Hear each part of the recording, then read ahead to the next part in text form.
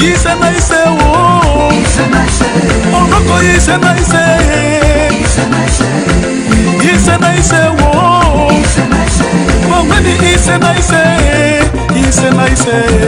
Ise nice wo. Ise nice wo. Ise nice. Ise nice wo. Ah, c'est pas sous mon ton aboko, mon akasumependa.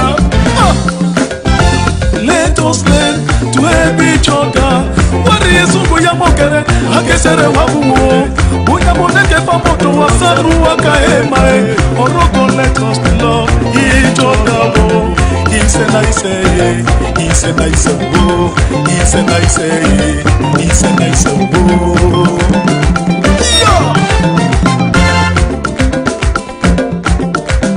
Quand on va se souvenir que Basaka Mosaki, moi son mec comme ça. Comme ça, comme ça.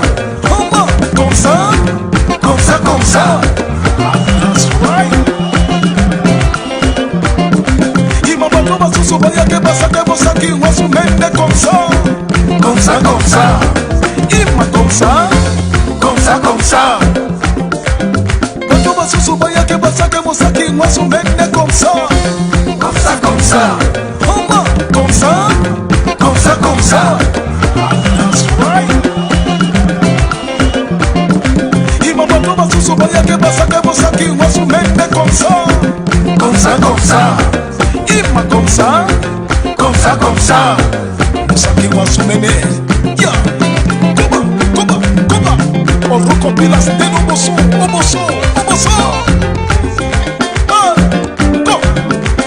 Se souvenir que Basaka Mosaki, moi son mec comme ça. Comme ça, comme ça. Il m'a comme ça.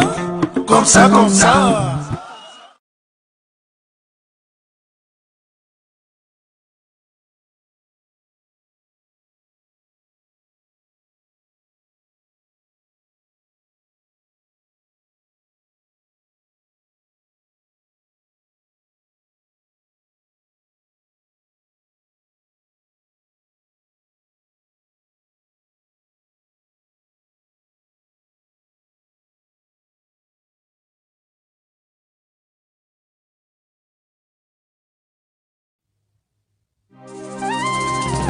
Oni mosoko ngane yake na linyenge masoma na batata ebasu baba senjorunge batata bamoya ise babongwa ise na bulingo base bamurokise fembe abonam fembe ne yorokendeneke nanje music production abili se kosa me konifa Betoni James breaking the news of the Scolding album.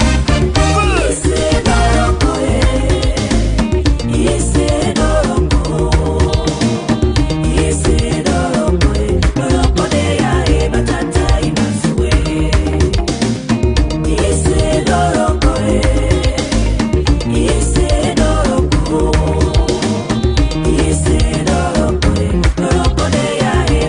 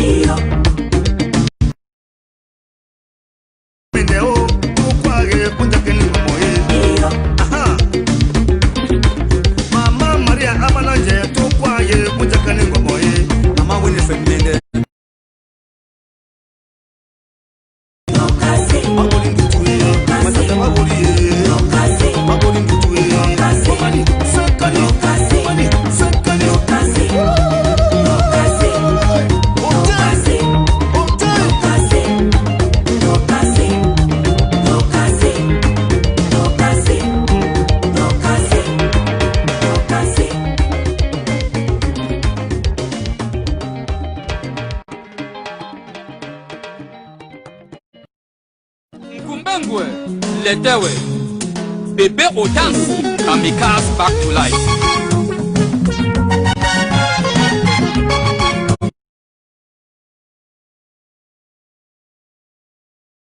Ombeke nyoro, oliko inombanga, amaruku imoni, ebori moto ananyonga, aibake kumba, oliko inombanga, amaruku imoni, oluaka moni maweni molua moni, neko oluaka moni maweni molua moni, oluaka moni maweni molua moni, ewe kondoe, iya motu babie, anelie oluaka moni maweni molua moni, neko oluaka moni maweni molua moni, oluaka moni maweni molua moni, we kondoe, ai kondo, ai kondo, ai kondo. Ayoma babo Yeboli moto ananyonga Aiba kekumba Oliko inombanga Amaruku imoni Yeboli moto ananyonga Aombeke nyoro Oliko inombanga Amaruku imoni Oluaka moni omaweni molua moni Neke oluaka moni omaweni molua moni Oluaka moni omaweni molua moni we kondoe. Iya Sicilia belie mutale. Oluaka moni omaweni molua moni. Ego oluaka moni omaweni molua moni. Oluaka moni omaweni molua moni we kondoe. Pastor Elangwe Esoe, Church of Christ, Right Land Christian Orphanage, Ututu, naso ite papa. Ojiaka uwe maweni mobuwe buwe.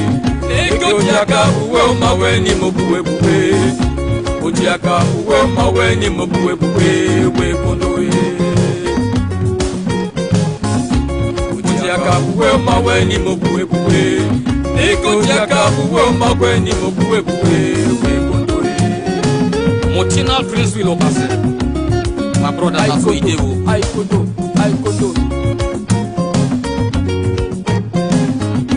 Oluaka moni omaweni molua moni. Neko jaka buwe omaweni mobuwe buwe. Oluaka moni omaweni molua moni. Neko jaka buwe omaweni mobuwe buwe we kondoe. Oluaka moni omaweni molua moni. Neko jaka buwe omaweni mobuwe buwe. Oluaka moni omaweni molua moni. Neko jaka buwe maweni buwe buwe we kondoe. Madame Elangwe Mado, Right Land Nursery Primary and Secondary School. To host Makonjo. I kondo ario. King money. Tokwani.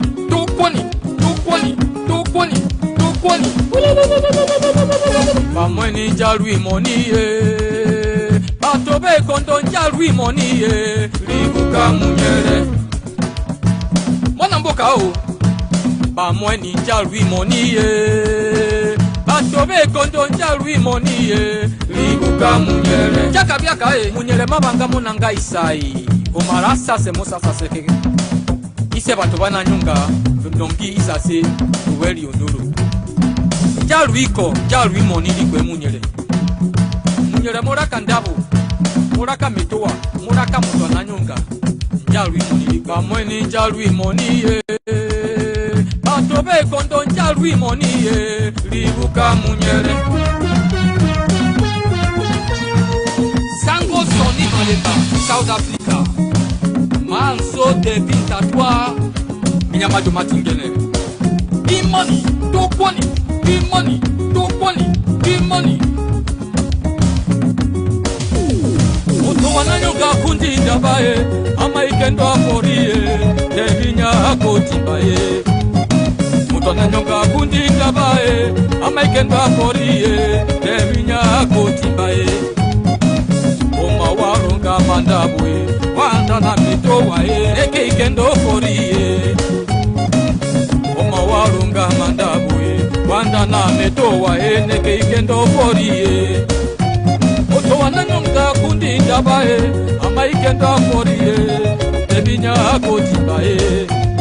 Oto wananyonga kundi dabaye, ama ikendo foriye, ya kotibae.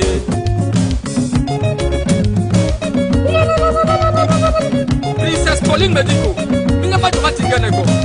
Elakani, tokwani, dimani, tokwani, batata Carlo Ice, tokwani, na batata Itie Nixon, minga ba joma ngoma marokoko. President Etoto Julius, Wongomo. Wewe wami oma orwi iko. Nyuwe ilonjo boka. Batinga oma rongwene. Jarumbe kele manyoro. Toto. Ose kondo. Ise bakeleo.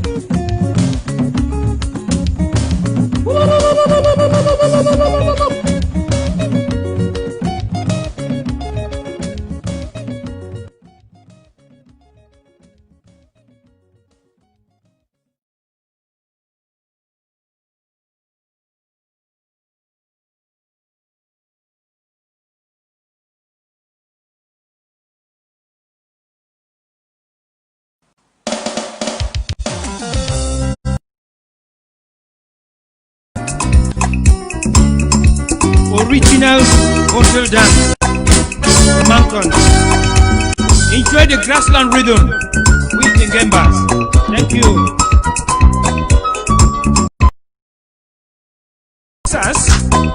Now begin now. Add back and up. Break. Make a roll. Say high life. Steady. Shake back now. Shake it. Shake backward. Shake it. Away you shake again. Or we roll dancers. Roll again. And conduct yourselves. Take it easy.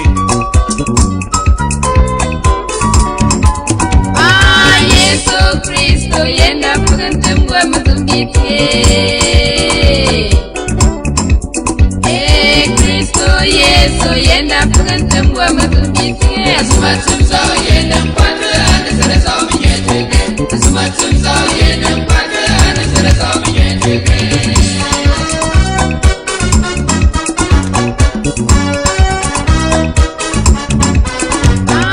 Yesu Kristo yenda kugantemwa matumbitie.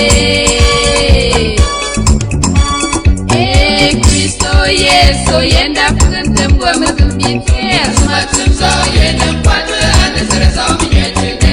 Asumatumzo yenda mpata anasara sawi nyeteke.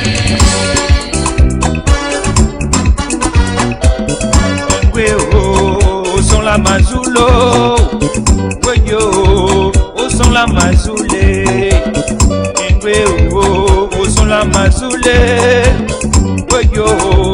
au son la mazoulé.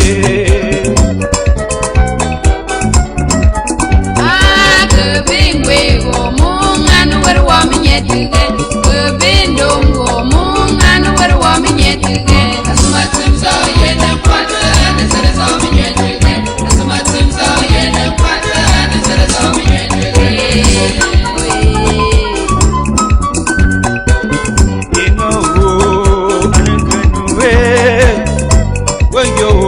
Au son la mazoulé, au son la mazoulé, nane genule. Kilo songo zidengeze tila sisi, kilo songo zidengeze tila sisi. Nane genule, au son la mazoulé.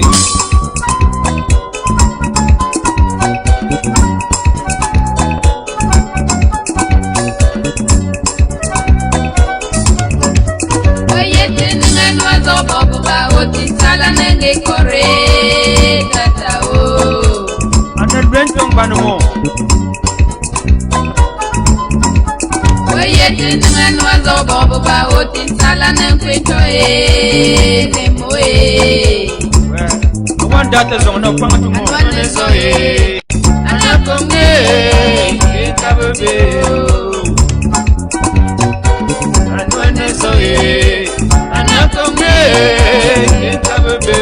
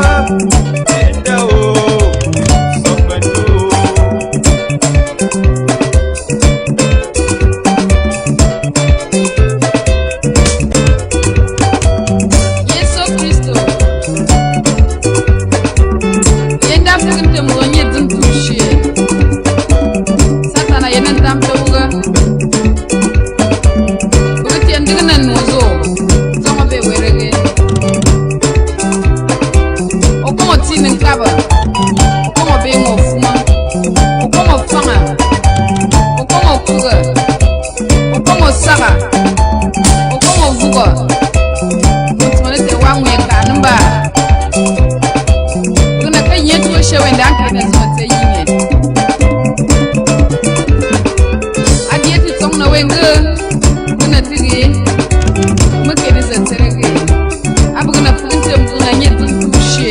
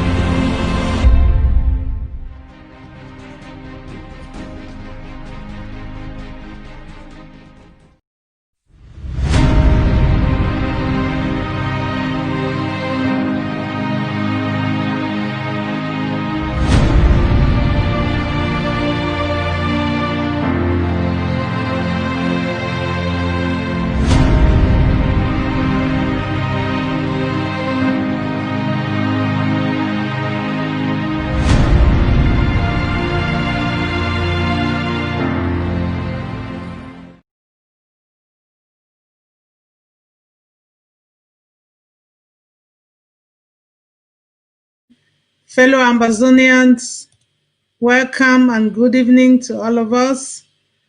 We bless this day. We thank God for another opportunity. This is The Horizon, the voice of the Amber Woman on ABC TV. We want to welcome you again after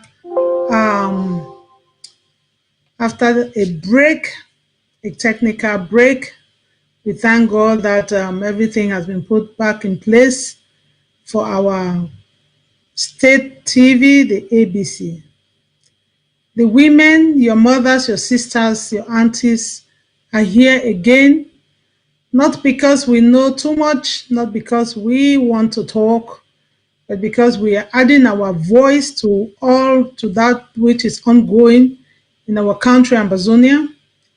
And we thank everyone who is sitting tight to share our opinion, to listen to us, so that whatever thing we are saying here will not only make a difference in the life of the individuals, but it will make a difference to the life of Amazonia, the nation we are all fighting for. Today, we are going to talk just to add our voice. We've been listening throughout the past 2 weeks. September has been here, October is here, people have been talking. School going, school not going. Hello, fellow brothers and sisters of Amazonia. Is this really a question we should be asking ourselves, if we should go or we should not go? What your opinion is? The women, your mothers are here to talk to us, to remind us about schooling, why we should or why we should not. It's just going to be a conversation. We will rub our minds. If you are able to call in to say one or two things, the number we put on the screen, we are all free to talk into this matter. We are today on the studio with Ma Patience, the mother of the house, the Secretary of State for Women's Department. Ma Patience, you are welcome. I can see you.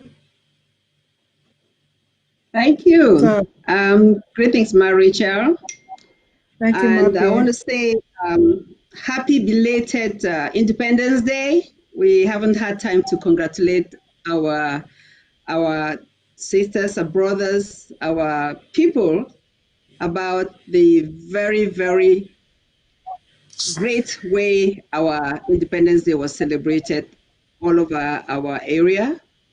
I want to thank you, especially our valiant warriors, Amber fighters. Thank you so much. I should use the word restoration forces. Thank you so much. Ma Rachel, I think we're waiting for 2 more people, but we'll just start the process. Yeah. We have quite a little bit to talk about, so I will take the cue from you. Thank you so much. Yes, thank you, Mape. I was just waiting for you to go ahead and greet our people, welcome them, appreciate them for the effort we all put physically, financially, morally to make that memorable day, 21st of October, a successful one for those in prison, those in the refugee camps, those of us in the diaspora who could go out in their various countries and raise the Ambazonian flag and stretch out flags for a letter to the authorities of that country. Austria was fortunate, they had opportunity to do that.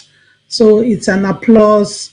We are grateful that we are not doing this only for our own, but it is a right of every person to be in their own nation. My patients, thank you for appreciating our valiant fighters. And if you read through the president's speech or what he said, if you listen, he really applauded. He gave a 21 of salute for our valiant generals that have gone before us because of this liberation struggle. So it is a thing of not only that Independence Day alone, but all the efforts that everyone has been putting in all through this time. We salute every man and woman on ground zero. The ghost town was, we cannot talk, words cannot describe it. God alone in heaven and all the nations saw our efforts, saw your input, and we applaud you now and forever. Thank you, thank you, thank you very much. My patience, yes, we just mentioned. Let me just add to Just that come in. that the president's speech was amazing, and so I just want to appreciate him, and also the fact that he had a gathering with some members of his government to celebrate that day. That was something Okay. very telling to the international community that this government is here to stay. And one more thing, I don't know whether most people saw those young children singing the anthem. These were kids that were like 2, 3, 4, 5, 6, 7, 8 years old, singing our anthem. That tells us that this revolution, this liberation quest is not something that will come to an end. The only end is when we get our independence, when we become the youngest nation in the world.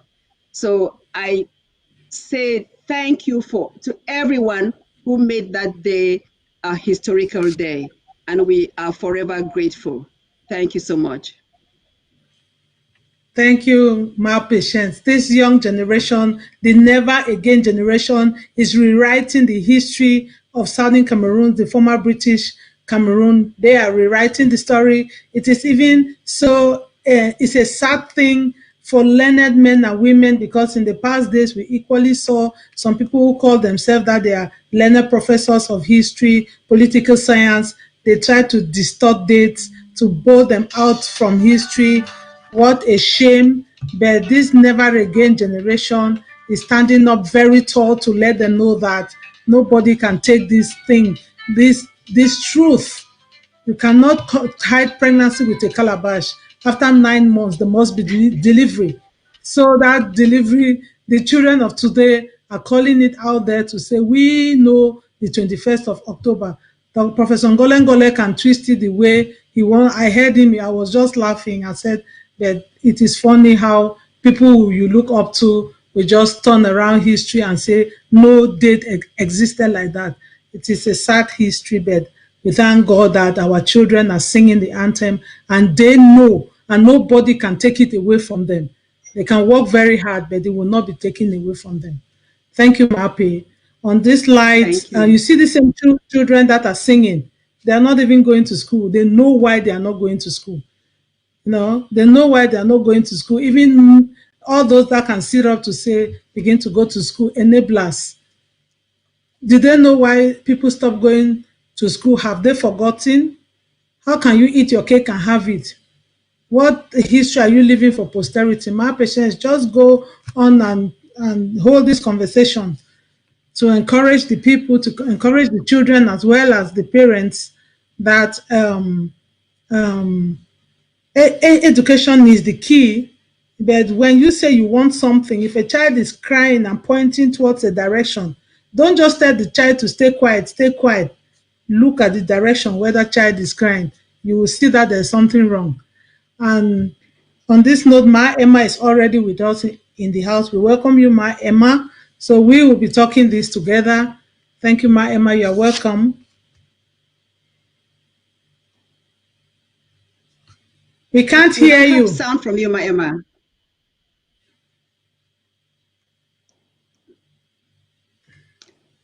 Okay. Ma Patience, could you just go ahead Yes. while Ma Emma is being fixed? So say Okay. something, I like it when You you know talk. what? To start this Yes, ma'am. conversation, I want to just put something in perspective. The Universal Declaration of Human Rights affirms that education is a fundamental right. But before we even get to that, I just want to briefly read the number of human rights articles that are there so that people put things in perspective. Yes, ma'am. Article 1 is the right to equality. Article 2 is the right for freedom from discrimination. The third article is right to life, liberty, and personal security. Then the fourth article is freedom from slavery. Number 5 is freedom from torture and degrading treatment. So when I'm reading this, begin to think about where we stand as Amazonians, okay? We're putting this in perspective. Article 6 is the right to be recognition as a person before the law.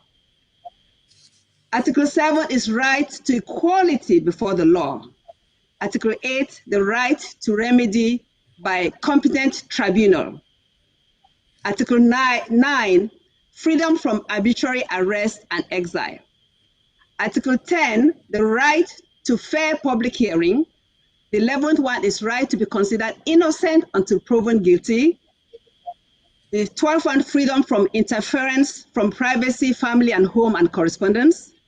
The next one is right to free movement in and out of the country. And these are all universal rights all over the world. So I'm not saying something that's unique to one country. It's universal rights. The next one is freedom from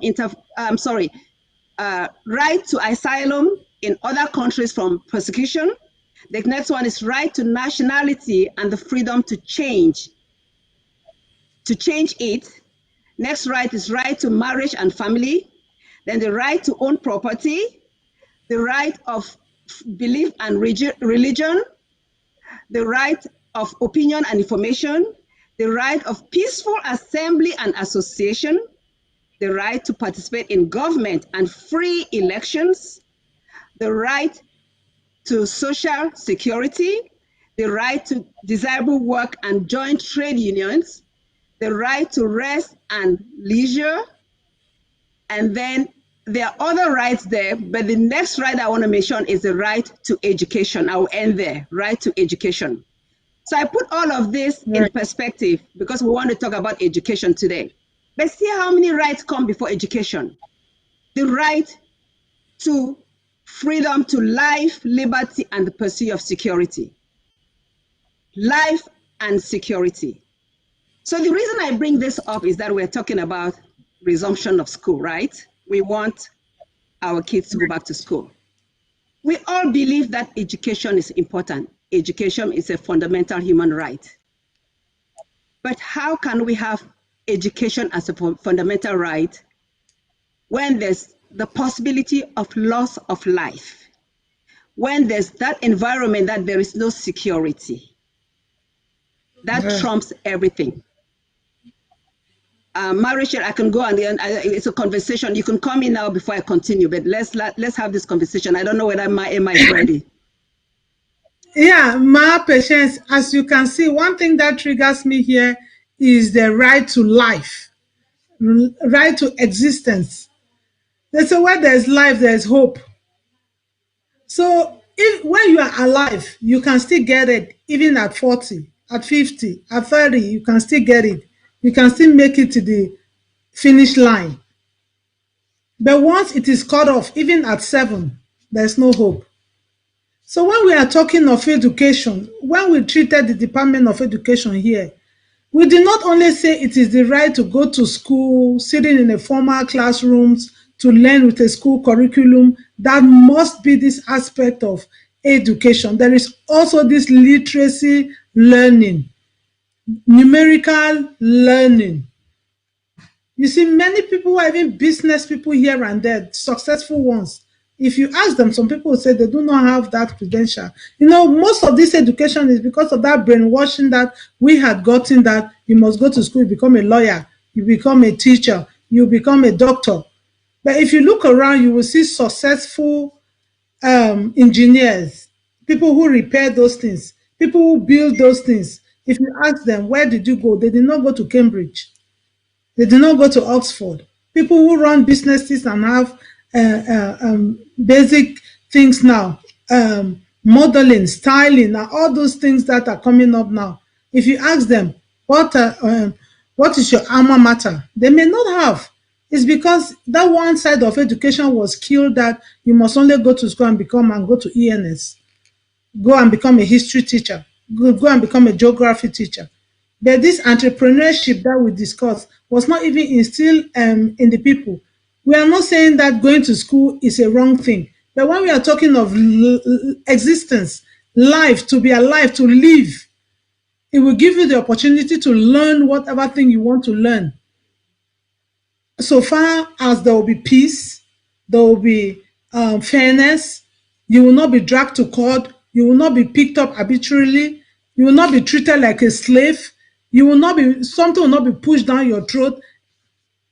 I beg your pardon. You will not be pushed down your throat to just take any kind of education that will not be able to match up with the international community.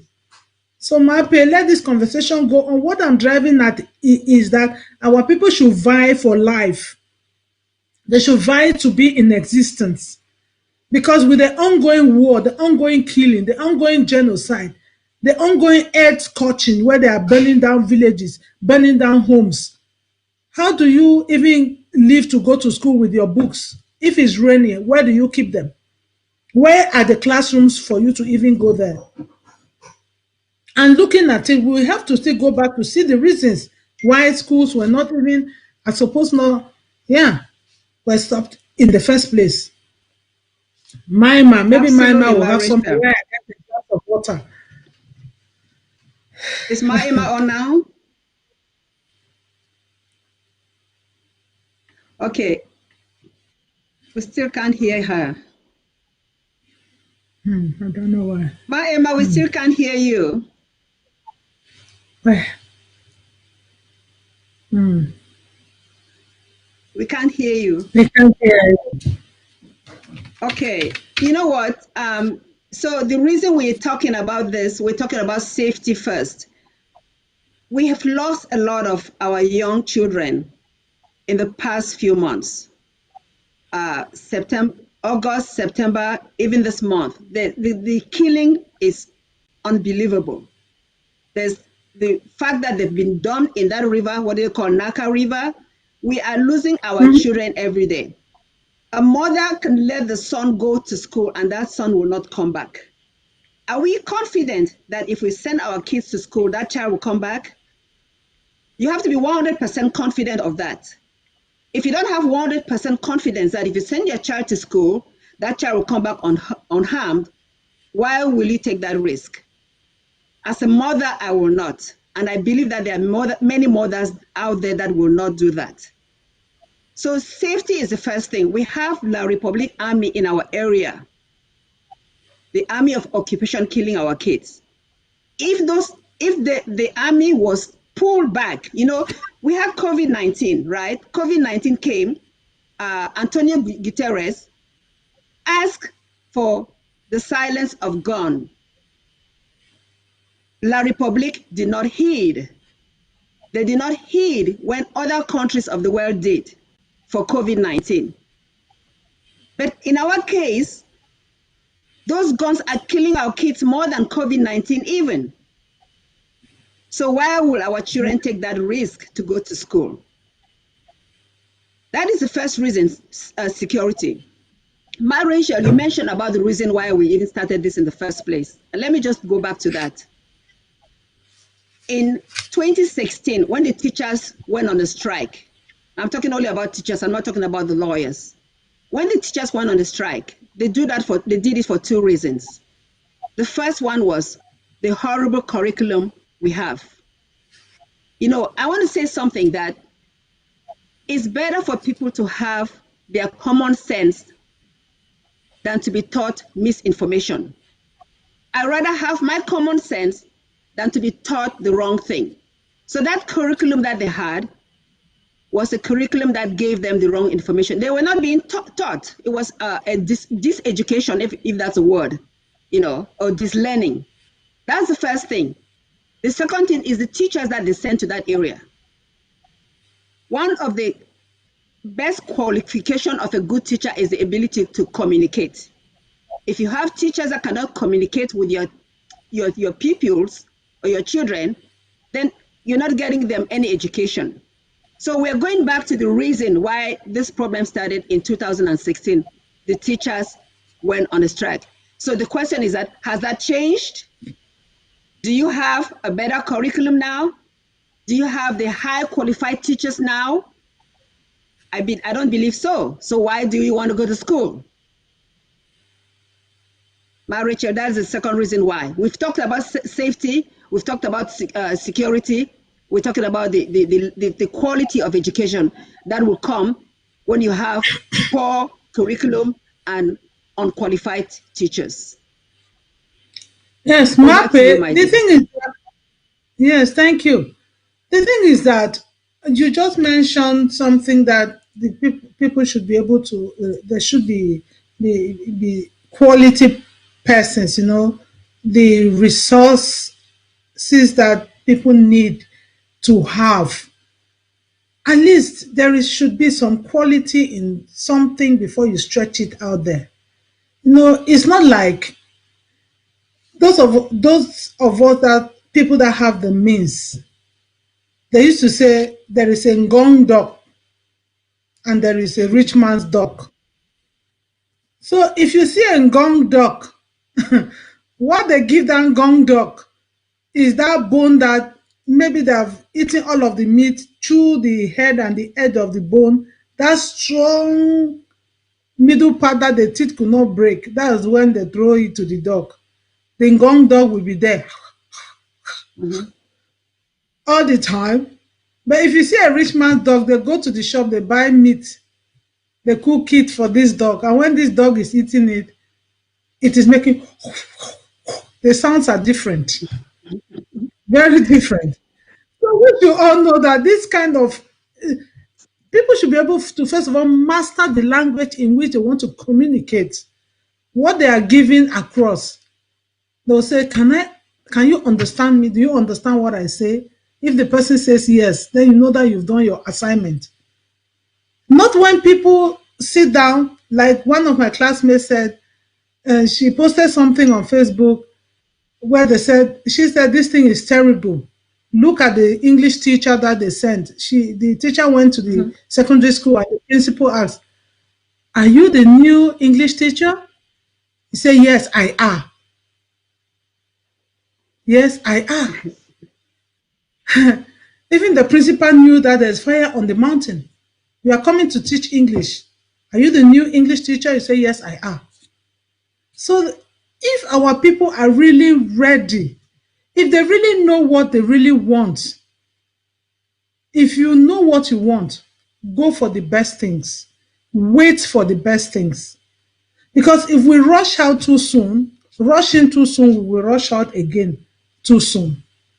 We've wasted years, Mape, as you said. Our people have died. Even when I was reading Patasang's plea for people not to go to school, he emphasized and said, look at me, I've sacrificed my life, I'm sitting in prison. Even before November 2016, they have been pleading with the government behind the doors to say, please, if there's one thing you should leave for these people, don't take away this English education. After people have suffered and died and wasted, young men and women gone before their time, and you still do not even have You're not even close to what you were even demanding. And then you say you want to go back to the vomit. How is that possible? Patterson also said if we should even make a mistake of going back, then we are even putting an end to the Swiss let talk. This is what he, and when I read it, I reflected. They said, but everything is normal. People are going back to school, businesses are booming. Then what will you tell posterity? All of us, then Absolutely. we said, then that genocide is on all of us, our head. We are not saying that we are happy that they keep killing our people, or we are emphasizing that don't go to school because the killing is still ongoing. But there will be an end to it because all the eyes are watching. You know, just to add to that, yeah, Pat Tassan's letter was really an eye opener. It really tells us exactly what it is. It is what it is, and if teachers like Pat Tassan, who care for us, who care for education, still believe that this is not the time. I don't know any teacher out there who really thinks that this is the time. La Republique just wants to give the world the impression that things are normal, but things are not normal. We want to be able to know that we have teachers that care for our children. They have to be teachers that can communicate well, that show empathy, that listen. You know, I remember when I was growing up, I had teachers that had those qualities that make me want to go to school because the teachers care for me like a human being. They will listen to me.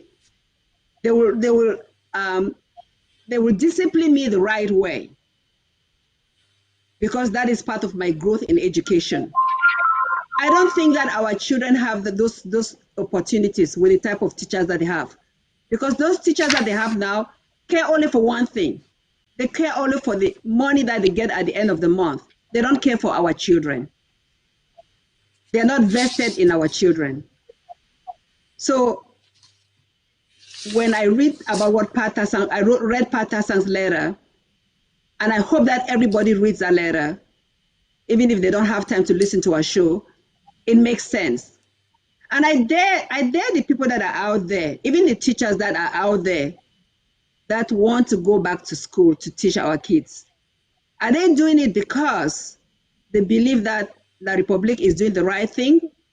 Are they doing it because they're being pressured? Or can they stand the ground and know that there's a better future for Amazonia when the time comes? You know, I mentioned COVID-19 for one reason. There are a lot of parts in the world right now that there's no traditional schooling. The kids do not go and sit down in a classroom. And they have adapted, they have come up with methods how those kids can learn during this period. The challenge we have is that in our rural areas, these kids do not have access to electricity. And even if they do in the cities, it's far, it comes and goes off. It's not regular. It's not sustainable. You cannot depend on it. So why should a child in the village not be afforded the same opportunity like a child in the city? The best way to do that is that you put everybody on the common ground. Let them be equal, have equal opportunities.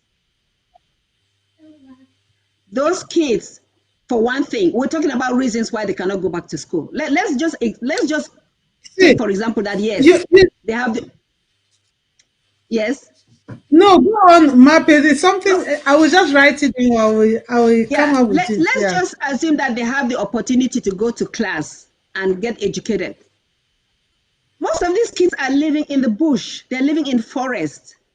Or they may be living in crowded areas in somebody's house that is just giving them space to just put their head and sleep. Or they are refugees. How do these kids come back home and be able to sit down and master the material that they've learned? How do they do homework? These are all things that are important in the learning process. You come back home, you're in a safe environment, you have parental supervision, You can do your work. You can ask questions that, mommy, daddy, I don't understand this. Some of these parents do not have relatives anymore. They don't have a mommy because the mommy or daddy because they've been killed by La Republic. They don't have an auntie or uncle or grandparent that takes care of them. Who's going to supervise them? Who's going to say that, my dear, 1 + 2 is 3, not 4? Who's going to teach them? Because that learning at home is also important. It is clear that if people are very supportive of us, this independence of Ambazonia, when we get our nation, all of this will be taken care of. I guarantee you. We have a superb curriculum. No child will be left behind. No adult will be left behind if the adult wants to go to school. So let's not risk our lives that we want to, listen to La Republique, who only cares for what the world thinks about them. It's an external, they just want to show that things are back to normal. But we know that they're not back to normal. Rachel, I can just go on and on, but go ahead. Yeah. Yeah, the thing is, I continue to say that when we talk of education, we talk of right of education, fundamental rights of the person and everything. You look at this equality that we require. You spoke of children not being able to have access maybe to the modern technology in the villages where there are no lights, no electricity, no current. It is a sad thing for this generation in the 21st century that a rich nation like where we come from, some people, up to now, we are not able to create facility where children are able to learn in a free and fair environment.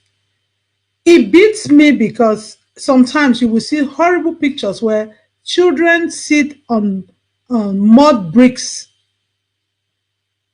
writing on molded blocks. In this time of the century,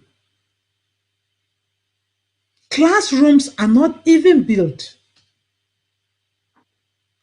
Then the picture comes to my mind. We are here. If you go like to neighboring Ghana, where everybody's like running to go to Ghana, there was a time where a generation of Ghanaians did not go to school.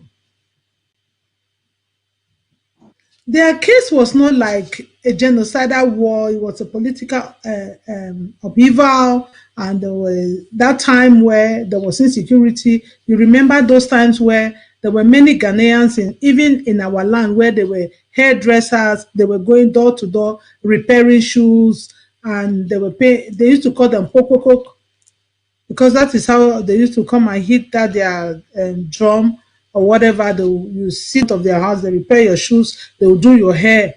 That was the time Ghanaians, they left because there was no chance. But today, everybody is running to go to Ghana. So what I want to say is that there is a time for sacrifices. If you see those Ghanaians that did not have the opportunity, that did not go to school during that period, they are well to do. Because those that took the opportunity that the nation gave to them after that time when everything was coming back to normalcy, they made it. Even in adulthood, they made it.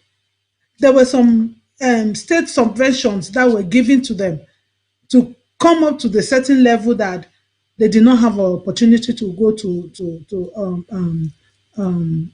normal school.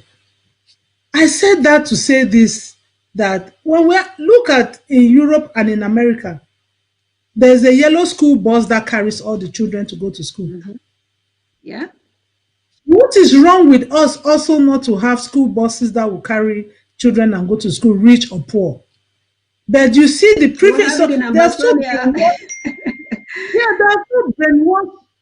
Everybody, that only rich people's children are able to go to some certain schools, and the bus picks them and takes them. And then you see their neighboring children, they stand there, they are watching and wondering why can they not also go to this other school.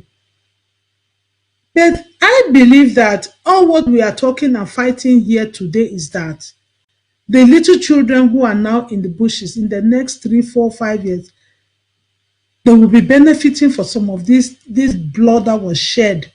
The ones that have stood their grounds and have faced the barrel of the guns and have gone before us, so that there should be some school system.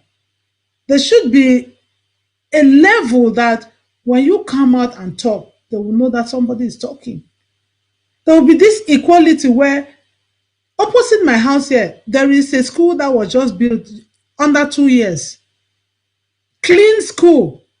When I looked at it, I said, what is wrong in us that we cannot have a clean school that children will come and walk in, clean system, they have a toilet, they have water flowing, what is wrong? Not as if the money is not there. The money is there, the resources are there to bring up this thing. But because corruption has eaten deep into us, they are pushing, and some people are just saying that let the children go to school, let them go to school. Look at the numbers that are Okada drivers. Many that have gone back to be pushing the trucks. Ask them, they went to universities. They are holders of degrees in one field or the other. Is this how we want to, and their children?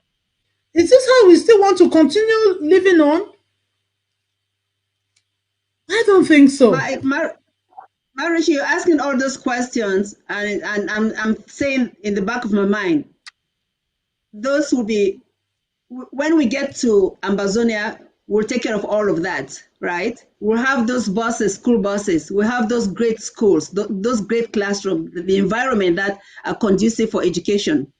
You know, but I just want to point something out that is in the back of my mind with all these things going on. People are aware. Yes. Margaret, there's a call coming in. There's a caller on the line. Hello. All right. Hello. Can you hear me? Oh. Ma'am Mary, is that you? Yeah, hello. Oh, hello. Yes. Yeah, hello. Yes. Yeah, I can hear you, ladies. Good to see you on. And we're just watching, all of us here. We are so. It's me, Marashel. Oh, yeah. Yes, I guess so. Ma'am Mary, you're welcome. Okay. Do you have something to say, to contribute? Yes, Marashel. I have. Can you hear me? Yes, we can hear you. Yeah, I have something to contribute. I'm so excited that you people are talking about school resumption now. And my take is that our children must understand this, and our parents most essentially have to understand this. It does not matter how long we take to go to school. If your child is killed in the end, then it's not worth your try. So we are saying this time and again that the environment is not conducive for our children to go back to school. We cannot have them go back because there is no security. There is no security. Events are still going on. Bullets getting over our roofs and things. And the military is still there, not to secure our children, but rather shooting at them. So what we are saying here is that there should be no school resumption because the issues have not been resolved. If these issues are resolved, then our children can go back in a conducive atmosphere and they can have a catch-up class and they will have the necessary education that they need. If they don't go, then that will be, if they stay at home, they will be safe. They might not acquire or obtain the education that they need, but they will be safe and they will be alive.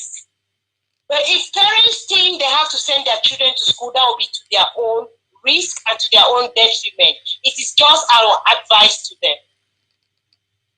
Yeah, thank you. Thank you, Let Ma'am me Mary. echo Thank that you in Pidgin. very Ma much. just echo what Ma Mary talk for Pidgin, Ma Rachel. Ma just echo me Okay, Pidgin Ma. English. Say, we value we picking their life more than education. You know, we want we picking them to be alive. And we pray say, mommy them, papa them, auntie and uncle them, or grandparents that they take care of picking them, they go realize and say, when picking come out house these days, the picking of it maybe no come back for house because army still they all over our territory. Imagine your girl picking away come out house, no matter the age, say they go school, they catch you for road, rape e. Even though they no kill you, they don't rape you. They come back for house. A life be condemned forever. We not get the institutions them, the kind of things that for we country for take care for that people when they call them victim of rape. Even for one man country itself, it take for long time then for that kind of people they made it come back to their normal self. What more for we country? So you know when put your girl picking on that kind of situation where you know if you guarantee their safety. If you come back home alive, but they don't really damage you mentally and physically. We boy picking them. When I know say la Republic get agenda for kill all we boy picking them. All we boy picking them, they want to kill them all. Mommy, papa them, when I not take that risk, you know, we say simply, say life be more important than education. And we other sister will be just call, just explain, say, when the time come where it don't reach, even if it be now 5 more years from now, anybody if he be educated at any age, we get plenty of people for one man country here where they still go school at the age of 40, 50. And they be the best people there because they don't really get that appetite for go learn. When you get the appetite for learn, it no matter when you learn, you will do well. So that's one thing we want to emphasize. When I keep picking them for house, Yeah. may they be safe. Yes, my patience. I be take Yes. opportunity. I read President Sarkozy's speech again, where he say, may we not forget history. May we not just jump quick for that talk where people that they talk say, no, just go be Pan-Africanist. No, just go join quick. No, join quick for no join. Just forget. Just move on. No, there's no way where we fit just move on. No, we nothing move on. You want move on, go for side. Not be before you want be Pan-Africanist. You hold something for your hand. You know side where you come up before you talk say okay, I come now for can join you. But how do chain you then say come or go? They no fit change person say come or go. They'll get to losing your hand, make you feel free. You take the space, you talk like every other person when una don't go, she don't fall down. They get to free every person before we dey talk for the big meeting. So if we see now, he say they recolonize we. They can't force we for inside French language. They the one we may forget. May forget our own thing. The one may forget our own thing. E just dey like the same way they say forget your name. Forget your mommy and your papa them. Forget una family, just come. E hard now. Because if you see even the people where they say they don't lost their mental ability, the family they're very worried because you did talk when you can't they say you be away. I'm not remember you again. Everybody, you know. So what we are trying to say here is that you cannot just let the identity of Amazonia just disappear under the carpet. You cannot disappear the people of Southern Cameroons. We have to be there to carry that birthmark, that trademark, so that even when we are joining the rest of the world, we are coming like a people. We cannot be choked. A bitter pig cannot be forced down our throat. It doesn't work like that. It doesn't. So if we are saying here today that we have already lost our children, there is need for security before our children go back to school. This is our right. It is the right of existence, as we said it before. It's a right to live, to fulfill the existence as a human being. Absolutely. Because Mary said bullets are flying here and there, bullets here and there. You mentioned a girl child being raped, being tortured, being done everything. We just say it, but for someone to live that experience, which our people are already living, is very painful. The international community, I always say, it should not just sit and be watching us, watching this thing ongoing. Because Mape, if you remember, how many years ago we were talking, Rwanda was talking. The Hutus and the Tutsis, they were killing themselves there. And up to today, something that has pushed this nation of Africa to say we don't even want French, even the French language, to be at the top of our nation.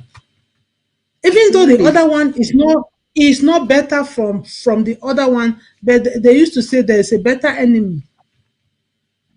Even though that better enemy can still be the worst enemy for some people, because if the United Kingdom had also stood up for our case, maybe our story could have been shortened. But what I want to just bring out here concerning this analogy I'm trying to take is just that this existence of the French being behind so many things that are going on. So many things. If you look at the Algerian war, the genocide, if you look at the one that passed just here in Rwanda, that Rwanda has been able to say, we do not want you. We don't want you anymore. And you see the French, they are still pushing to say the present president now should even face the court of law because he killed their own former, the person that was they were committing genocide in Rwanda together. And this is in Rwanda, the international community said never again. Mm-hmm. Never again shall we sit and watch and see another genocide. But to the international, this is genocide ongoing in La République, ongoing in Amazonia, being committed by these nations, the same perpetrators. I am asking the question whether this international community will still sit and watch our people being killed to come and tell us after 10 years that we are sorry. Because you mentioned, I'm sorry, you mentioned the president's speech, and you mentioned the part that France has to play in all these things. I don't want to even go into the president's speech that much, because he made the case for us why we celebrated our Independence Day. There's a caller. There's a caller. Hello? Hello? Hello? Hello, Rachel. Yes. I just want to continue to thank you for your show. This is Emma. Oh. I thought I asked a question that you can help the audience. I don't know if you can hear me clearly. Clearly, we can hear you. Thank you, and thank you, my patience. So the question for the audience that I think we should ask, and you can help us, the question is, what are we talking when it comes to the issue of life? So for the audience and for those at home who are talking about the right to education, let's ask the audience for them to opine on the right to life and ask the simple question: which one has primacy? Which one supersedes the other? Are they equal, or one is better than the other? That's question number one. The second question that I'm wondering, Rachel, that you should help us ask is, can we understand if La République has ever, the international community has ever called for investigation around the atrocity crimes? You remember that because the international community and women also, they pushed back in February of 2019, the ICC asked the prosecutor to investigate the crimes against the Rohingya Muslims. So in this case, we have a country that is answering for their atrocity crimes, and the international community chimes in as opposed to saying the person who's killing us should investigate themselves. That's question number two. The third question that I'm wondering if the audience can hear it is, can we understand what was Operation Clean Bamenda by Lele African, the Commander General of the B in Bamenda, and what happened in Bali? Are the two linked together? So it goes now back to question number one. What are we prioritizing and what are we valuing as a society, as people? Is it life? So those are the questions that I thought, Rachel, I should chime in here. And for women who stand for permanent peace and justice, we are saying peace, yes, so our children can carry on with their lives, but not any kind of peace, but one that values dignity of the person and a peace that is based on permanent peace and justice. That's the contribution and some of the questions that are bothering me that I thought I'd share with my sisters. I'll stop here. Wow. Thank you. Thank you very much, Ma Emma. I am very, we are pleased. Thank you very much. My answers offline. Thank you. Yeah, thank you, Ma. Thank you. Yeah, thank you, Mayama, for calling and bringing those points up. As a matter of fact, when we started the program today, that's exactly why I read all those articles and put them in perspective.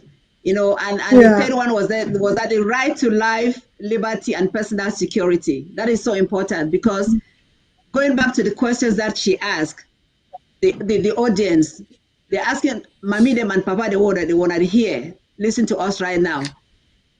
All those things where they don't happen for us, where they don't kill with people them, even as recently as the one we happened for Bali, and this Operation Clean Bamenda. It tell us we not get right to life, we not get right to liberty, we not get personal security. Yet, when you think about education, which one be more important? I don't know whether na rhetoric answer, na rhetoric question, because with the answer, we know the answer already. You know, we know the answer because we believe say life, liberty, and security be more important than education.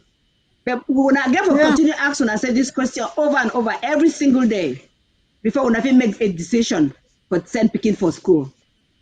Rachel, go ahead. Yes, and the one way really sweet me for instance, that the one way Ma Emma go back for remind, especially women, mothers. Now they carry this picking them for 9 months. Now they take them for labor room. Now they breastfeed them. Someone said that the mommy that they pay the school fees so they go in. But if you look some of them now, so the picking them there for house with them back. After they don't do buy and sell them for food market, they don't do them for Munya market, they don't go sell them for Limbe market, Newtown market, they don't sell them for Tico market, they don't sell for all the places, them for Cambe market, for Ndu market, for Cattle market, all kind of places where they don't go manage, put the money then together, send the picking there for school, they even hope say tomorrow it will be better. But even up to today, not even better. Then why you want to ask the person, say, now how, why not better? The person say, who be you? Your heart not the choke you for. Anyway, Ma Emma to say, now the one that were women for permanent peace, they say, with the one permanent peace where picking the go feel worker, go school, go with dignity, go learn, they come back. This one go still take we more go back for this women, for this permanent peace for say, may women should come out. May we talk. Not also about my picking them for America, about my picking them for Europe. wetin concern me for that thing. E concern you o. E concern you. E concern you. Na all that way we fit talk Yeah. say make women dey come, make we rally. And then my own na this international community dem. So I be the rally too for my country here for 1st October. I ask them for megaphone say, are you people just going to stand watching? So maybe next after 10 years you will come and tell the people that you are sorry.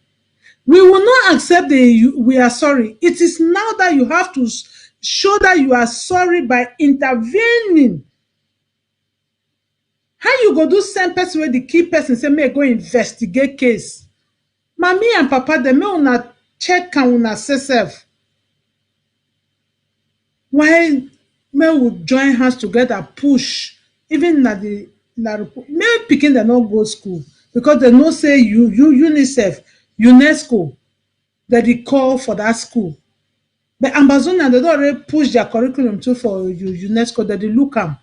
But because they wan fool me and you so that we take this pikin dem make dem go school so that they'll say but the people that already schooling is a very important weapon. Oh, we never thought say school not be important. But if we're picking them they alive, they go school. You know what, Mommy Rachel? Before my Emma call, you said something about France and you mentioned Rwanda. You know how they've taken English as their own language. They discarded French. I want to bring back something where I always like to bring when I get the opportunity to talk to my fellow Amazonians. This article called the Cooperation Agreement between France and Cameroon. This thing is so important where I just say, because we know they go school, we know learn most of these things, that still we will go for learn when we become Amazonians. France, when I don't know this, if when I don't know when I hear today, France still determine Cameroon's political, social, and economic orientations. Now, part of the agreement where they be making with France, with La République. Mind you, say they make this agreement, we will still deal with Southern Cameroonians. Will not be part of them. But now they don't force we, say more will be with them. We will suffer because of it. The other thing I say, and it has to do with education. France go guide and determine Cameroon's educational programs at all levels. So all these things where education don't change over time. Now because of France. When we be younger, we had a superb education. I mean, and I think people they even be older than me, they be get a very good education in the days of the West Cameroon education. As the years go by, it'll be diluted. Forget France's own influence. To the point now where we begin to not be as educated as we were. I guarantee you that. And it all be because of the influence of France. The one dilute we, the one under-educate us. When we become undereducated, we become slaves. We remain slaves. So you have a caste system where you get superior people them, and then you get inferior people because of the education level. So when you talk, say, life be important at this moment, it surpass education. But when the right time come, when we believe, say, we get this superior curriculum, we're going to give every person where you want to learn, regardless of your age, regardless of your sex, regardless whether you be a little bit disabled or not, you'll get the opportunities for learn. Make that one be your priority. Say, may you stay safe now. Mommy and papa them will not be emphasize this. Safety, life, it be more important than education at this time. And we women for permanent peace and justice also, we want push for peace. Where when the right time comes, when there's peace, then you get that education. You go the back when for go school. We go give una things that way they go entice una for go school. You go the long for go school, not picking one shit on for house. Because they'll see the advantages of getting the right type of education. So I just want to put that in perspective, say France collaborating with La République, they undermine us because they will be a slave to them in the long run. And when they want to take with land will mean nothing to them. When I keep that in mind. My patience, you know that for a very long time, they said the mumu them, the foolish people themselves, they not get sense. They don't fufu, distort the history, change date them, change them, persecute people, then push people, then inside whole way be the one try for talk. But this development where they come for this time, you not fit hide all thing all the time for all the people, for all the generation. If not, we not for even year where President Paul Biya SSF because she done for France to say we don't try for assimilate these people then. It not work. Ha! Even if na you, they tell you that kind of thing, say I don't try for president speaking, hate me no book. No be you go wake up for that place, say I must know that book. Person don't tell you, say we have tried. They don't kill, they don't lost all kinds of no work. They say they don't put the 2 cube sugar inside water in no green milk. Instead don't turn an iron. They don't call you all kind name for making you feel like foolish person. Mommy and papa them, my brother, my small sister, my small brother them. Now for let you know, say some good thing they way, they don't want me to enjoy them. And when they don't try for take all thing the way they feel say they be fit take am for you, they never succeed. Now they don't work out, they say may they kill you, may they reduce you, may they just reduce their population. Now that they kill that they go systematically. Then una too want take the remaining pikin the way they don't go hide for inside bush for take and bring and gun put and for phone, may they finish kill them. Now una sister una really look this thing una ask them. Because at least some people don't run go hide for some place them. That the tongue na school may school go. Okay, you two now you said that don't say may school go, you go move the pikin way, don't go hide it for some place. You go bring it, can't start go. How you want trust the person where it don't kill your first pikin, kill your second pikin, kill your third pikin, kill the fourth pikin, number 5, the number 6 one where God say hide them. You want take and can't give me kill and so. Mommy and papa they would just beg una. With the beg una na say more just hold on just small again. Plenty thing they go on. This government where we dey talk for this television so na the same for Facebook, na the same for satellite. It did do a lot of work. No mind all this confusion where some people that they bring and they talk they only go for this any man they fight. The people will get and genuinely for their heart that they worker and that they do the work. If not, they're not for the worker do thing where they go say me they go clean Bamenda. What to be the message behind cleaning of Bamenda? My patience, what time don't you go? Yes. Yeah. Yeah, that's what I realized. What time don't you go? So you go talk small so that.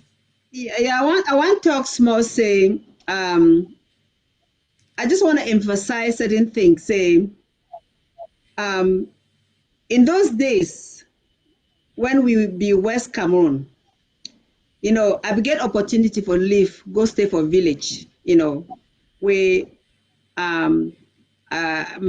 they be transfer my papa from Buea to Yaoundé, and we know how things go there for Yaoundé at that time. So my parents sent me to the village. I want to stay with my grandmother for 1 year.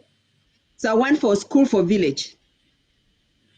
I be 100% sure say that my school I be there for village at that time in those days, it surpassed the school that they were there for city right now. Because I began teachers the way they be caring. They knew the language. I got a great education for 1 year in the village. Where I come on go back for city, I was able to compete with beginning for city. The point I want to make now say, right now, if we continue with this trend, when I send beginning for school, when I do them 2 disadvantages. Number 1, their safety not be guaranteed. If he be killed or girl picking be raped. Number 2, they get a miseducation. They need to teach them properly. we really believe say this our struggle go end small time. Because we believe say go end small time, we dey ask una, may una be strong, may una be firm. Una teach pikin for house, una get small community teaching, community organization. If you know somebody, even like mommy or papa where you know book, I show some relatives the day where they know book. Una plan, maybe now once every Sunday or Monday when I gather picking them, may they teach English, may they learn how to read. Another day, may they do some small arithmetic or mathematics. Another day, may they do science or history. You know, when I find those resources them, when I even go for our local churches them, and talking about church, I'm sorry, I just thought about something. The Archbishop, the Catholic Church, they come up with a letter pushing for schools to resume. I'm not sure whether these people, they value life, because as Christians, they will stand up to the government, say, no, this is not an environment for our picking up for go school because the army is still there around, you're killing. God say, Mona, no kill. That's the worst crime, you know, thou shalt not kill. In order for Bible say, thou shalt not educate. It said, thou shalt not kill. So if as God people, then when they push picking them, they go back for school, knowing that they could be killed, I'm not sure what type of God you guys are serving. So I just want to remember, because I just thought about that letter that came out. And for other schools that are Christian schools, think about the same thing. Why should you be encouraging education when the majority of kids are out there that could die? You should be pushing for their safety. When I stand as Christians, you know, stand together. I challenge all these Christians, them, all these God people, them. May they go fight, may they go march like teachers and lawyers and stand for human rights, stand for permanent peace and justice. That's what they ought to be doing. That's what they really should be doing if they are men and women of God, and not hide behind their cloaks and push for schools for resume. So, my Rachel, I just want to thank everybody when they listen to this show. We believe in education. So when I not get us wrong, we believe that education be very important. Every single child has the right to education, but under the right environment, under the right circumstances. What is education when there's no life? What is education when there's no security? What is education when there's no peace? And what is education when you're getting the wrong education, when they are teaching you the wrong things, or the teachers are not able to communicate with you? They don't care for you. So I end so, Mary Rachel. I thank everybody for listening. We were supposed to have two other panelists, but due to technical issues, they couldn't join us. So we came up with this information, just the two of us, and Ma Mary and Ma Emma that called to add their voices. But when I take care, when I talk for my brothers and sisters, them, when I parents them, when I stay home, but when I find a way for teaching, speaking them, you know, just reading every day, learning how to write every day at home, community schools, you know, that will serve for the time being. Thank you, Ma Rachel. Thank you, everyone. Thank you, Ma Patience. And for people then where they get opportunity for get internet, they get data. That doesn't say una fit dey use Khan Academy. All over, even here in Europe and America, pikin dem dey use am for learn for go school, even for this COVID time wey school dey be closed down, dem dey do online schooling. Because me I dey call this genocide for Amazonia, say e dey like this COVID-19. The pandemic is equal to genocide. Because of pandemic, dem no go school. Because of war, pikin dem too dem no fit go school. Why international community no go look am? Anyway, Guterres we don talk say make dem stop war. Na the stubborn man dem no wan gree stop the war. So if person dey thief your thing, you no go leave am make continue can dey thief you until e make you dry.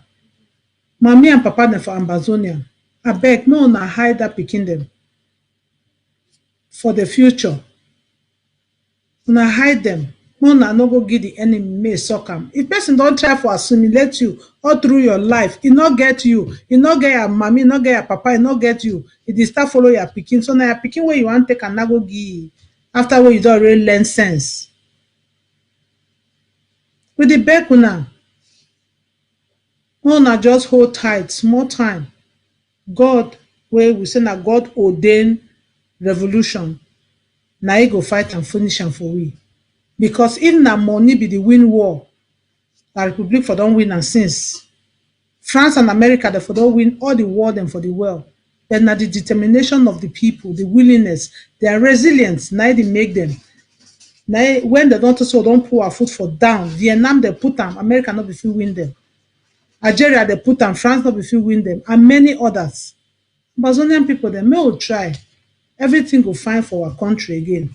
Na the hope that way God don give me. That the thoughts I have for you is of good and not of evil, to bring you to an expected end. And for the many people the way God don show them Amazonia is coming. So just try to be part of it. More just hold tight. We know say the pain too much, but it is soon coming to an end. We want to thank every person where it make this day possible to listen to us. If you not if you get time, we know that the technical team is going to do a rebroadcast when it is possible for you to watch it. We do not know it all. We are just adding our voices and encouraging each other to be part of this thing, be part of this communion, because it is worth it. And we'll continue to pay our ABC pledges where the drafting will take place. We'll continue to pay them so that we feel the pay our bills them, more they encourage ourselves, and no, they still will pay our CID so that we go feel encourage our LGS and our counties. Some of we will be pledged for the main war draft. Some of we never finished pay, we never start safe. We beg everybody may try, may they put small thing there, so that at the end of this day, sweet stock could take we go forward. Women for permanent peace, we bring women on board. Our widows, our orphans, our wounded soldiers, our everybody of Amazonia, we glorify God the day of independence. Thank you very much. Thank you, Ma Patience. Nisama Ama Emma, sorry that you could not join us. Ma Emma Ama Mary, powerful women. God bless you. Continue to encourage us. And we thank God. Ma Patience, I wish you are going to work. You're already dressed. Have a blessed day at work. For me, it's already night. I'll be withdrawing. Thank you, ladies and gentlemen. Stay tuned next week for The Horizon. It's the voice of the Amber Woman on ABC TV. Thank you for watching and stay blessed. Goodbye. Good night.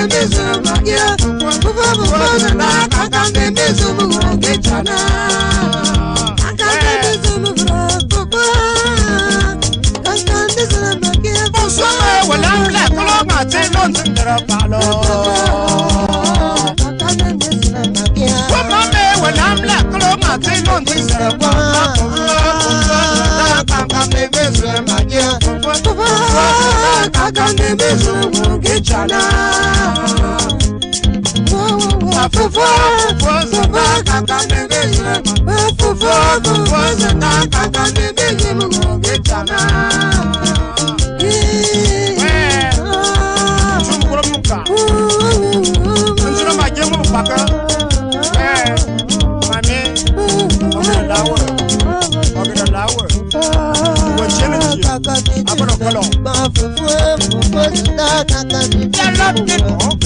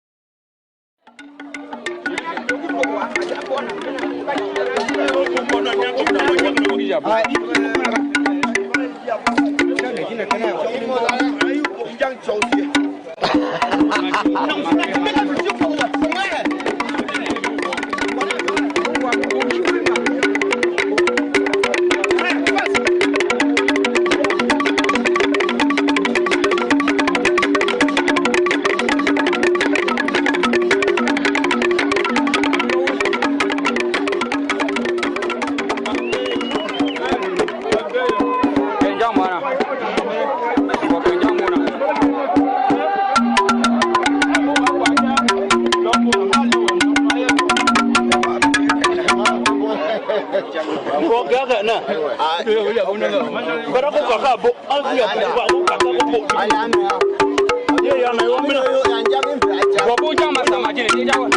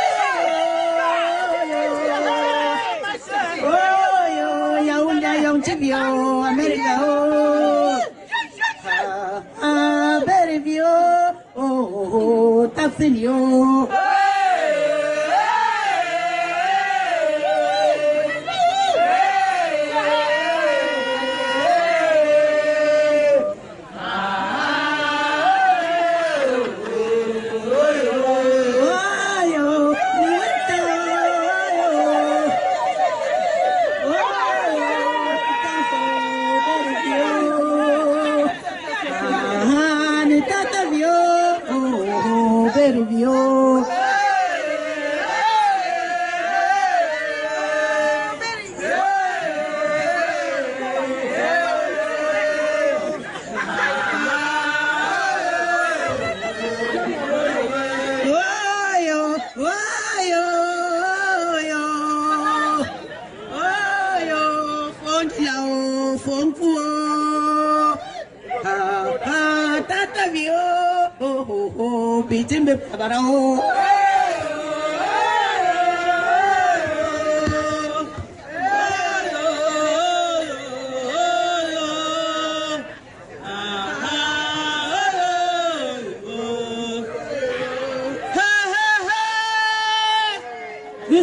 Saya kutita visi.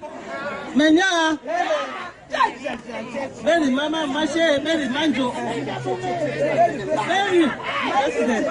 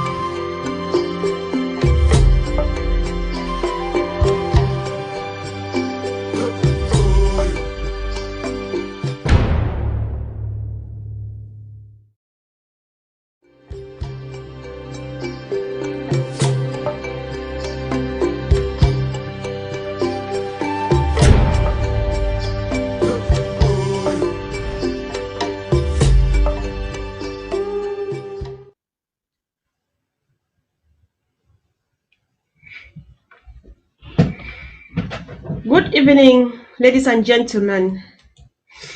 Good evening, ladies and gentlemen. Once again, you are welcome to County Roads, your favorite weekly show with Comfort Convo.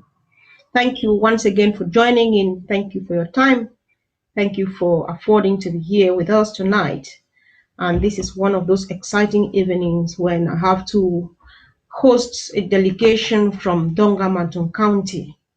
So before I go ahead to bring our guests on the podium, I would like that you should share, please.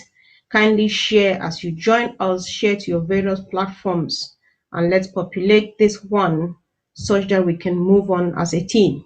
So thank you once again for joining. Share through Facebook, your groups, and so on. Share even the YouTube links, because there are some people who preferably they are not on Facebook, but they would watch us live on YouTube. So those are the various platforms on which you can watch us live. Please do well to share before you settle in to move along with us. So that said, I am happy to introduce to you our leaders from Dungamanton County, and I would like you to know one of us, one of our senior comrades, and one of the mentors of that county of DMC, in the name of Bandi Manjong. Bandi Manjong, you are welcome to County Roads.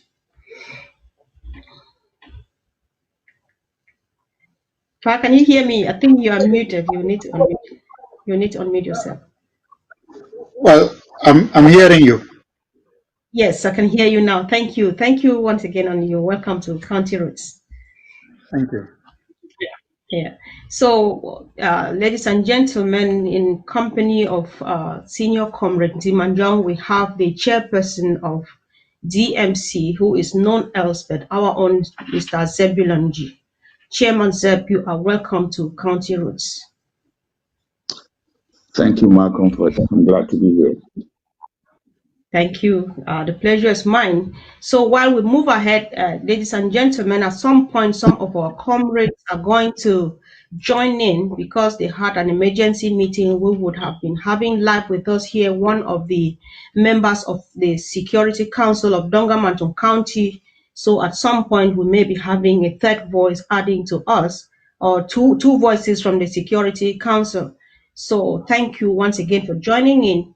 So before we go ahead, Senior Comrade Zimanjong, I would give you the honor to observe a minute of silence in honor of our fallen heroes before we start. Thank you. Yep. Moment of silence, please.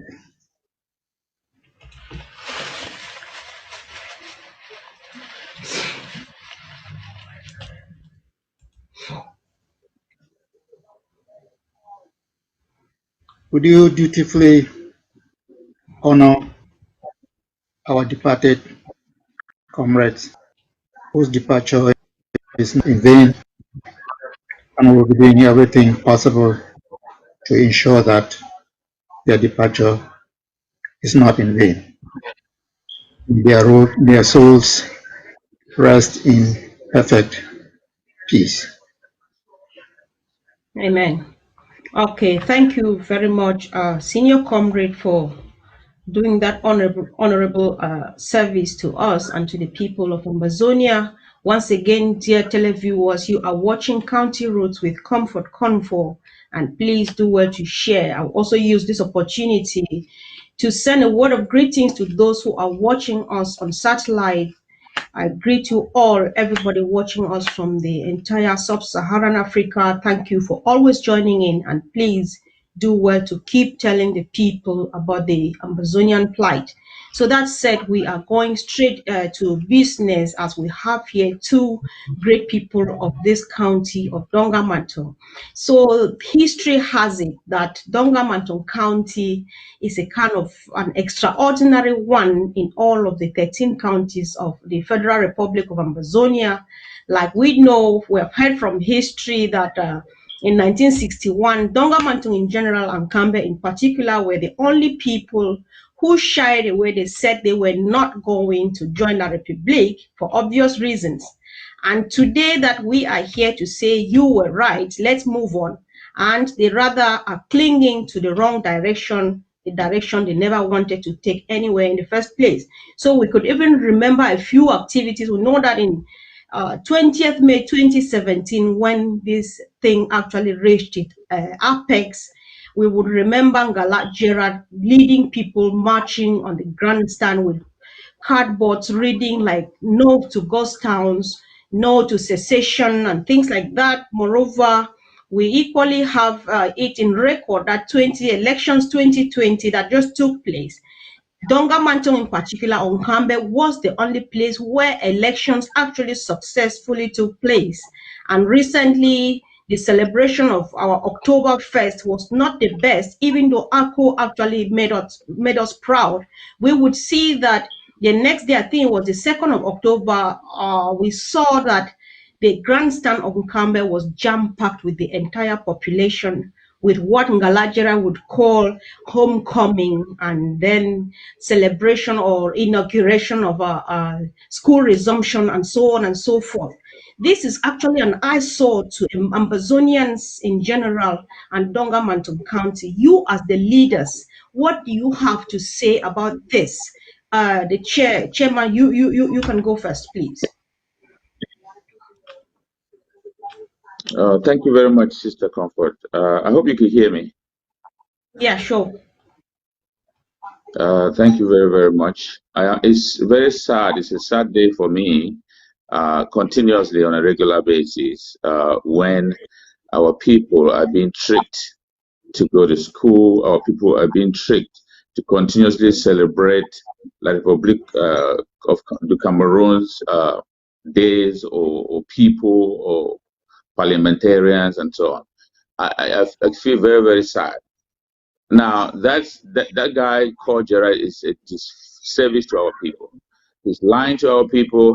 He's trying to get our children to go back to school when they're not secured. The security is not there.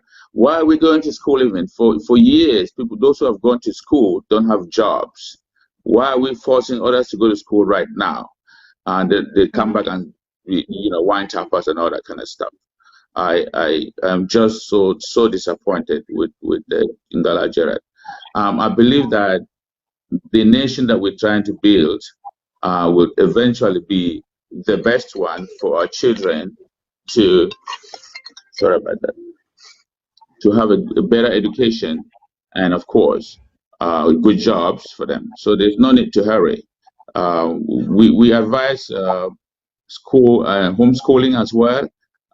You can teach your children at home while waiting for the days that things will change.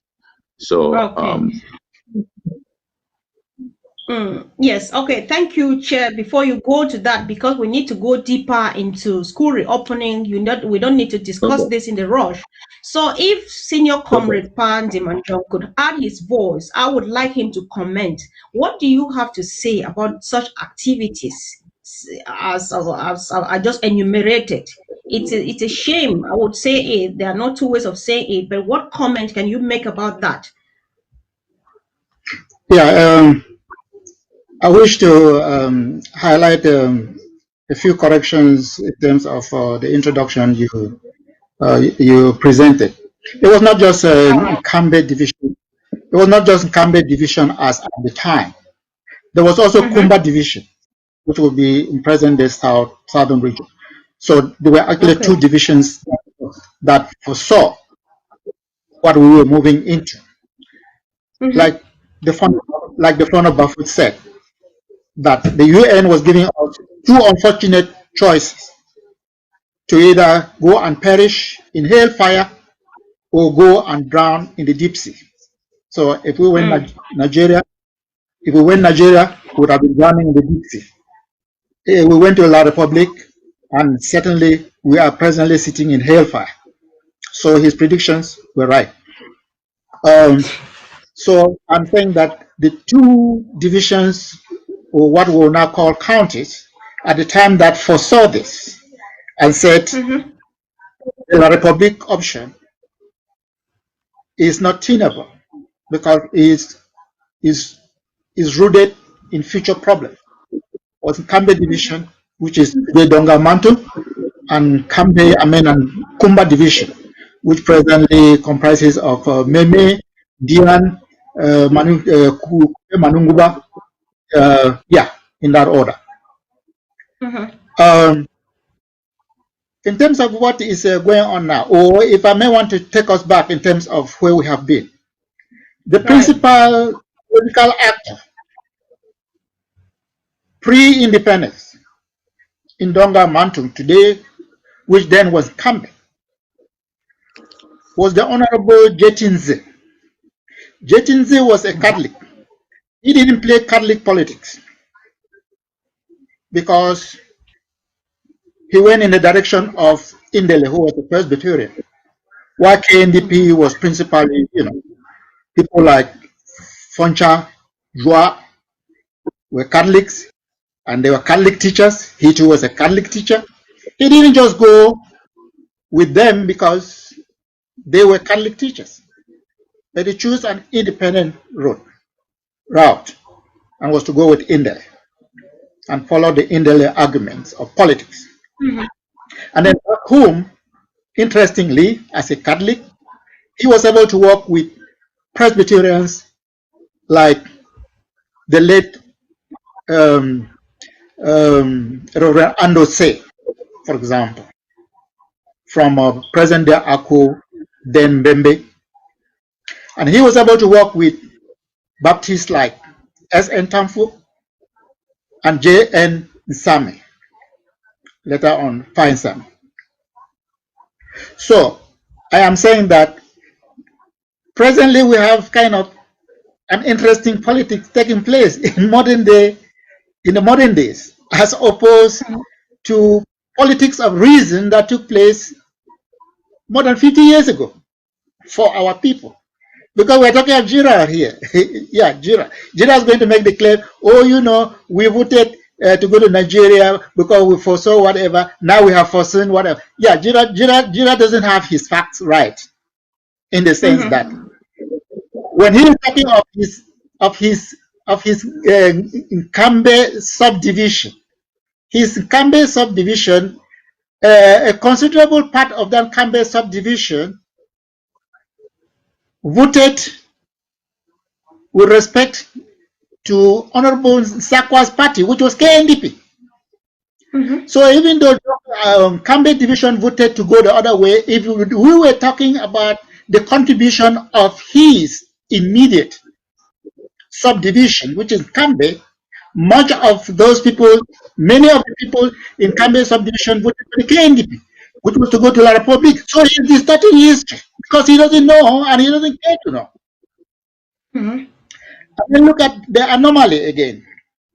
In terms of the political landscape that we now have for Dungamanton, or much specifically for Wimbum, which is the tribe from which Gerald comes. Okay, Gerald had a hell of problems doing his own schooling. That's the truth about it. That's the fact about it. And I just observed the other day, even though he was recalcitrant as a student of government high school in Kambe, the duo never sent the gendarmes to go and bring his parents. But interestingly, today, Gerald is there asking the duo to go out there and force parents to get children to go to school. Oh, all right. Yeah. Well, yes, okay. Yeah, there's something anyway, I really want to. Yeah. All right. Okay. All right. Yeah. Then I think let me just correct my chairman a little bit, or maybe yourself a little bit. Yeah. Okay. There were no elections in Dungamanton. Sure. There were no elections. Yeah, the elections were done the CPDM way. So I've sent the SDF, they could do their thing. Yeah, because if you look, Gerald is going around now with a lot of unnecessary security. Yeah, he's moving amongst his people with unnecessary security. So if he won landslide, then who is he afraid of? The very people that voted him, he's afraid of them. Yeah, that again is the contradiction in maybe the result of ignorance that is inherent in today's politics as opposed to Kambe division's politics of yesteryear. All right, thank you very much. I would start by appreciating the corrections you have made. I feel so confident saying anything I want to say now because I know that you are right there and you are ready to put it really correct. And there are times if I don't say the wrong thing, I will not know the right one. We are learning. I'm not ashamed that I made a mistake. I'm rather happy that you are just here to do it, put it right for us. Thank you so much for that part. And you said something that it sounds interesting. I was giggling when you say Gerard is actually distorting history and from the things that you have said. But there is an issue here. On the one hand, if you can read social media, if you can see people's reactions, on the one hand, people say Nkambe people in general are a sellout because they have sold our freedom for a bottle of drink and so on and so forth. On the other hand, others are kind of being protective or they're justifying the activities in Nkambe with the fact that Nkambe is under military occupation. So where do you put this? Who is to blame, Gerard or the people of Nkambe? The Oracle, you can go, please.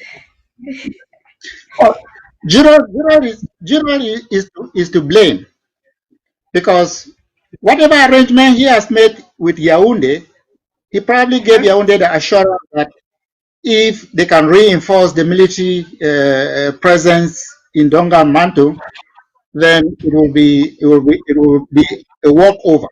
But it's not been a walkover anyway. It's not been a walkover, and the military itself will attest to that, and Gerard himself will attest to that because Gerard said life was normal in Dungamanton. But presently, he is running all over the place where life was normal in Dungamanton, trying to get the deal to force people to go back to school. You know, so how was life very, very normal in Dungamanton, even including in his Wimbom tribe, other than Nkambe and Kabikane, his village, other than those two, which he claimed was a manifestation of life being okay in Dungamanton. So if life was okay in Dungamanton, everything should have been okay. Going back to school would have been no big deal because the children just went on holidays like they normally used to do before. But Gerald is running all over the place with the school bags, with uniforms, with everything. Is getting the deal to go out there and threaten parents that if schools are not clean and children are not back in school, he's going to come there and deal with them. And the deal is not joking because part of the distortion is that Gerald claims he's informing. Yeah, he's informing, and then he's getting some deal to go out there and threaten his own funds. No, all right, okay. Senior comrade, we are going to come back to these threatening things. There are things that we don't need to handle in a rush because our people need to listen to us, and then so that together we can see what we have at hand and where we are heading to, because whether Gerard or not Gerard, we are moving homewards, the home that will definitely reach at some point. So on the other hand, we have looked at the activities of Gerard and you have made the clarifications, which I believe everybody's listening and getting it really correctly. It's not as if the 1st of October saw Dungamanton without any activities or so, because we heard what our boys did in our local government area. They burnt down the beatrolls, the ARFs, they had a wonderful march in Akko, and there's a few things. There were a few activities that took place on the 1st of October, which I would actually like you two to enumerate, to just make people know that even though Gerard claims what he claims, all is not lost. We are all in the struggle. Mr. Chairman, could you please remind us, apart from what our boys did in Nwa, what else, what are some of the things that have happened in DMC between maybe the last week of September to 1st October till these days? We at least let our people know that the DMC is not left behind. Thank you. Thank you very much. A series of things are happening in DMC, right? If Gerard thinks that when he goes out there once a day or once a month, whatever the case may be, and give $1,000 to people or to our poor people and think that he's succeeding, he's to be very, very blamed. I will also send a little blame to our people that this chicken change that this guy is coming around and giving you guys, he gives once and then goes, and then you stay back and then you pour. That's not the nation we're trying to build here. We're trying to build a nation with continuous resources, right? Now let me go back to our wins, our celebrations during October 1st. There was serious celebrations all over the territory of DMC and of course Amazonia.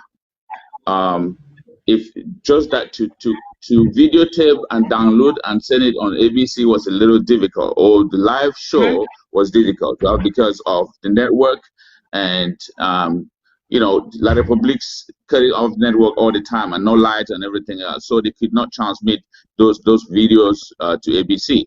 There was success in October 1st celebrations, very, very much so. So no one should deceive you. Okay, Pantima John, would you like to add something to that, please? There was success. Could you quote some few instances and so on? We just like our people to hear it from the horse's mouth that at least this was what we put up, or this is what our boys and girls put up, or these are the few things we did. And I think this is satisfying to some points. Thank you.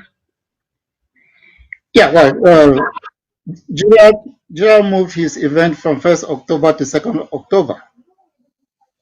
He must have a reason for doing that. La Republique knows that they gobbled the Southern Cameroons on 1st October.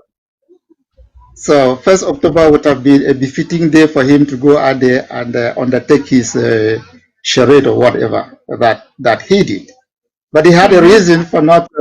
He had a reason for not letting that happen on 1st October, because he knew that if he did that, honestly, he will be dishonoring 1st October. So he moved it.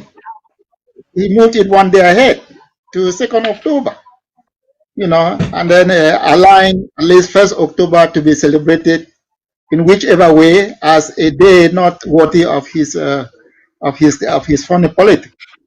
At least he himself recognized that. So that's something, at least to write down in terms of 1st October. That even Gerald, of all persons, respected 1st October as not the day for him to go out there, because he could have gone out there and said, oh, this is 1st October, the day on which we were united with La République de Cameroon, as he claims. But he dared not do that, because he knew that in doing that, it would be abominable, even to himself, in his heart of hearts. All right, thank you so much. I like the bit that Gerard actually recognized and acknowledged the fact that he could not stand on the way of the celebration of our independence, which is equally his. I hope and I really do wish he hears us and knows that he did a good thing. He did just the right thing, which means this thing is in our DNA. Whether we like it or not, we are Amazonian. Gerard is only wasting his time. So that said, we are moving forward, and I'm just trying to call one of that is the chairperson for DMC. If he's online now, he is precisely from ACO LGA. He would like to add his voice. So if I successfully get him, he actually definitely wants to tell us what happened in ACO. So I think he is right here with us. Hello, Mr. Preacher. I would call him Preacher because that is how he is popularly known. So you are welcome to County Roots. Yes, and if you were listening, yes, okay, thank you. So if you were listening to us, we were trying to enumerate a few things that we did in Dungamanton County, and you, as the vice chairperson of DMC and the one of the leaders of ACO LGA, could you tell us exactly what are the activities of our boys and girls? What did they do on the 1st of October? And just let us know, please. Okay. Thank you very much, Madam Comfort. I want to appreciate the great job you're doing. Thank you. You are a star for us from DMC. Thank you. 1st October.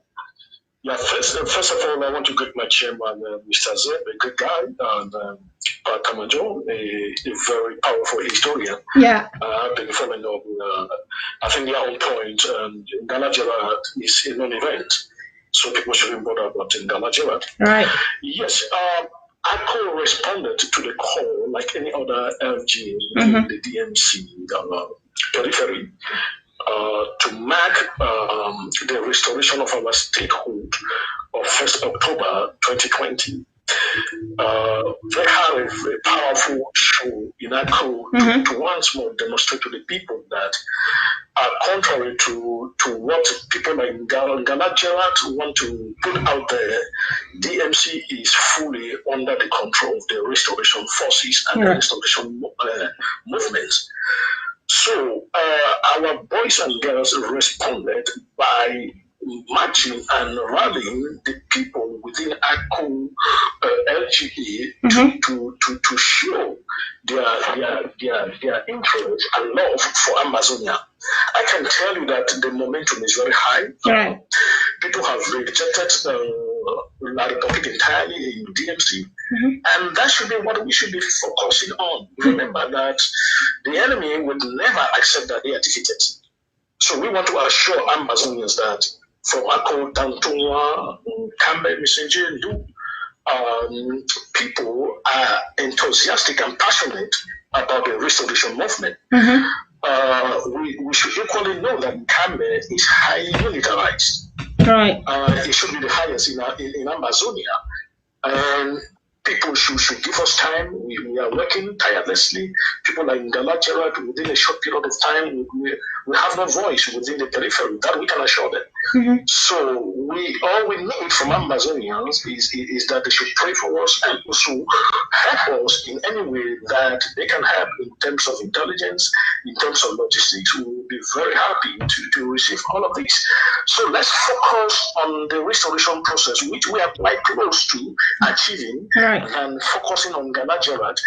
If we are talking about Ngala Gerard, we are making a publicity of him or over nothing, because he cannot obstruct our freedom. It cannot happen. So, Madam, it was a great pleasure to see what happened at DMC. We will continue to be working, and we hope that any other part in Amazonia will be working as well.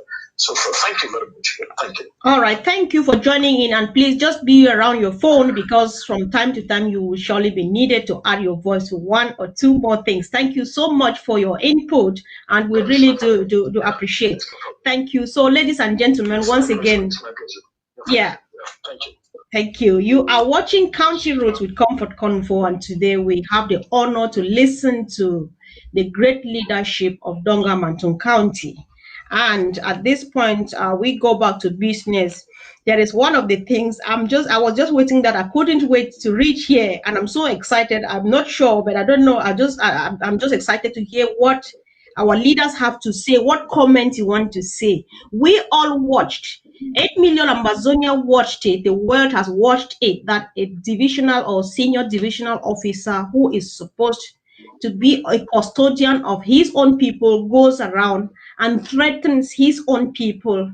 I'm saying this with mixed feelings. I feel like already breaking into tears watching my own mothers sitting like this and watch him threaten them and say what he was saying as we saw. Chairman, what comments do you want to make about that attitude? It feels all right. I don't comment because you want to do that. Well, when I watched that video, it was like some movie or something. I can imagine that this Dio guy assembles our people and he's threatening them of their lives. And I don't see where I don't know why they even gave him that mic to be talking that nonsense. And he goes to an area that is not motorable. He goes to an area that is not motorable, prevents our restoration force from coming in, sneaks in and gathers people and talk nonsense. It's a shame that this duo is going around doing this to our families. And after that, probably is going to shave a couple pennies here and there and say that, oh, you got to start school right now. No, we are not going to go to school because you can't go out there threatening our families. Those parents are not saved. The children are not saved either. I don't know why he's doing all of this.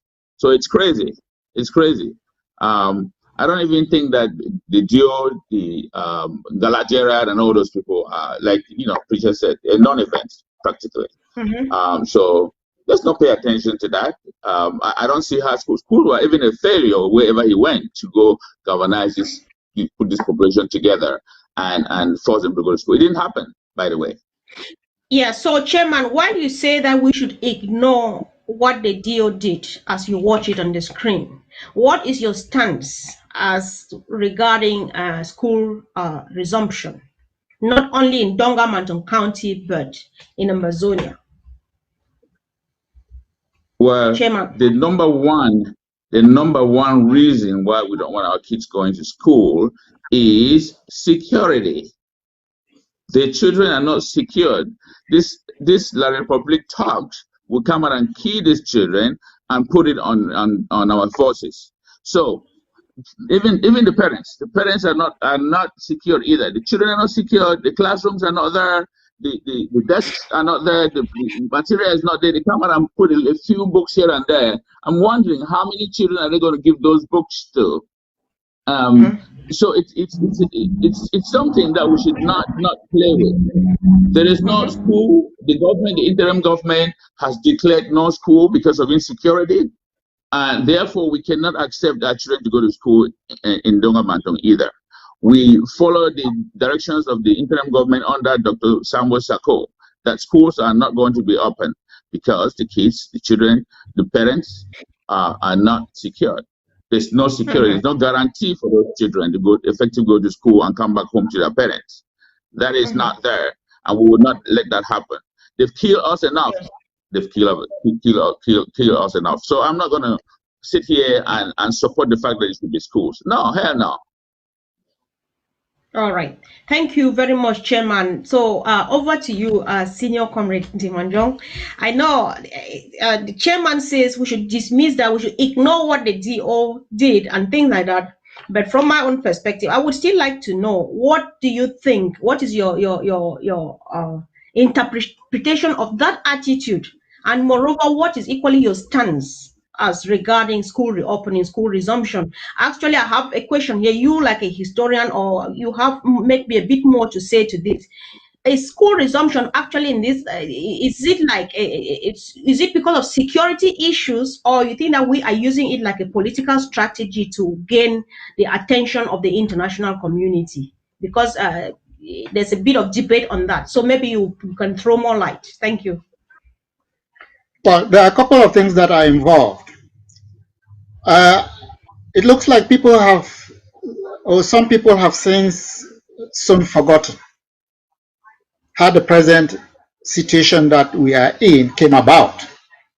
The reason why Paul Biya declared war was because people were protesting the schools.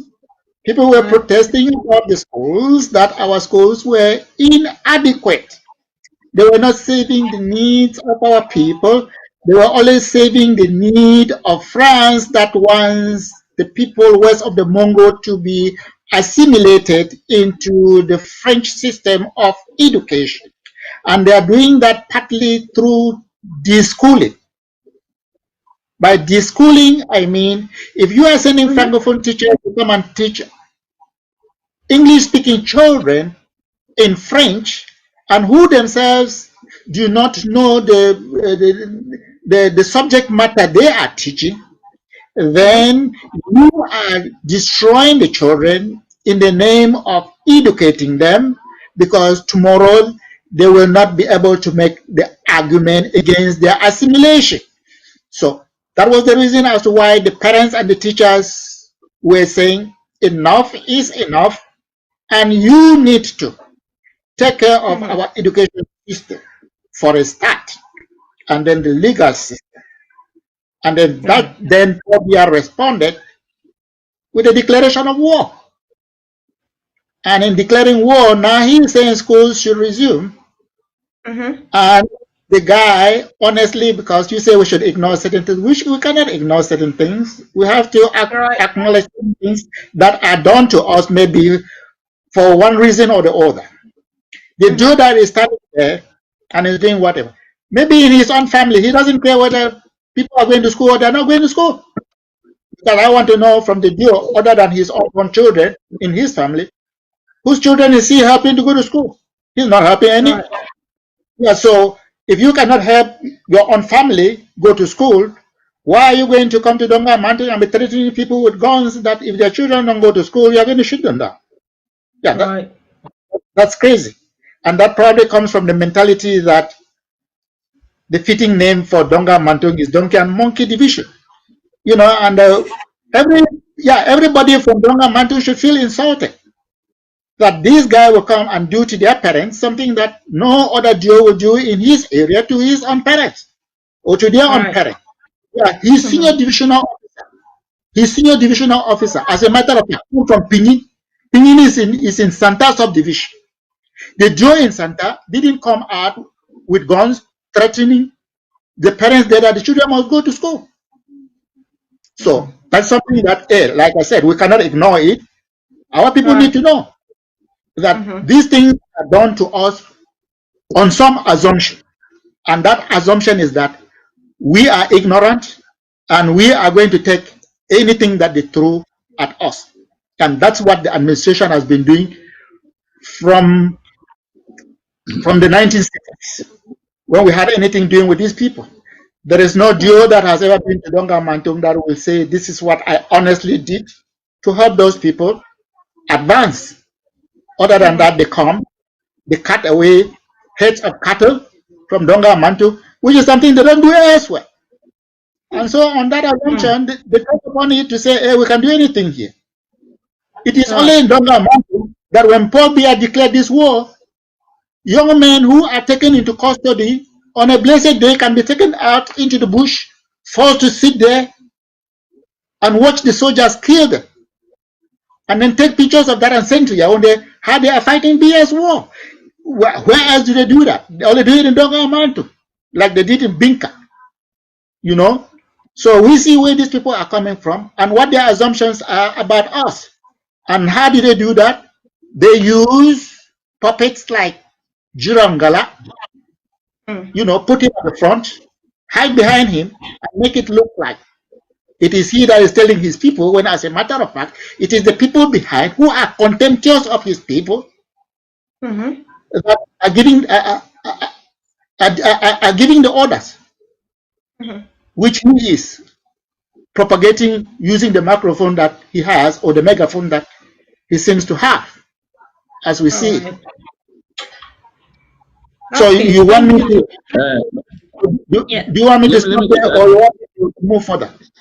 And just place a bookmark. You are going to continue at some point. Chairman, do you want to add in something? Because the vice chair is waiting, so you just go for a few seconds and then you okay, I was just going to add that the no school resumption is for the entire Ambazonia land. And of course, again, I did say that the interim government has declared no schools resumption this year, right? All over the nation, all over Ambazonia. One of the things that I forgot to mention is the fact that there has been no change in why we went to the streets 3-4 years ago, right? So they're coming back to force us to go to school, and the conditions have not changed. So it's void. That's not something we need to pay attention to. Again, when I talked about ignoring the SGO's rallies and all that stuff, is for our people. Let them not come out when they call them again next time. Don't come out and legitimize these SGOs from La Republique. They want to show to the people or to the international communities and other parts of their La Republique that things are more normal in our area. No, they're not normal. So you guys, our parents, when they come again, don't come out. Thank you. All right. Okay, thank you. So, Vice Chair, you are still online. If you have been listening to us, do you want to make a quick comment on the attitude of the SDO in what? And secondly, what is your take on school resumption? Thank you. All right, thank you once more, Madam. Yes, the attitude of the DOs in general, you have to say that they're trying to prove a point that they are functional, of which they are not. You're right. That's something that Ambazonians have to understand, that they are just trying to mislead public opinion. You know, it's all about politics for them. But this is the deal. The truth is that they don't have legitimacy anywhere in Amazonia, and more so at the MC. Yeah. Now, secondly, about school resumption, it's just a fallacy. What are they studying in the first place? Which curriculum are they going to study in? Which schools are we talking about? Remember that just this year, on the 14th of February, children and pregnant women were massacred in Gabu. So when you are killing school children and you are still killing, the war has not stopped. You are asking people to go back to school. So who is fooling who here? Right. I think the government of Bia is just making a mockery of itself. And Amazonia have to understand that we have come a long way. We should be politically mature in the way we view things and analyze things. Schools are not functioning. It is true that they will come up with cameras because all the security men and women are around. They will gather some people, food and with beer. Okay, come out, we will give you 500 francs for beer. People will come out because people are hungry. People are desperate because there is an irresponsible colonial government that is there just to destroy the people, punish them, give them falsehood. So school resumption is not taking place because our people have finally understood that we have rejected French Cameroon for good. What they are looking at now is for the interim government to come up with our own curriculum that will be consistent with our aspirations as a people. So I just want Amazonians to relax that as schools are not going on in Moyuka, in Goya, in Dog, in Pamena, it's same with the DMC. There is no exception. So yeah, we should be confident about where we are going to. All so right. Thank you. All right, thank you so much. I really appreciate your contribution. Thanks. So that said, this takes us to another thing. If people have been regular on this platform, you will realize that each time I have people from DMC here, there are some particular counties that need to answer to this. And not until I get the response, both from the leadership and from the people on the ground, I will keep asking. Let's take a step back to history, 2017. When we were planning, when Sisiko was arranging and organizing that people that for the declaration of our restoration on the 1st of October, one of the instructions, one of the things he demanded of the people, which definitely I would say was handed down, was that, like our dear brother preacher just said a while ago, that these people are illegitimate on our land because they are impostors, they are land grabbers, they are persona non grata as far as we are concerned. And so what Sisiko said was, as from today, as we declare 1st October, the Restoration Day, the leadership and everything, the custody of our people is solely in the hands of traditional rulers. We have seen a lot happen. I will start from the humiliation of our kings and our chiefs, our funds. It's something that I'm saying it here because we need to say it, but it's really disgusting how they would arrest them. They actually hit them, they whisk them and bundle and put at the back of trucks like goods. That is jamais vu, as we would say it, but it happens in front of us, to the extent of stripping our traditional rulers in front of others in prisons and things like that. So when we see activities like that, and then on the other hand, we go back to the same word, for instance, when one of our kings was taken and those humiliations, we see one of them pouring libation to pronounce a curse on the Amazonia Restoration Forces. We see like there is no way we cannot talk Gerard here. We see like on the 2nd of October, Gerard was being decorated.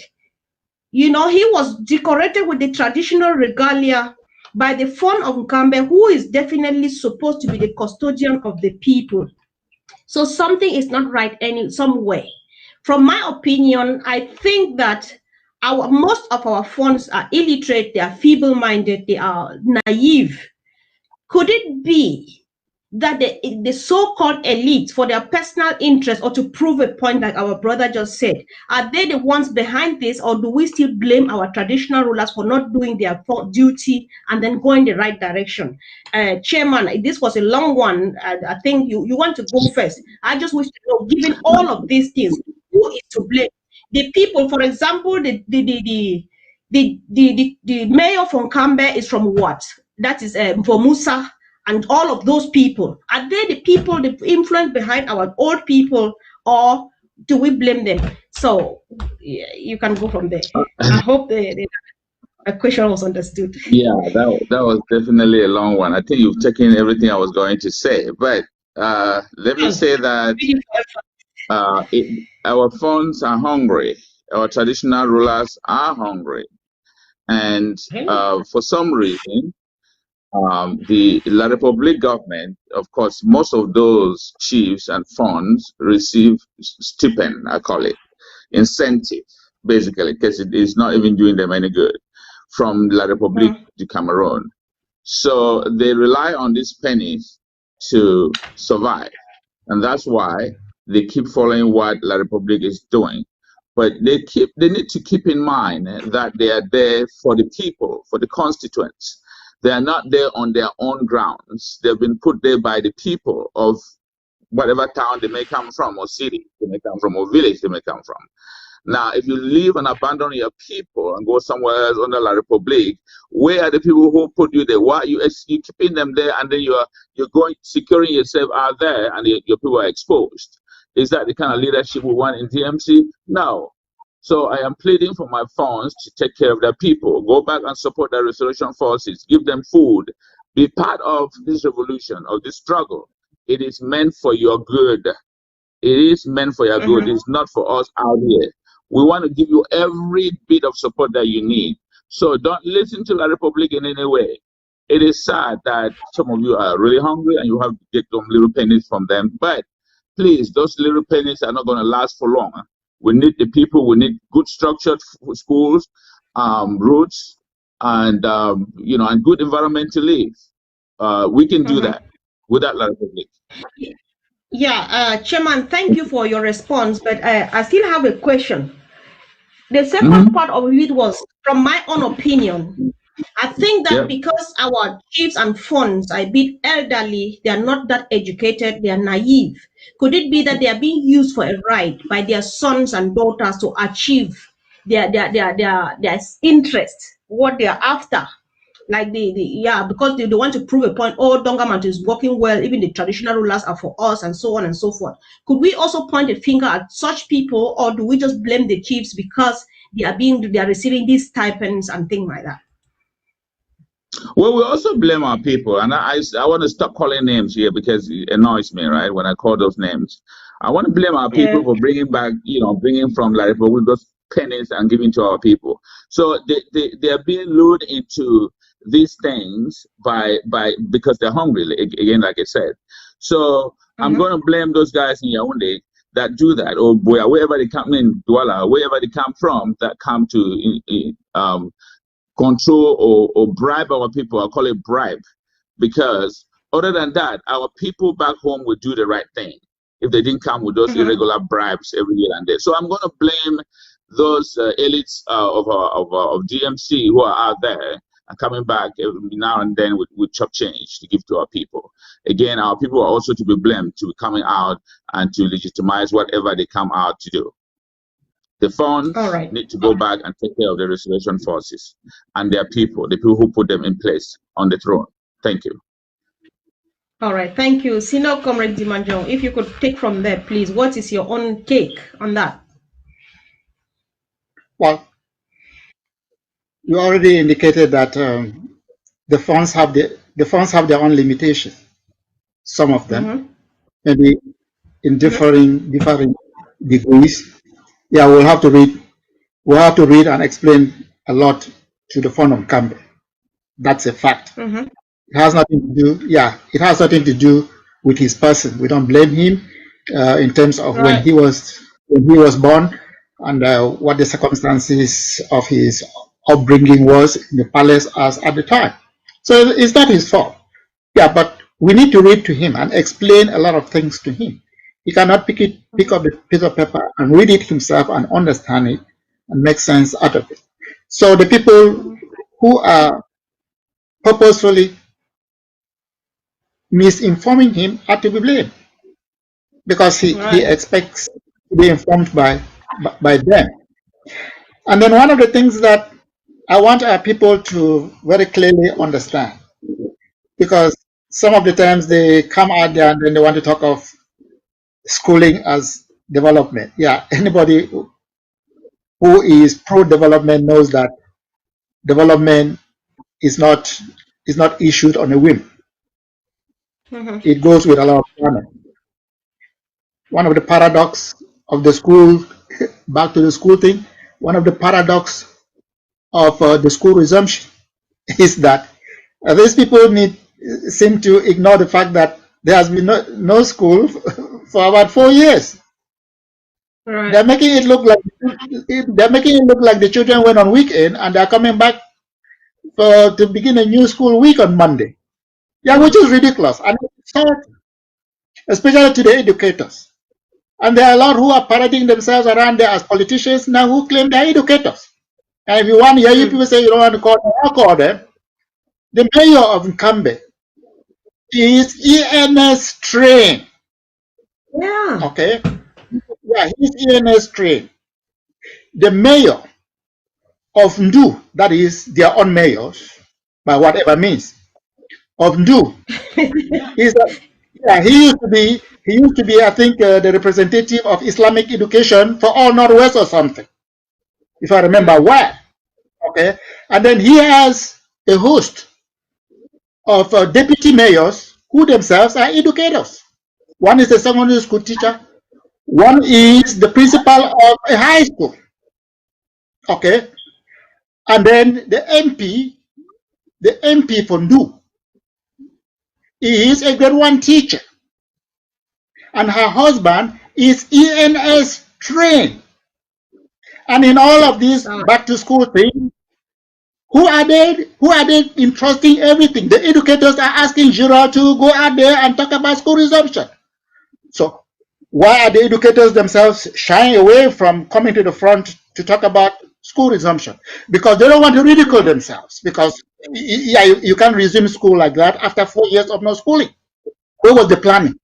Schools were burnt by the very people who are asking for the school resumption. Any reasonable person is going to say, okay, now that we are thinking about school resuming in 6 months, what have we done about the schools that were burnt down? At least somebody will ask that. And then where did you went and was threatening to do whatever? If every school year the first class was always full for beginners. It's been 4 years. It's been 4 years of no schooling. So is it like the children who would have been in the first year, say at the beginning of the crisis or the situation now, will be accelerated to some other class or what? They too are going to be beginners, right? So if they are beginners, what was the planning to provide enough classrooms just to take these increased load of beginners? Is that something that needs rocket science to understand? That it is a sham, it is a charade, all because they want to get a few pictures and tell the international community that things are okay? Any reasonable person will know that it's a charade and it's just for the photo op. Just like they were talking of reconstruction during a war.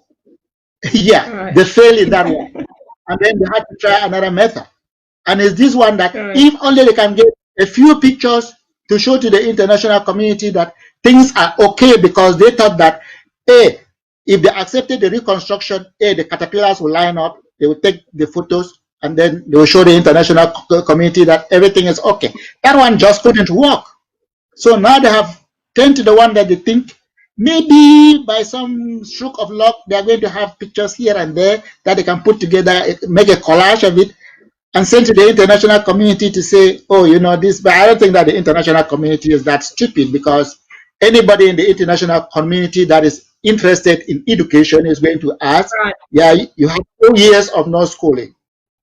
How come you're on these 4 years of no schooling at 1 week's notice resumed supposedly so normally? They're going to ask that question. So yes, our people might be stupid, but the international community for which this is being done is not stupid. then like we said, blaming the funds, yes, because of their own different varying levels of understanding, but we'll come down to blaming much more those that know and deliberately are misleading them and are not upholding the culture and the tradition, which some of them hide behind. Nigeria needs to be seen as being informing. You are informing to pick up your phone, go and lock him up. He's lying on a floor with feces from the previous occupant of the cell. And then the informant says nothing about it. Am I going to blame the phone? I'm not going to blame the phone. If you have that much power, why didn't you just go there to say, hey, we can do this to the phone? Yeah, you have that much power. You could have just gone there and said that, and then the fund would have been out of there. But the fund had to spend more than a week on that filthy floor. Yeah, because the elites are there just wanting titles from the funds, which they will not turn around and back, which is a shame, and it's a disgrace. And that's why these things happen over and over, like will not happen anywhere. Like I said, if we go to the SDO's village, which is in Santa, the Joe is not going there and insulting his phone, or taking him and throwing him in jail, or in jail on a physics floor. There. But the very SDO is here in Dungamanton with a conspiracy of the very elites that have been made traditional, whatever, carrying a lot of traditional claims around as for me, shares, whatever. And then they do it with impunity and nobody says anything. So the elites are to blame. And then to some degree, maybe the funds for their varying levels of education. I don't know how to blame them on their varying levels of education. Well, but yeah, as custodians of the culture, they are supposed to inherit the things that are just our traditional way of knowing the difference between good and bad. I want to add something. Yeah, thank you. Okay, yeah. All right. Well, you're adding. All right. Meanwhile, the vice chair is waiting, and one of the senior members of the Security Council of DMC is equally waiting. So I think we would like to listen to them after you. Thank you. No, I just wanted to say that, Farmer John, you sure know the resumes of the DOs and the mayors out there. That is interesting. I didn't know that you could go to that detail. I'm just smiling here. Yeah, that's great stuff, Farmer John. Congratulations. Yeah, sure. When I grew up, I wanted to be like you. Anyhow, I just wanted to add one more thing to the education or literacy of our funds. I think, unfortunately, it's not a criteria to be literate before you are given the throne or enthroned. That's not part of our the requirements, right? But these funds are civilized, right? They're very civilized. They know the right from the wrong. They can make good decisions. They should make the right decisions, right? To ensure that our people are safe. Thank you. All right, thanks. So, Mr. Vice Chairman, if you have been listening to us, I think you are eager to add a word to what I think if I were to be here, I would not want to say anything after Pa has said, but yeah. Thank God we are hearing from Pa. Let's hear from the younger voice too. If you still want to add something to what Pa has just said about the situations where our funds are being used for a right, or what is your opinion? What do you think? Who to blame, the funds or the so-called elites? Thank you. All right, thank you once more, and great contribution from our elderly statement. In terms of our funds, they should be reminded that they are the custodians of our culture, our cultural heritage. They have to show restraint and impartiality in dispensing their responsibility as the custodian of the people. But we are dealing with a savage colonial master that understood how strong our traditional rulers are. They decided to infiltrate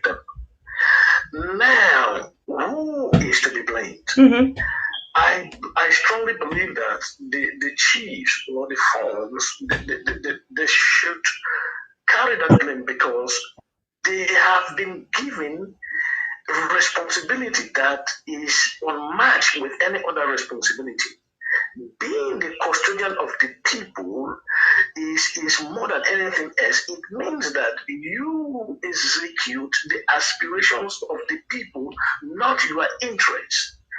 So any form that has forfeited that responsibility should carry that blame. Our elite, I don't know, I feel strange to call them elite. An elite is someone who contributes in a meaningful way in their given society.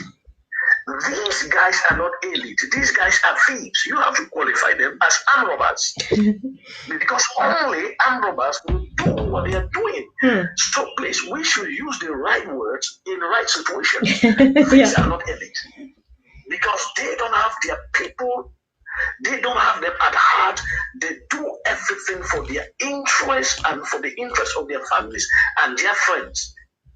So I believe that this is the moment those that still have morality and the love for their community have to stand up, as we have already stood up, to say enough is enough and put an end to all these manipulations that are ongoing.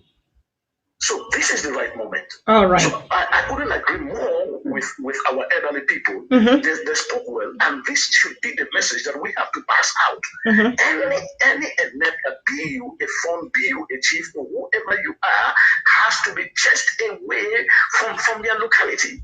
They have to be targeted because they are retarding the future of 8 billion Amazonians. Thank you. All right. Thank you, Mr. Vice Chair. Before you finally leave, I would like to know what is your own opinion. We are actually gradually approaching the end of year. And as if we can remember our draft, the Amazonia War draft, we had a time limit for which we need to complete our pledges for those who did not pay in complete their whole $1,000. So what would you like to say to encourage people? There are some people who have pledged, have not redeemed their pledges. There are others who have not drafted yet. Is there still room for new draftees? And what word of encouragement would you have for those who have pledged and have started to pay or have not paid anything yet? Thank you. Wow. Okay, thank you so much. I just want to draw their attention to what has happened in neighboring Nigeria. There was a police brutality in Nigeria, and the people rose up in unity, and they asked that police branch should be disbanded, and it has been banned. It has been dissolved. So what am I invoking here? The spirit of unity has no price. Okay. We have to stand in unity and continue to contribute financially to our freedom. The war draft shouldn't be a barometer to end your contribution. Rather, the goal of having your freedom as a human being to live in a society that you can freely speak, you can freely walk, should be our desire. Meaning that there is no stop to how much you can contribute and to when you have to contribute. We should continuously be motivated by the fact that Amazonia is going to be our land of freedom. People should continuously contribute. So I call on every Amazonian, most especially those at the MC that have not completed or that have not even drafted, they should not even hesitate anymore. Because the moment couldn't be right. This is just the right moment to finish this process so that we can both be free and enjoy the fruit of our labor. So this is my call to everybody to contribute. Thank you very much. All right. Thank you so much, Vice Chair. Thank you so much for your contribution and the encouragement to our people. So that said, Pantimanjong, if you can cue in, if I listened and understood the Vice Chairperson well, he says paying of drafts does not take group affiliation. It only takes the fact that you are Amazonian. And so it means that the draft is open for 8 million Amazonians. So what would you like to add to that? What encouragement for people who have not drafted or those who are yet to complete their drafts? Thank you. Yeah, some people run around and then they are brandishing pacifism, something. Pacifist. Pacifist. Yeah. Yeah. As a matter of fact, we're doing self-defense. We're doing self-defense, and people need to know that there's a difference between us aggressively saying that we are going to bulldoze our way through La Republic and then come back and have our country. That's not what we're doing. Like these people just came in and invaded us on the orders of Paul Biya. Everybody knows that. So the choice is for us to fold our arms and then just have him have his way. Like he began as he was having in Kwakwa, where he burned down a village with old women and old people in their beds. You know, so people are coming out and saying, well, before you go and burn my mother's house now, you will do it over my dead body. Well, that's self-defense, you know, and that's what it is. So the issue of talking about being a pacifist, I don't know.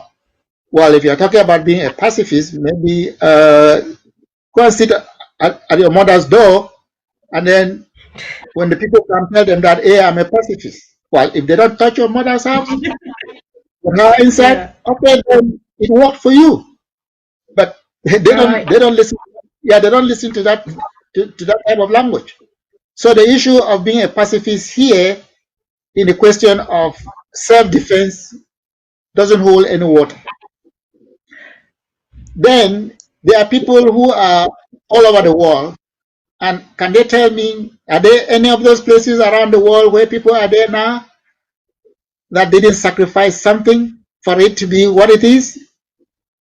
In the United States of America, the people had to fight the colonial UK to gain their independence and then pave their own path to where it is now, and some of us are coming and seeking refuge with them. The people of the United Kingdom, if they have a constitutional monarch there, it wasn't given to them on a platter of gold. Go and ask Oliver Cromwell. I will tell them that if it was not of the Cromwellian revolution, the UK would not be a constitutional monarch. And then if you go to France, the people that are the very ones whose creed is equality, liberty, equality, and fraternity. Liberty, equality, fraternity. So presently, who are the French? Who are the French extending liberty to?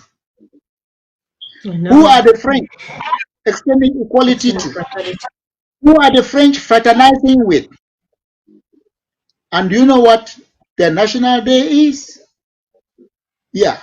Paul Biya says his national day is 28th May. Yeah.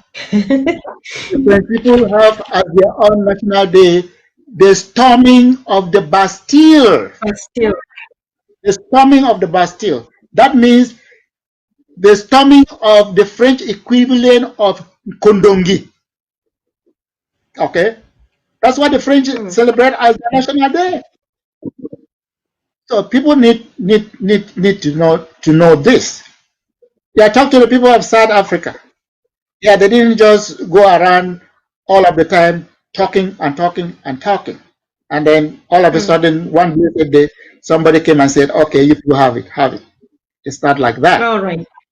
Yeah, the people in Zimbabwe didn't get it that way. We all know that. The people in Kenya, but for the Mau Mau, the English will still be there. And even La Republique, but for the UPC, will probably still be an original French colony, not this one that is through the back door. You know, and was the UPC kind of pacifist? I don't know. So when people brandish this pacifism to me, I don't get it. But I was just going around all of that to be able to tell people that, hey, it is our fight, and we have to contribute to make that fight successful. And if you go to bed, wherever you are in the world, and you are comfortable with whatever it is there, ask yourself, how did where you are come about being the way it is?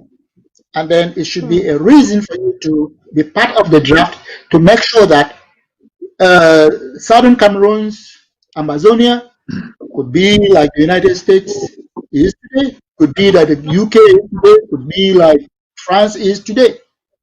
And if we do that, maybe people fleeing from French barbarism that is executed elsewhere, whether in Burkina Faso or in Ivory Coast or in whatever, could come to Amazonia if we make it the model in Africa. And we can only do so by being part of the struggle now. Okay. All right. Thank you so much, Senior Comrade. And over to you, Chairman. While we speak, ladies and gentlemen, once again, you are watching County Roads, and we are gradually getting towards the end of the show, but one of the senior security council members of DMC is waiting online, whom we will still plead with his patience to wait and let the chairman add his own voice to what he wants to tell the people about people redeeming their pledges and new draftees joining in before September or December finally comes. So, Chairman, over to you, please. Thank you. Thank you so much. Thank you again, Malcolm. Thank you, Barman John. Thank you, Preacher. Thank you, everybody who is joining us. I think there's 3 reasons why we need to redeem our pledges or continue to support our restoration forces. We have internally displaced people. We have refugees in Nigeria and so many parts of other places in the world. This draft is just not for defense. This draft is also going out there to help our poor people, people who have been displaced. So if you do not put your hands in the pocket and support these guys and our people who are out there suffering, then you're not thinking very well. The restoration forces are sacrificing. First of all, let me first appreciate them. Let me first thank them for the enormous work that they're doing facing La Republic. I want to thank them for their courage. I want to thank them for their resilience. I want to thank them for being focused to the revolution. So they need support. They need a lot of support from us. And if you can just pay $1,000 for a whole year, that would go a long way, right? Some people have pledged. Let me applaud them actually for having that intention to pledge. But it is very important that pledging without recovery or redeeming your pledges is worthless. So let me plead with everybody to come out. The payments are there everywhere. If you want, you need payments, call me directly. I have my phone. My phone is no secret. I have nothing to hide. So you can call me directly, and I'll direct you to how you can drop in your contributions in one way or the other, or your draft. It's December is very close by. This is what, October, November, December, and it's over. So please, if you have not paid your money in, try to do so. The restoration force is needed. Now, one of the things that I wanted to chip in before so now La Republique is building camps. Right as we speak right now, there's a camp being built in Garbu, with another one being built in Tambu. In Tumbo, I think it's in Tumbo as the headquarters. Yes, Tumbo as the headquarters. So they're trying to build all this so that they can continue to kill our people. We cannot let that happen. This money that you're going to contribute will help us to deter them from doing such things, right? Please pay in your contribution as much as you can. We need it. We need it so bad. Now, for those of you on ground, we don't expect you to do anything. If you can't, fine. If you cannot, we understand. You're really out there suffering and facing the bullets every day. We'll do our best out here to support you. Please pay your pledges. Please redeem your draft. Thank you. All right. Thank you, Chairman, for that one. And this takes us over now to our security man or defense personnel from Dungamanton County, Comrade Tamfu, who is here with us. So we have been discussing a good number of things, Comrade Tamfu, before you joined us, but we would just like you, if you could, maybe put some highlights again on the activities of the Ambazonia Restoration Forces of the week of the 1st of October. And why not? The chairperson has just said something that is a bit disturbing, that La République is erecting more camps on our territory. And so how can you connect this again to the draft, to the fact that people need to redeem their pledges and people who have not started at all, who have not drafted, should join in so that we can jointly see what we want to do to get these people out of our way. So, Comrade Tamfu, you are welcome to County Roots and the microphone is yours. Thank you. Thank you very much, my comfort. Thank you, the Oracle. Thank you, Chairman. I want to first of all say we're bad people. We know where we're coming from, and we know where we're going to. We know that we are not fighting a wrong cause. We were a people who decided to join the devilish system of La République, and after being maltreated, we said, okay, we have to go back to where we were. A lot of people, I hear people calling some folks the Dungamanton. They call them elites, and I say these are rascals. These are childish people who think they can represent us. They are not representing our interests in the fake system of the Republic, not at all. So, to your question, I want to say I think social media is not really helping us so much. The ball game is on the ground, and DMC has seen that, and we're pushing towards the right direction. I want to promise all those who are holding us behind that Kid is on the way. You know, our Kid displays. I don't want to those who can hear me, that's fine. And the evidence has proven us in the past couple of weeks. We saw the colonial duo from Gambia Central. We saw videos of him threatening old women in the villages. That just tells you what our people are going through. Yeah. They know that we are on the right track and are following our instructions. Anybody who says schools should resume in DMC, well, good luck with that. Because even after threatening that behind the cameras, this guy went and forced some people out of their houses to go clean school environment. This is not the type of education our children to go through. And of course, we have also seen situations where our boys have bravely performed in Kungi. They have bravely performed in Chu. And of course, we saw videos of what came out of COM under LG. We don't want to be enumerating all of this. There's no time for this. The time we have has to be dedicated towards groundwork, and that's what we're doing. And I just want to conclude again by saying, let me go back to connecting this to draft, of course. Anybody who committed themselves to draft knows exactly what is supposed to be done. We are on the right course, and this is something we all know that is God destined. We're not going to fail anybody. There has been confusion before, but the structures in DMC now are such that you can trust your dime to wherever you take it, as long as it's going to DMC. We're going to hit the enemy on the right spot. So pay your draft money, and those who are still standing on the fence, information has been given already, and you know how to go about if you have any questions. So please join the line.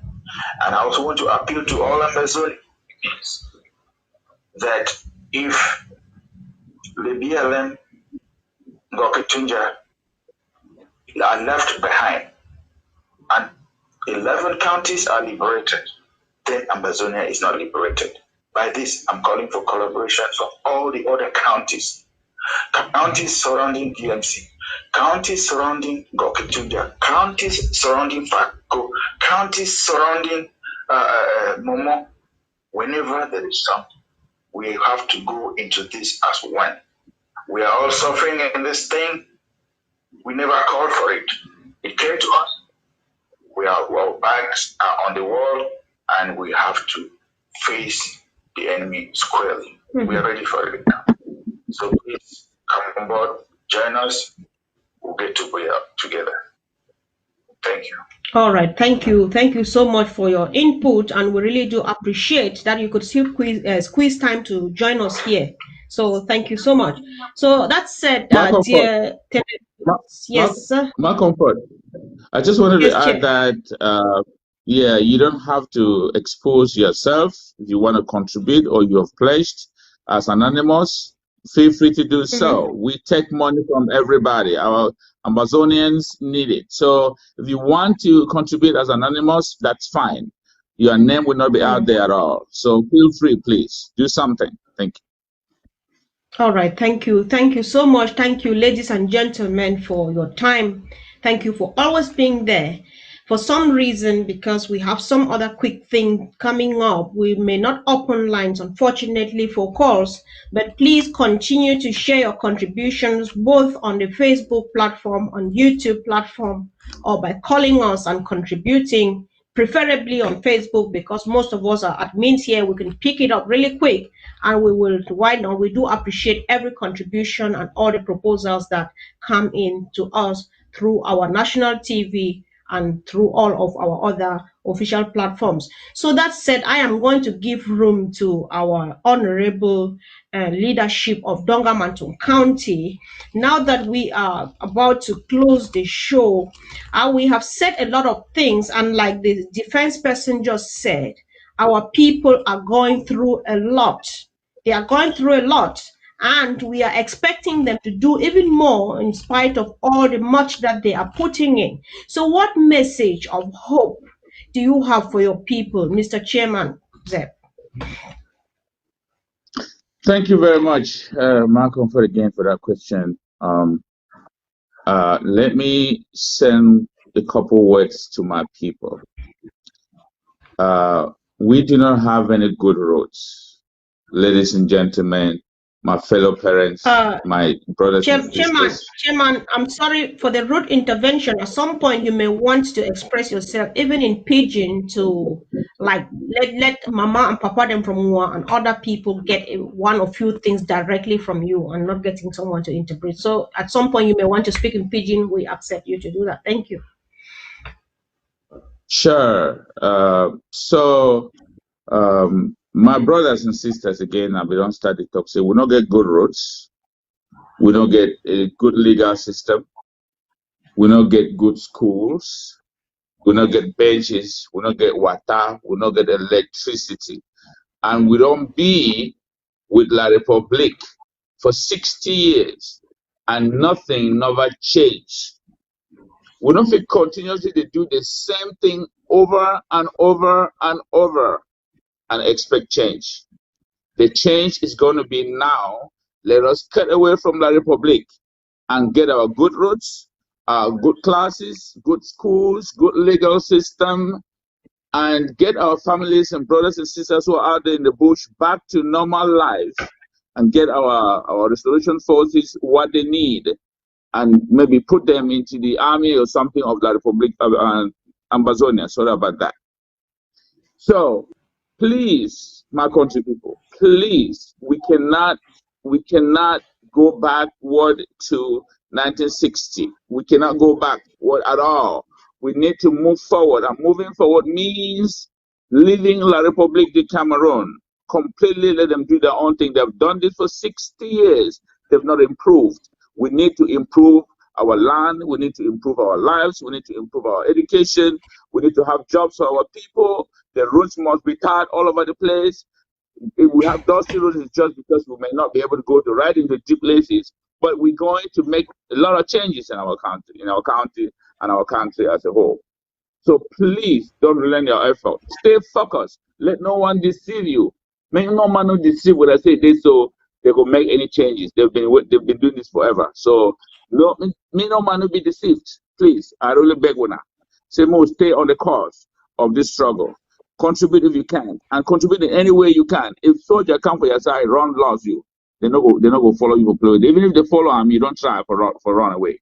So let's keep the revolution in check. Let's keep going forward. Let's make sure that we live like Republic of Cameroon. We are out here in the diaspora, making sure that we provide you the necessary needs. Please, for those of you who drafted again, let me repeat. Please redeem your pledges. Redeem your pledges. Support in any way you can. Animals we accept. Animals we accept as well. Thank you very, very much. I hope this is not the last statement I'm going to make. But if it's the last one, I want to plead with my people. I want to plead with my people. Melo we low, kinewi, melo we ba go say. When Fafuchi Manjika si she say you order you fat the taps here, you fat bonbon. When Fafuchi Manjika and when over ball in a JJ before by us JJ yo JJ Keba what a fat they would name Benati would diplomacy with diplomats with JJ you also will fight with assurance in a we will live like Republic and live like Republic for good. So when the machi being in Tona, facing. Hello. So tata wa ambu bovi she actually defend now. Okay, thank you so much, Chairman, for that good one. It was a great one. I could see your fellow comrade, your fellow chairperson, Comrade Jackson Imukai, appreciating and saying you did great. So thank you very much for being here with us. And this takes us to our own senior statesman. I left you to do that after the chairperson on purpose, not that I minimized or undermined his position, but both of us, chairman and myself, we'd rather give you the honor because you're our daddy and you have a bit more to say to this. Absolutely. You may want to give a message of hope to our people back home and a word directly to our traditional rulers, and this can only be done in your traditional or in your local language. Thank you, Senior Comrade Limanjo. Thank you very much for the opportunity to chip in the last word from my part on this occasion. Yeah, for my mother and papa, back for country. We tell them, say, this palaver. We know that they will start, then we enter. Because they may work with leave. Now they may cut leave, the waiver. Say, they want change. For school, for legal system. The way the legal system, the worker, mango pay money, then you lose case where the case now you for winner. We say we want change for that one. Then probably I say, you know, give the change, but he could use army. Of course, when I make things they just remain as it will be before. Then when I begin them see us, the army they come. They burn some of them for inside house. Then they take when I begin the way when I send them for school. They do their own thing where they like her. With that. When I know all that one. Then when a boy picking them with someone, a girl picking them, they say he don't too much. They know we leave him so. They could try small before it passed. And they don't try now for 4 years. And they never passed them. Because that thing will probably have start for doing a real bad thing. On top of the suffer way we suffer with them for more than 50 years. Now 60 years going or more. You know, now where we say, they don't overlie we. We start with for West Cameroon, where they say we can be with them. We did with West Cameroon. We remember we West Cameroon to go before. Then the jealous, they say they don't want anything, say some side could be West Cameroon, some side be East Cameroon, or could be now one. Now they are planned that so that when they come, as when I see them, oil they come out for wheel, timber they come out for wheel, cocoa they come out for wheel, but now which place did they develop them with all that money? poor be a country. Poor be a country. The time they will be joined them. Road actually never go for poor be a place. But go there now. See fine road where it go there. What's our own fine road? We don't see them. Then the educational system where French man believe for them. They live them. We all way English man believe for we they want spoiler. Now here they say they are picking them, maybe they can't teach, we picking them. For conductor where we picking them every year and the teach thing where themselves they know sabi. So we see say all these many years of suffering, they the same place. Maybe when I see say Dungamanton don't change. It never change nothing.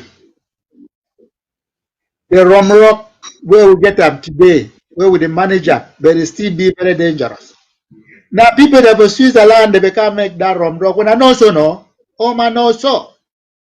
Then now which can government that way? We be going them up to today. Road for going one. Now the kind one way people that they suffer for rum rock. And even that's that rum rock set. Where even be so. Now people for Switzerland, they be sorry we. As people for outside sorry we. That means people where they say they will own government. What did they do? We don't know. For go Aku Helele. They say we get ring road where give a pass through we go for whom. Ask the people there for front after Kambe. Whether that road they go to whom. You know they go no. If you be the go. No people from Kambe now whether they cry say whether I saw the long road or which one or what or which one day or road for go through whether not through Magba in the Waka through Babisa in the Waka. Hey, we for just the breeze we go through whom no. Don't go Bamenda. But the day you know day. Probably account for Bamenda. He said that he go supervise the road since 1988. Can't reach today. Where you don't supervise them, go enter. We don't know. Or you on African lie we listen, we go back, do their own thing. As we be talk about funding. We never even put this other one. We make the man fun of fun. If they ask they will make you fun of fun now for what? We will answer say now for what? They will make you fun of fun. Yeah, that Norway said they will make you fun of fun. Norway for being whatever. If they thank we sit tomorrow. But you don't thank we? No. Or away you come out for Victoria. You don't thank we? No. I just take the money go. Small coffee money when I be put up for marketing board. Where the marketing board? Nobody can take and go down for Douala. They will ask her now say the money when I can't go Douala, who say it? They say if you ask her, they will kill you. So to close with mouth. But it don't too much. And now when I picking them say whether what it happened yesterday or that yesterday now yesterday. Today now their day, they will move on. When I come out, come on a back of where we would struggle to make we small, move on ahead. Nayo, someday, like a day now for Rwanda, we could get them so. Right. Then after Rwanda, we could look like America, or we could look like London. Then all man for Africa will say, oh, they want to go see that Southern Cameroon or that Amazonia where they say now the America for Africa or the London for Africa. Yeah, that's more London where they were talking before. For Atanganji he plays. That man, you know, that crazy Atanganji na crazy man. That man comes small London. But look the way they behave. They behave like kind Jaguda man, you know. So we say whether we picking the food, that other picking the way that they go take small, can't feed their family. The food, maybe not listen this time unless man tell you thing where you do for you and your own family. You know what talk say you could support this man so that he could be what he take care of his picking and his woman. No. Yeah. You won't go to take care of Oma and other southern Cameroon. So when I stay strong, when I picking them, they'll go before. Before you go, you would like to talk to yes. I think you were given a few seconds to at least say a word to our traditional rulers. I think that this is important because we've heard a lot from them. I think a word directly to them in the local language would help in a few seconds. Thank you, Pa. Before Pa finishes, please, because I don't want to disrespect Pa when he finishes. He's closing up the whole show. So I beg to say one thing before Pa finishes his last statement. I want to send a very, very strong message. Yes. I want to send a very, very strong message to the vigilantes, the military, and enablers them where they help for make sure that our people continually be killed. We go sort them out, we go fish them out one by one. We don't already start. Our restoration force is to be on guard for make sure that one happen.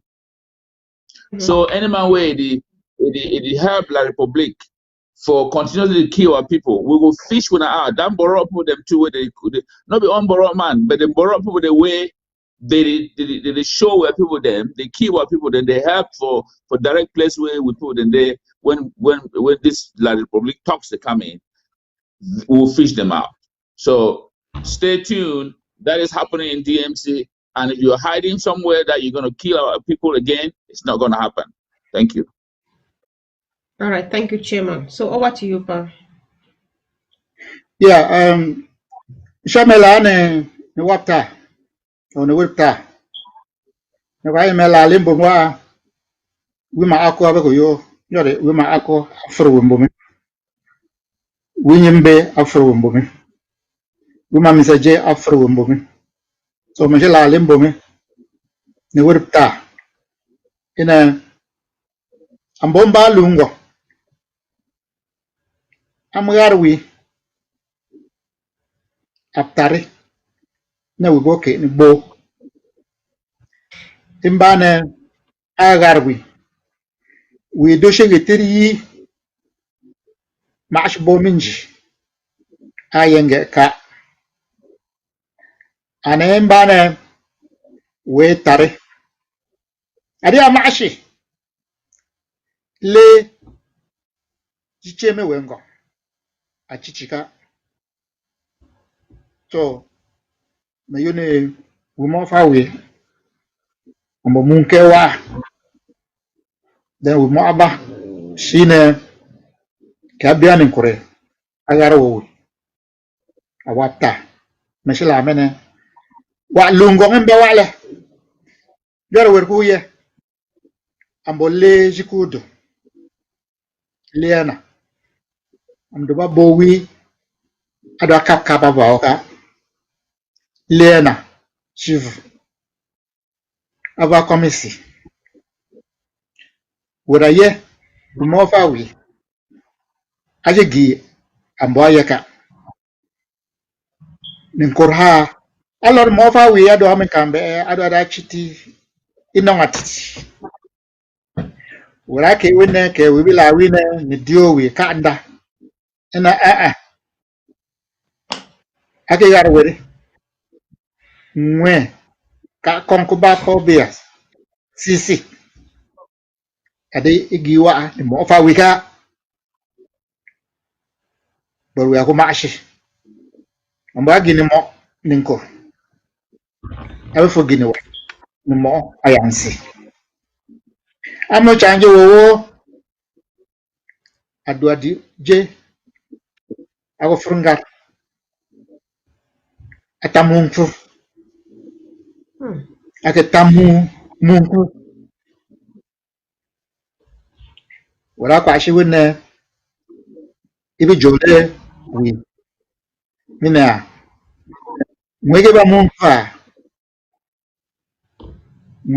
mwenfu kuchacha tamungu ne ngarshi igi yubebe kale ka konku ba jine ba gi yubebe ake la ne ngwarong ikati ka mwesong ko frungar tao jule so abuana shi ikomi fasi wura yushine ke wurta abela kele wela yuga ate ntami ye so gagovu siki mwe mosi ta ningar kuchite andumo lebshisu ashikine ebekwe ide kweka alodu awo circonse forest de jushi surombo mbwa maatro do kuneke wurta abela yule wela yuga mweshi cha mayunya miye adum mangarum agofu taningar ma kuneke wurta abela yule Sorry. ngabani bo ichicha miyunya ngaba nsurumbu agofuninga agutaninga ma wineke urta abela yule islaka ado mado aye munshi ambi ibante agutaninga ma wineke urta abela yule alaka ado jowo mu abane dotchi ako atang minji muto asung ikwe ado makaka atitu vao wineke urta abela yule wela yuka ado sin garbo ato bowi babingi bowi bablibi kosobi mindabe wineke urta abela yule wela yuka wamba wale ine achume kabra isha lodi mwege ba ishine ifu funkale afunge ambo amfu ashifung ma wana shifung ba yuje amba lane numa waramba fu lane jalofe ayesera duba ambu boshi aje gitera lane janava baka aje fung bane wowi bane fung jena adi urupta amye ne afele jori saka ha mwe moka bashi na tare hango mbumi midonga mantu shiringi ambo yisinge yuka kemen fisi semcho timbo si bihawi bane wa tarjana iku ba ngo mbumle iku ba donga mantungle are ambo donga mantungle simo urupta rinkae temsone wo wenjel meme amba teacher school sini le teacher school ko bi ma nyore donga mantu ike ba lusimbu ayuwe we ngwa mbobo wia bese la o ila ninkorshi imu bane doga mantu nyuji iko ba malusimbu wishaje la sini na school dona mo fa wo wishi imbi sung ni yawo dene yushi gi donga mantu akubashi lusimbu ayu ngwa wewe akela nguyuka e base de anyi ti war ngommer saka school shi gypsy bi shi ala ne a kon te school ba nje manje shi ne kamu ngembome kamu fu mi donge iga du chup am exam amu ko to amu ko baminda amu adi fe makobe bana yushi mu makobe sang ayushi yi bi sang jiko so sang ayushi yi bi sang so e ba bona e bebe mo ora nguga ora shi la do ne ambo yuna yushi bo wi yitiri pana wo ngar ngir ke ube fa banje ke abomba lungo pour tale fa ngene wo ta fru sifa ngeshi si ayu awo a fipse yu manjina per wi si urta urubia urta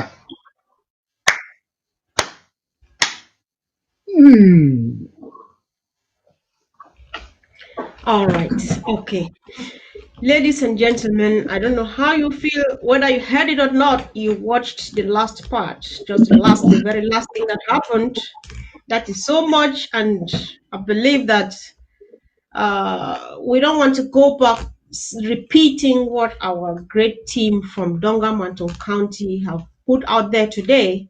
But all I want to leave now, I'm just leaving on a note that a word to a wise is sufficient. They have spoken in English, they have spoken in Pidgin, and they have spoken in the local language of the Wimbon people of Dungamanton County. So nobody was left out. A lot of information was given out. And what next is the question. Sons and daughters of Nkambe, of Dungamanton County in particular, and Amazonia in general. So take home what you could and work on it, digest it, and talk to yourself. What next? Ask yourself what next, and then get the response in form of action, financial contribution. That is all we need now. And I think homeland we must make. Thank you once again, Senior Comrade Zimanjong. Thank you, Vice Chairman Preacher. Thank you, Comrade J. Tanfu. Thank you, Chairman, and thank you, dear televiewers, for always being there. And it was a pleasure having you, great team from Dungamanton County. Thank you and have a wonderful evening.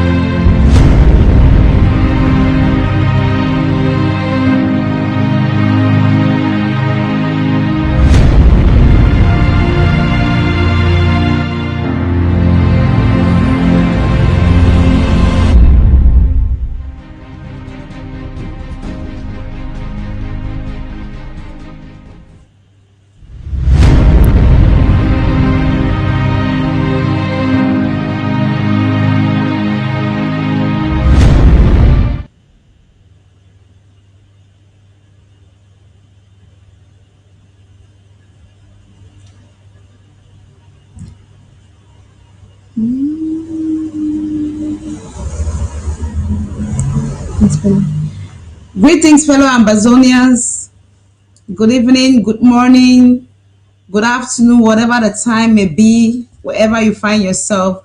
You're all welcome today to today's talk show. It's myself, Kuku that Blinks, Emalari, aka Kuku that Blinks, that you've always known, of course, and Comrade Paul Nilong. We are here today to have some talks on recent developments and other things that are really engaged with the struggle and all that. So I'll allow Comrade Paul Nilong, to introduce himself before we continue with the talk for today. You're all welcome. Greetings, fellow Amazonians. Greetings, televiewers of ABC Amber Television. It is yet another wonderful Tuesday. It's my pleasure to meet you through this medium for us to talk on certain developments and things that are happening in the struggle. I want to thank the ABC team for giving us this privilege to update the Ambazonian people, to make small analysis. And it's also a privilege for me to be with the Undersecretary of State for Communication, Kukuda Blinks. Dear, it's a wonderful moment, and I think we are going to make good analysis for the interest of the revolution. So please, as you come on in, you hit the share button until we get at least 1,000 people to be with us this evening. Thank you very much. Mama Kuku, over to you. Yeah, thank you very much, Comrade Paul. Fellow Ambazonians, we'll go straight to the talk for today. There are a lot of things to be talked about, but before I continue, I really want to use this privilege to highlight on some of the misunderstandings that happened after all that I saw on the media after our last show, which I think isn't really important, but for people that that I felt like there is a need for them to understand and not to mislead the people, because at the end of the day, I've realized that we are all in a revolution, but most of us have limited ourselves to the level where we don't find the need to research and have better understanding of certain things. I said certain things in my last show that I think is important for me to clear. First of all, I saw the rantings all over most of the places. Some people said I was calling Siseko President Siseko. Does it mean he's still our president? Does it mean I'm under his loyalship? I really, really want to clear that today. It's really unfortunate that we are in a revolution and people have reduced themselves to so much hate that we ignore the things that are reality. And it really puzzled me more to know that most of the people that were attacking me in WhatsApp forums, on Facebook, are people that even live in the United States where this is practiced. To the best of my knowledge, if I look back to presidents, I mean ex-presidents in many countries, other parts of the world, they are always still called president, irrespective of the reason they stopped being president, or if at all their tenure got finished and then they handed over to the next person. But they are always still addressed as president. It doesn't mean they have the mandate to rule. It doesn't mean they have the mandate to give certain instructions or whatever. Their term has been over, but out of respect, because once a president, always a president. If President Sako today completes his term and chooses not to, or maybe the next election he doesn't win to become to continue being our president, or he voluntarily chooses not to be the president anymore, he will forever be respected and he will forever be called President Sako. So I just want to make this clear that it just brought me to one thing that I just realized: we are so ignorant, or we are so covered with hate that we choose to ignore the truth and focus on trivialities, things that doesn't even make sense. Because, and again, it also brought me to a conclusion that political education is really, really necessary in this revolution. Because I have heard some of these comrades that were attacking myself call President Obama. President Obama, he is not the president anymore. He has no say with decisions that are made in America today. He can only advise from the back. That is if he is granted the opportunity to advise. He is not the president and has no control, but he is still called President Obama. So what is the difference in this scenario? I know we've been through a lot. I know mistakes have been made. I know some of the things that has happened are things we cannot still comprehend today, but please, let's not allow that to drain our sense of reasoning and then start focusing and making ourselves, reduce ourselves to the level where we can't even explain certain things to our own children. That was so low, that was so ignorant, and that was just baseless allegations just because someone was addressed President Siseko. And I could remember very clearly towards the end of the show, not even towards the end of the show, after I said President Siseko and I realized it twice, I made it very clearly that people should not misunderstand me. that he is not the president. He has no mandate over Ambazonians. In fact, he took that on his own long time ago when he made the decisions that he made. I am not under his loyalty. I am loyal to one IG only, the IG that is led by President Sako. So please, before you make odious and insult my personality next time, just make sure you have credible reasons to do that. Because I might not be this polite next time. I'm not here to warn or threaten anybody, but it's so low when you hear or listen to a fellow human talk to another human and then call her stupid human for no reason, for no cause. I just wanted to clear that. I don't have the time going back and forth with people. I don't have the time fighting with people anymore because, like I said before, I have moved from one level in this revolution to a bigger level, which I think is what the revolution needs. So if you have chosen to remain in that place that you are, that has not been yielding any fruit, it's your business. I just plead and I'm begging that one thing should be respected. Please, even if I am wrong and you need to address it with some respect, because I am a wife and I am a mom just like yourself. Thank you, fellow Ambazonians. Now I go straight to the topic of today. I'm still gonna hit today very much on the things that are still happening within us, the division within us, and the negative energy it has brought within us, and the negative effects it is having in the revolution, and how much that is affecting Ground Zero, our fighters, our people that has given them their all to this revolution. I came back home today and I received a call on my WhatsApp. Upon going to my WhatsApp, I realized there were some videos circulating. Only for me to pay attention to look at it, I realized it was General Ayeke that has been killed. And I was so shocked because I don't care at this point how much divided we are. I don't care how we have disagreed.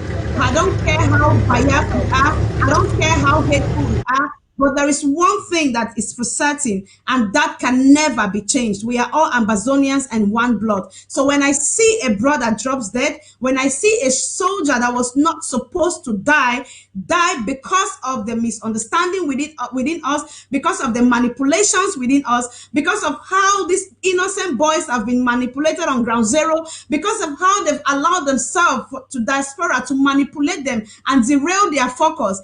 I mean, it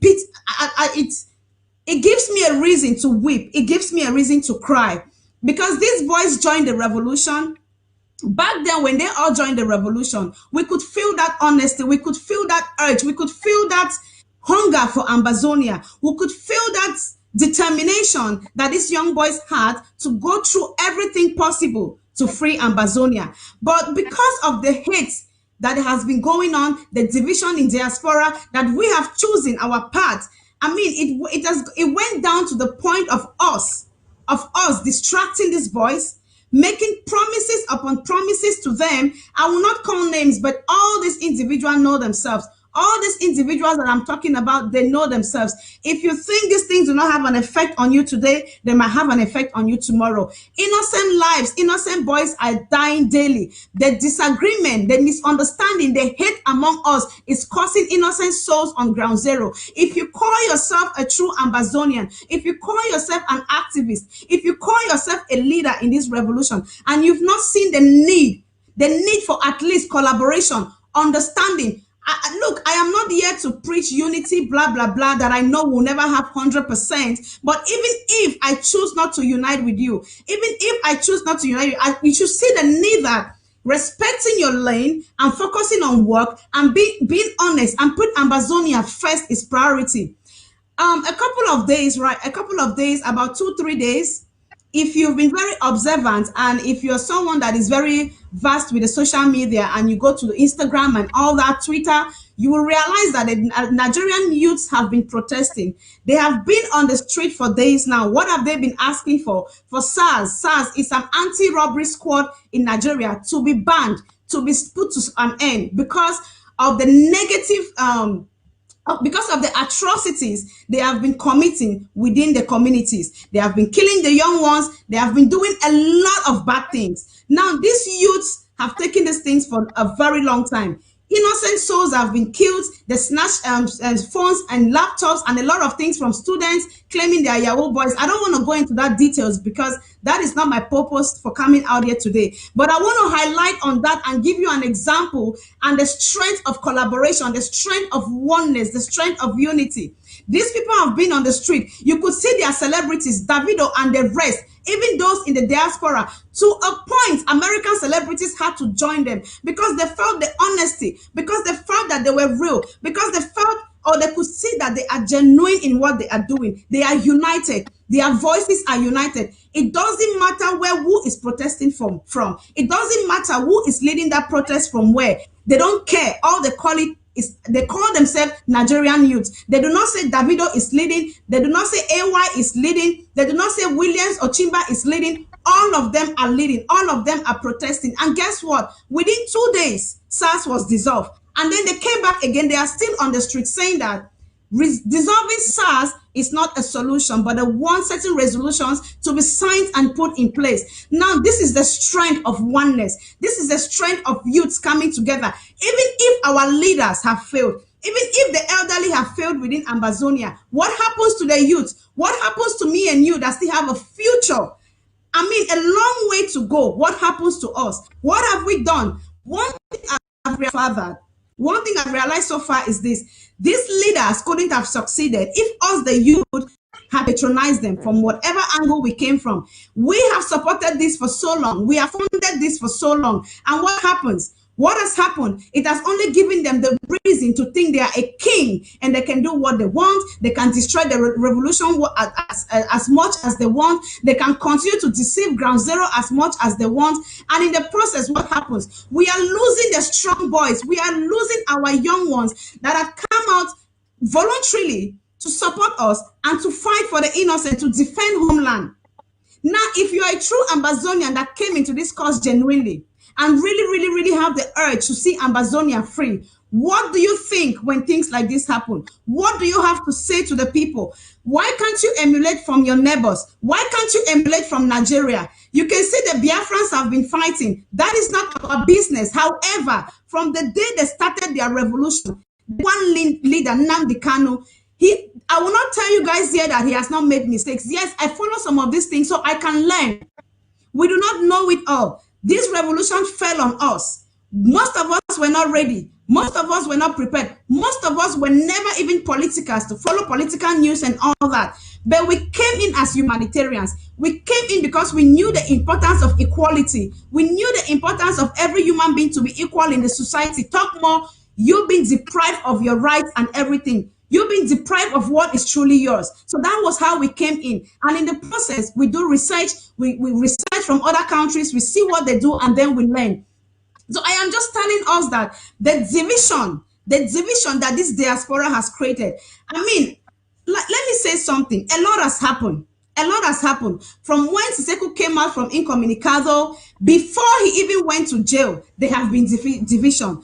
He came out from Incommunicado. He stimulated everything again and it got worse. But are we going to continue to dwell on the past? Are we going to continue making mistakes and blaming it on past mistakes? Come on, me and you can learn from the past mistakes and do better. It has resulted to a point where people cannot even go to meetings anymore. My department is suffering. It is bleeding. It is bleeding. I could see in the past couple of days that videos upon videos has been leaked about meetings that have been held in the department. And then it just tells me one thing. At this point, who are we Ambazonians? This is the same brothers and sisters you come to meetings with. You deliberate on issues coming from a very honest place. We don't have anybody in our mind. It's all about Ambazonia and an individual. Because there are people outside that, of course, I'll call them enemies. What do? They send their agent to come and infiltrate and then take out informations. I mean, a lot is going.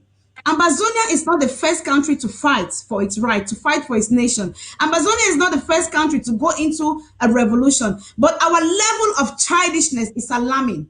It's alarming. If we can all decide at this point to reflect on our ways, look at other countries that have had revolutions and are still having one. Look at the way, look at their practices, look at the way they gather themselves, even in their weaknesses and their strength. And that is where their strength comes from. That is where their strength comes from. Please, if you are not sure of what I'm saying, go to Instagram, go to Twitter, and see what the Nigerians are doing. What happens to Ambazonians? Some of the youths that were trusted, when they tasted power, they became something else. Those same youths has been the architects of every destruction on ground zero. Those same youths has been the architects of destroying these innocent boys that are fighting on ground zero. They have not even seen the need to restrain from their actions. And then it tells me one thing, that most of us came into this revolution for our own selfish reasons.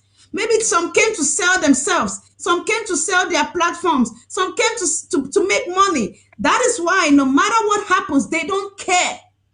They don't feel it. If your number one rationale for joining this revolution was to save Ambazonia and save lives, then you will worry when the innocent ones are being killed. You will worry when the leaders cannot collaborate. You will do your best to see them collaborate and not to divide them the most. The youth in Ambazonia has participated in this thing a lot. When Ayeke derailed from the Red Dragons, if some of you really loved Ayeke, you would have advised him. That is your brother. Field Marshal is your brother. You all started this thing together. No matter your misunderstanding, which is normal even in our households, siblings do have misunderstanding. And this is what results to one thing. We have misunderstandings, but because of blood, we still make peace. We still move past these things. We still collaborate. We still make decisions together as family. If we really love ourselves, these are some of the things we should do. No matter how a house is in flame, go and make peace. Don't go and divide that house the most. But people rather took that advantage. And I think the greatest problem Ayeke had with Field Marshal was not between Ayeke and Field Marshal. Because of the jealousy, hatred, and everything, he got infiltrated. And then they started brainwashing him. They started making promises that can never be kept because they will use you and dump you. The same thing that happened to General Ivo. The same thing that happened to Divine. Many of our young, brilliant, vibrant boys that have died in this same situation. Please, Ambazonians, when are we going to stop? Ambazonian youths, activists, when are we going to stop and see the need for us being mature and speak with one voice in this revolution? When things happen, we blame person A, we blame person B, we blame Sako for my trip to Boya, we blame this and that. Have we ever taken time to review ourselves? Have we ever taken time to review our actions, how they affect the revolutions? Have we even taken time to research about other countries and how they were able to overcome their flaws? Have we even taken time to look at our neighboring country, Nigeria, and even the Biafrans, how they are going with their own revolution? Do we really care about ground zero? Do we really care about these innocent lives? What have you done to move this revolution forward? Have you had time to review your actions and ask yourself if your actions are helping the revolution or killing the revolution? What have you done for this revolution?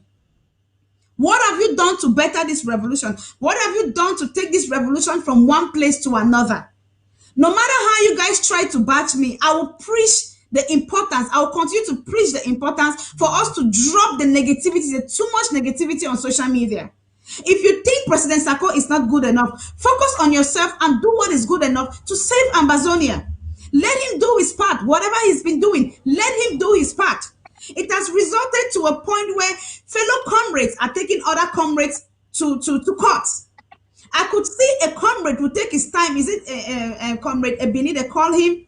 You take your time. I have not seen the things you've done in the revolution. I haven't seen the things you've done to foster this revolution. But you have the money to pay lawyers. I've not seen how much you've helped Ground Zero. But you have enough to pay lawyers and take President Sako to court. Isn't that a shame?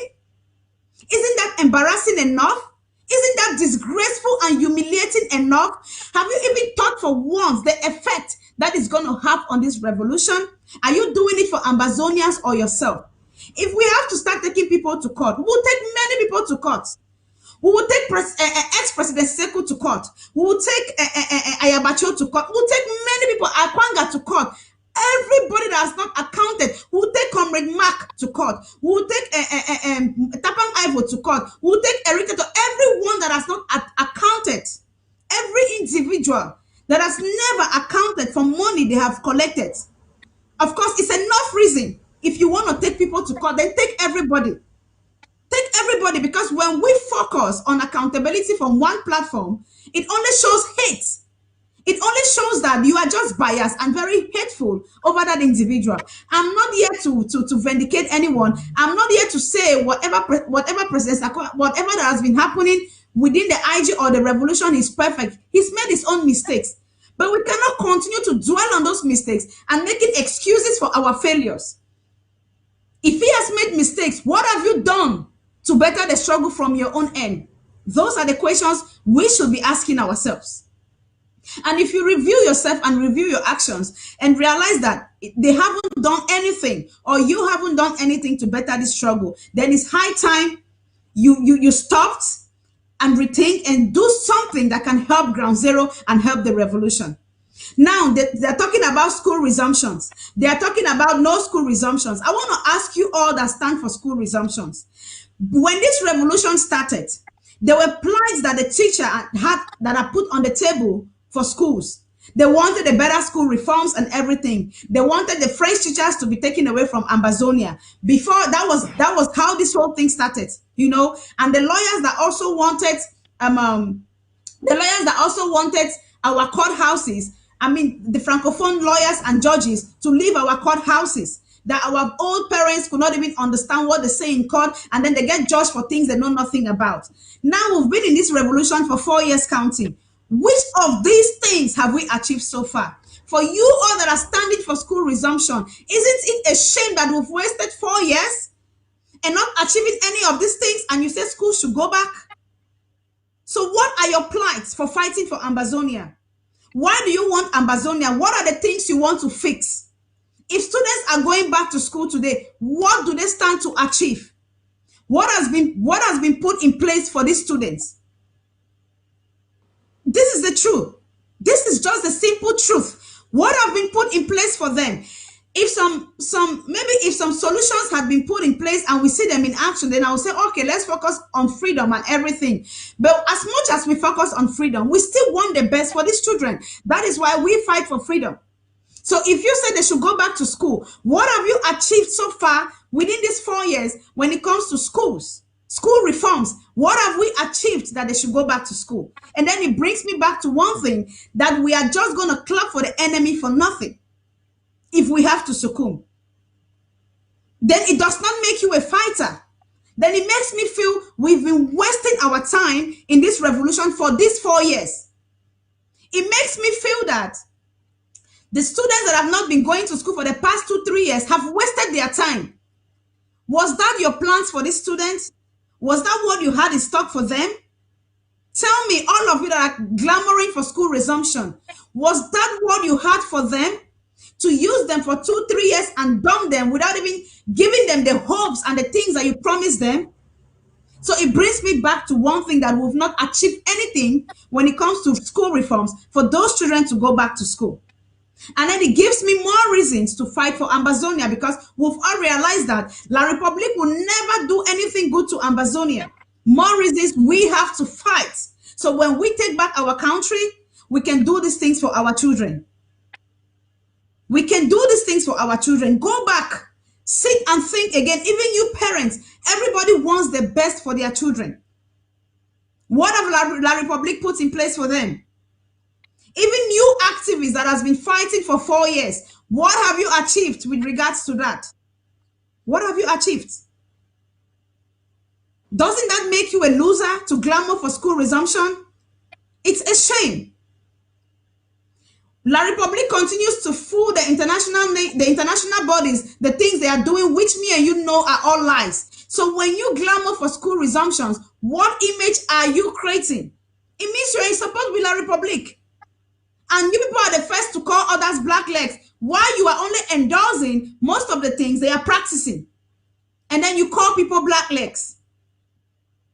When we cannot even behave as mature people that deserves to have a nation of their own. When young men and young women will take out their time every day to come out on the media and be calling names and insulting people, calling people horrible names. When a man that calls himself a father in the revolution will take his time but to take another to court when that money can do a lot for our people on ground zero. Where is all this division taking us to? Since 2017 that we started being divided, can we realize the damages that division has caused among us so far? Can we realize from wars and try to retreat? Can we realize and see the need for at least an understanding? Even if we are not united, just an understanding. At least to realize that, okay, me and this person cannot unite and work. Let me just focus on what I'm doing while they focus on what they are doing. Stay on our lanes. The importance of not deceiving these innocent boys on ground zero. The importance of not brainwashing them. Be human for once. Because all of these boys that have come out from where they were genuinely to follow one splinter group or another, they've all ended up a waste, being killed by La Republique, given their hideouts by the same infiltrators that we have in this revolution.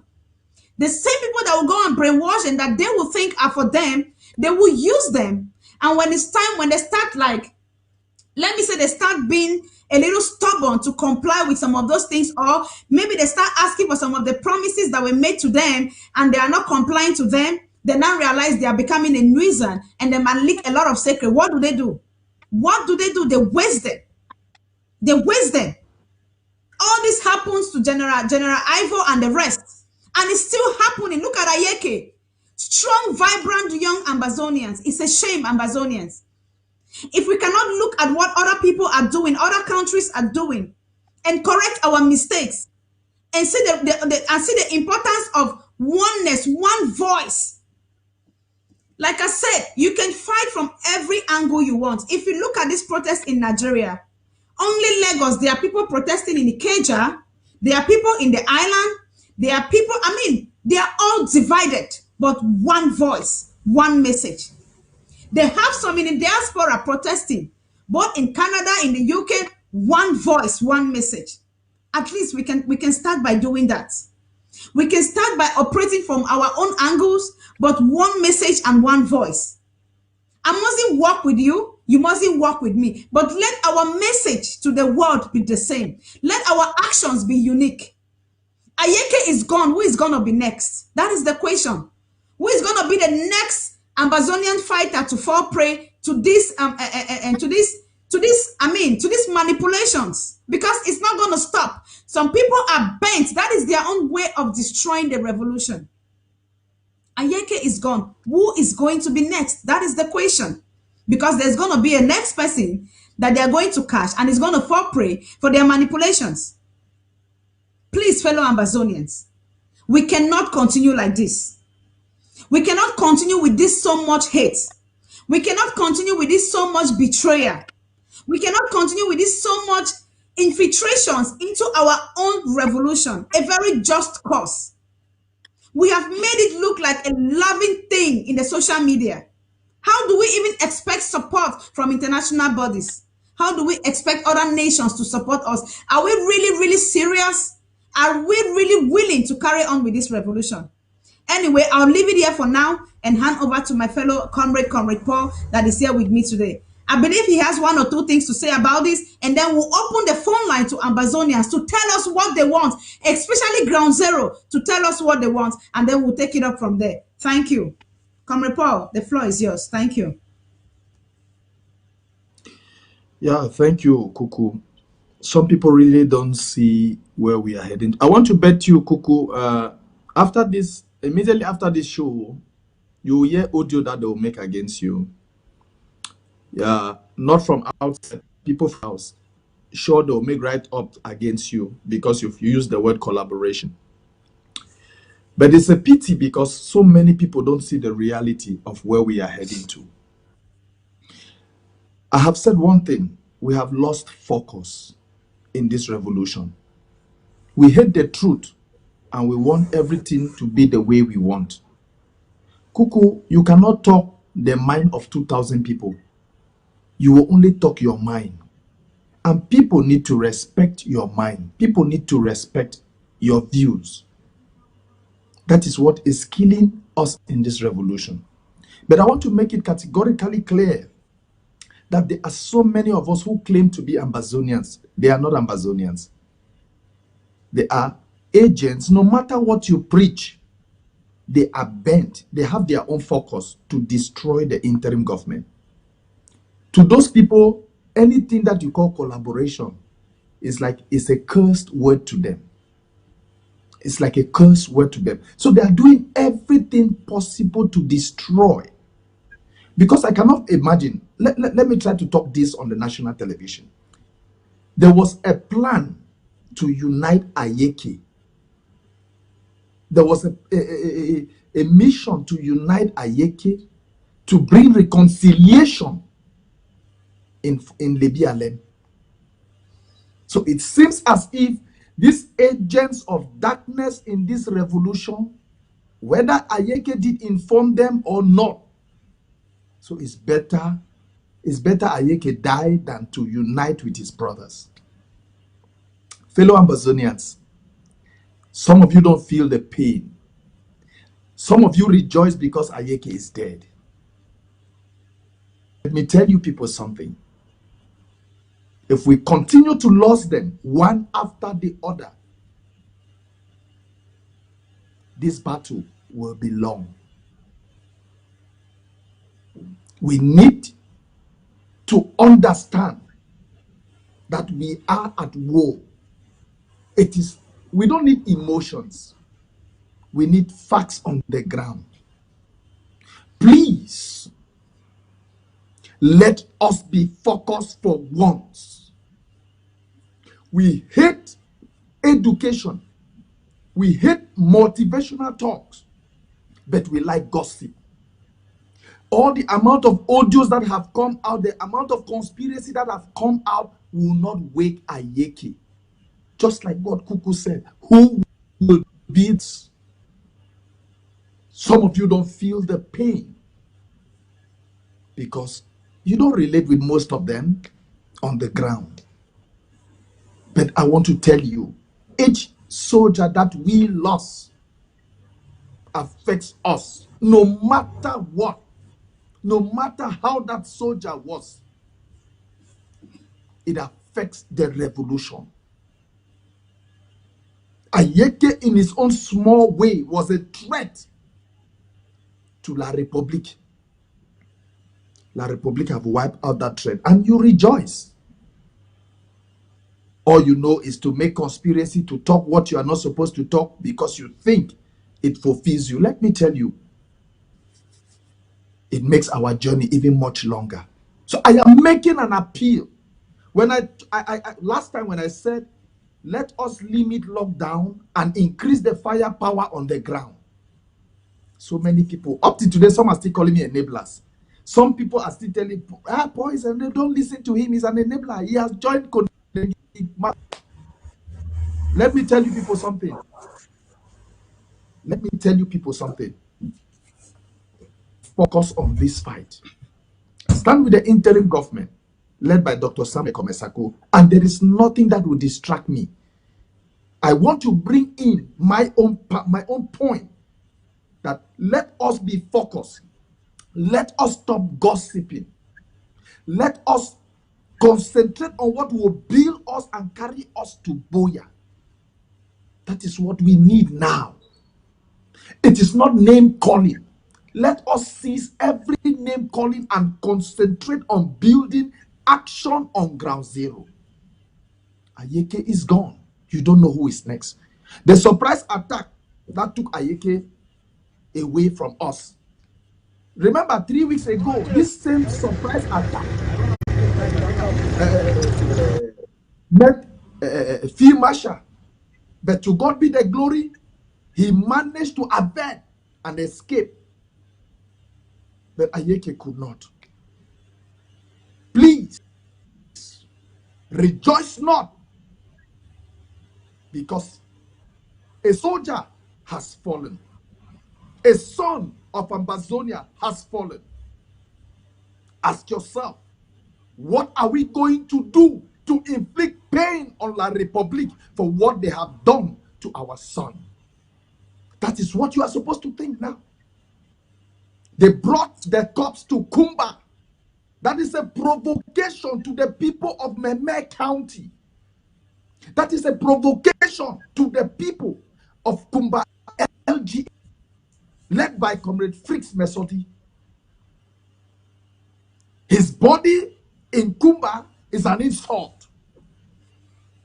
And what we must think is how to hit that rogue who calls himself Colonial SDO to bring the corpse of General Ayeki. That is what we must think. We must rise up. It's a provocation. We should. Carrying his corpse from Libya left to Kumba, from Kumba, they said they will take it to Boya. It's a provocation to Ambazonia. Let every LGA rise up. Why are we sleeping? Why are we here gossiping? Why are we here talking A, B, and C? Why they are killing our own? And we don't revenge. Do you think making audio will cause action on the ground? Do you think calling the name of a lead, calling the name of whatsoever A, B, and C will transform Ground Zero? No. It is our combined effort to focus and revenge the death of every hero that has fallen.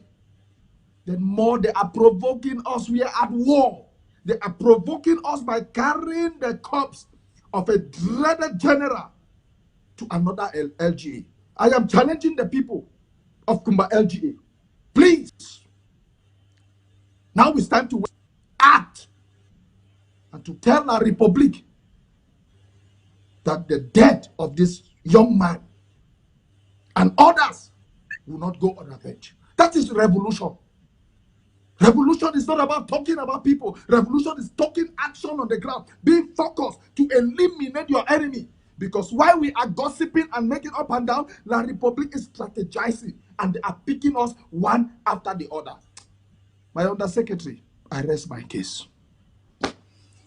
I can see you're so hurt. You're so hurt, and that's just the same way I am hurt, Comrade Paul, because my problem is we've been losing these boys. I mean, how many were they? Or how many are they? How many have we lost so far? And people do not still see the reasons to stop all these actions. A revolution that has resulted to cheap gossip, very cheap gossip, lies telling. People will sit, make up stories about an individual they barely even know, someone they haven't ever spoken about or spoken to. They make up story, tarnish your image, all kinds of allegation on individuals.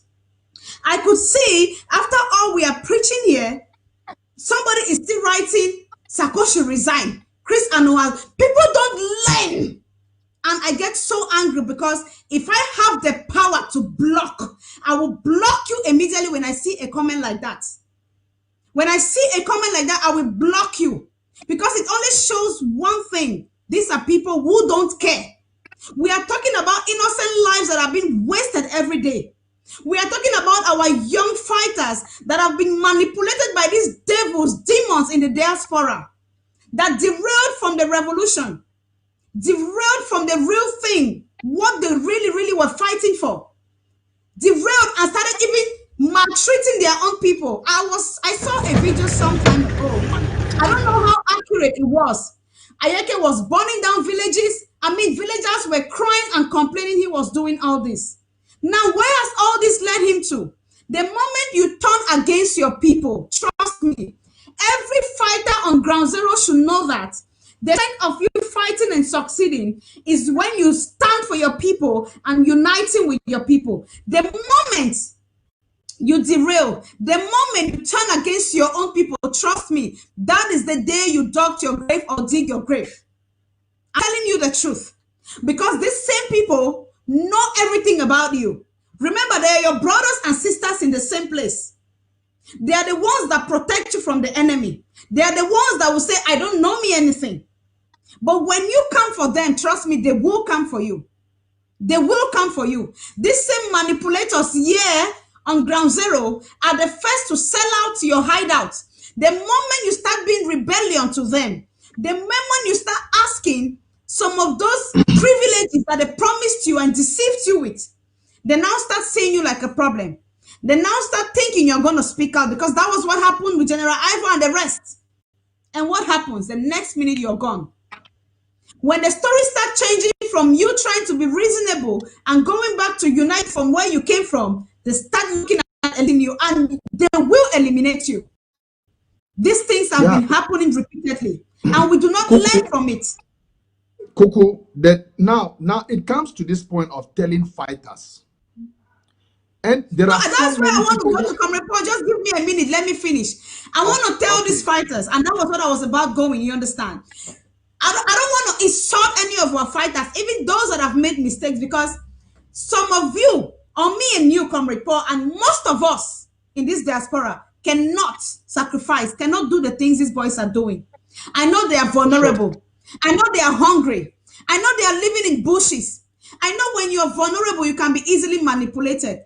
But my dear fighters, remember one thing. It is your life that is at the forefront. All of us in the diaspora, we are hiding in our homes. Fine, we are sensitizing, we are funding, we are doing a lot of things. But trust me, you cannot compare yourself to us.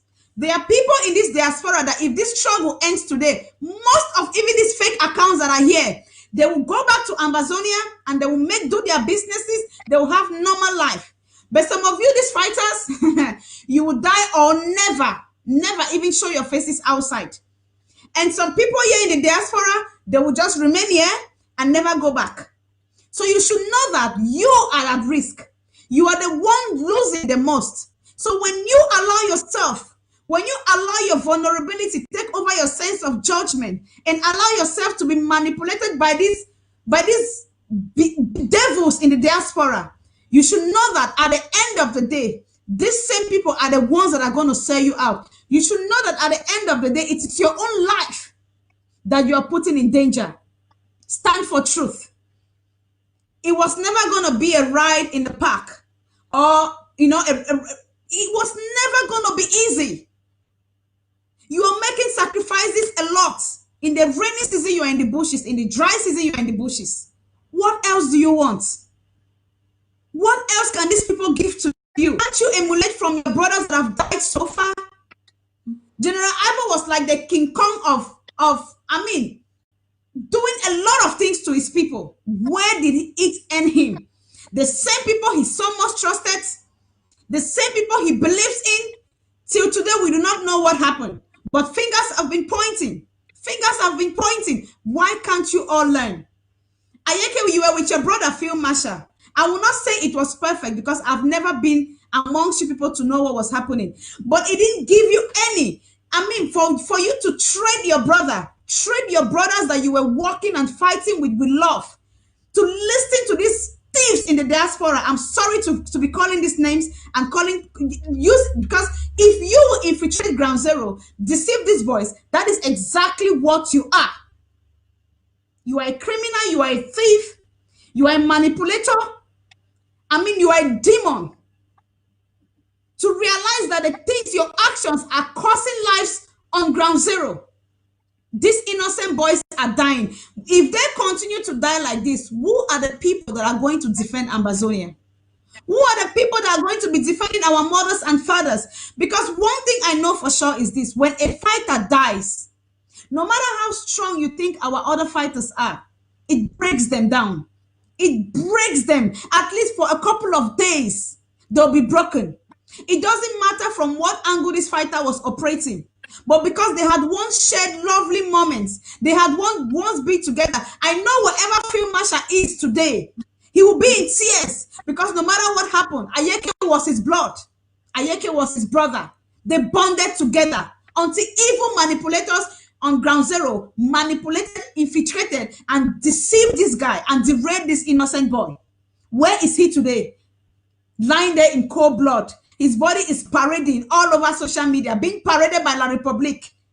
Is that not a disgrace to Amazonia? Is that not a disgrace to the rest of the fighters?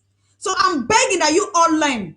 If I was an admin on ABC right now, if I am active to delete or block, I will block every negative comment. I don't care what you think. I don't care where you're coming from. It is high time we stopped. I'm not even here from a Paul, whether they make audios to preach collaboration or whatsoever. If you've chosen to do your own work, do it from your angle and let me be. If you believe so much that I am a failure, do your own part. Show me show me the strength that you have to take La Republique out. You think if you succeed, we will not all go to Ambazonia and celebrate? It does not revolve around particular people. This is a collective effort, and it takes oneness, one voice, honesty, loyalty, trust for us to achieve this. My pain is, if at all some of us on ground zero were paying the price of our manipulations, it would have been better. But the innocent boys that have given up everything and fighting are the ones paying the price. Are the ones paying the price. I hope the other boys are going to emulate. I hope they are going to learn from what Ayeke has seen. Wherever he is right now, he will be crying. Had I known. Had I known, because I know there is a spirit well. I know that for certain. He will be crying had I known. But I hope you all emulate from what has happened. I hope we learn from other countries. I hope we see the strength of unity and collaboration from Nigeria. I hope we review our actions and see the disadvantages that disunity has caused among us. How many innocent boys have died so far? As you continue to attack Sako, remember, with or without this struggle, Sako will still go back and take care of his family. But if this struggle fails, many of these boys that has gone to the bushes to defend homeland they will never have a life again. They will never have a life again. So who are you hurting? President Sako or these innocent boys? Each time you do things that hurts this revolution, each time you do things that derails this revolution, you are derailing ground zero. You are disappointing ground zero. Because you know what? The people have entrusted this thing in our hands. And some of these young boys came out to defend homeland because of our voices, because of the hopes and promises that we made, to be there for them, to support them, to stand by them. But today, we are the ones dividing these boys, using them and dumping them to La Republique. Review your actions. Talk to yourself. Let your conscience speak for you. Most of us and in this revolution are mothers and fathers. We got children of our own. We got children of our own. Remember, whatever you sow today, you will reap it. You will reap it, and it will come at time you do not even expect. It might be 5 years, it might be 10 years, it might be 20 years, but we'll all pay accordingly. Remember, whatever you do today, whatever seed you sow is going to grow. It's just like how La Republique tried burying us. They planted us on the ground. But what happened? Ambazonians grew. And this is what we've become today. So each and every one of you in this diaspora, each and every one of you that are sowing negative seed on ground zero, be careful, you are warned. If you think doing audios and insulting people, doing audios and denting people's image, infiltrating meetings and leaking out information and for people that are going to use to insult, look, Chris Ano has become a rock. If these things could stop people, some of us would have been stopped. In fact, my country people went to an X, and I've told you guys, a fake video calling me a porn star. My husband had no problem with it. My siblings had no problem with it. My mother, everybody, my children are still young. But guess what? It did not break me as an individual. So nothing can break me. So if you think having people on your lip daily is going to give us freedom, continue. But remember, whatever thing you're doing today, it will haunt you all accordingly. Each amber fighter that dies on ground zero, because of our actions in this diaspora, remember, their blood will not go in vain. It will be crying in your ears till the day you choose to change. Come, Paul, go ahead if you have something to say, brother. I want to say something. Each time you say A is a problem in this revolution, I'm a problem.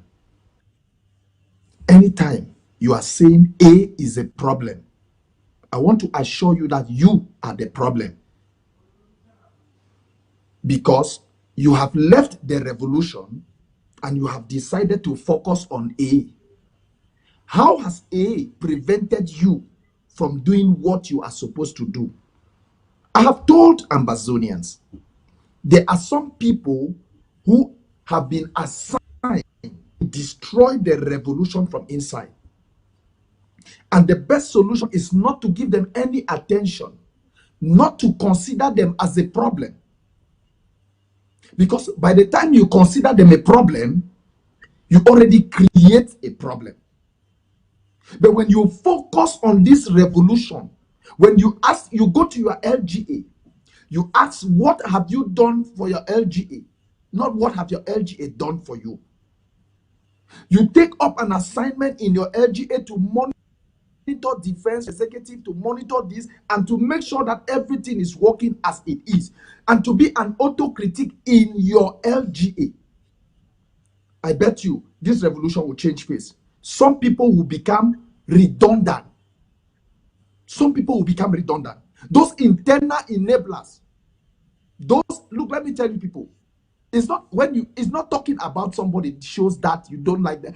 Now, there are some of us who sit quiet, but we know the pain that we feel, but we have decided to be focused on what will give us joy, which will shorten Boya.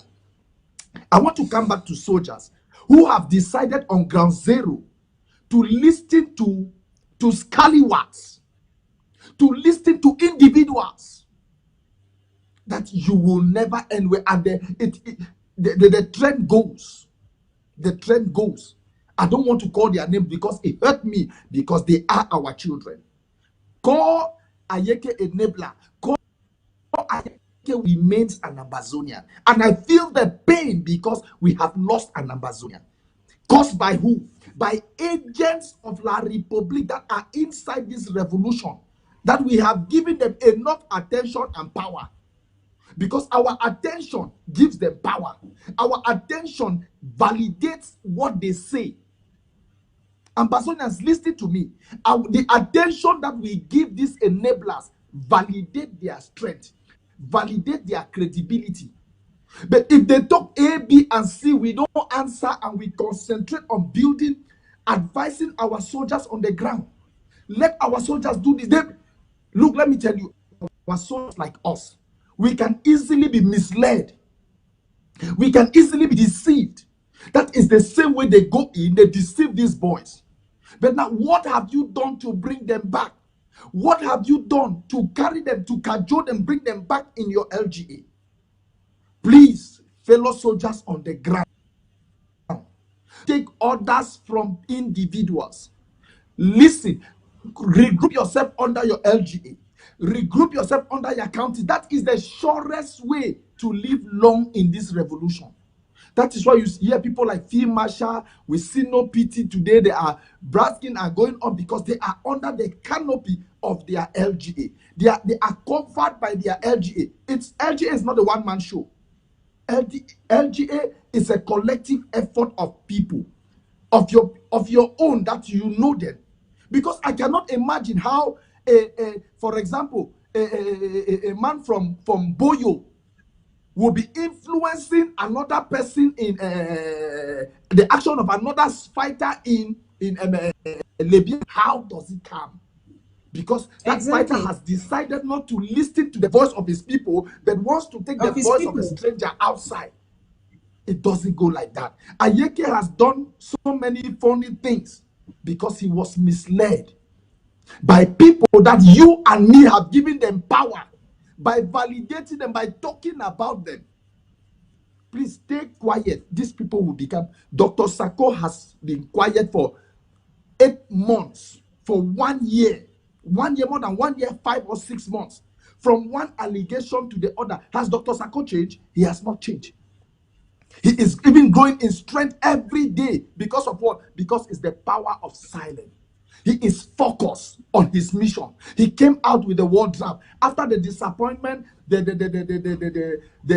disappointment of my trip to Boya. He came out with the war draft. People still saw the confidence and the reason. Because of what? Because of his silence. Because he has refused to be distracted by non-entities.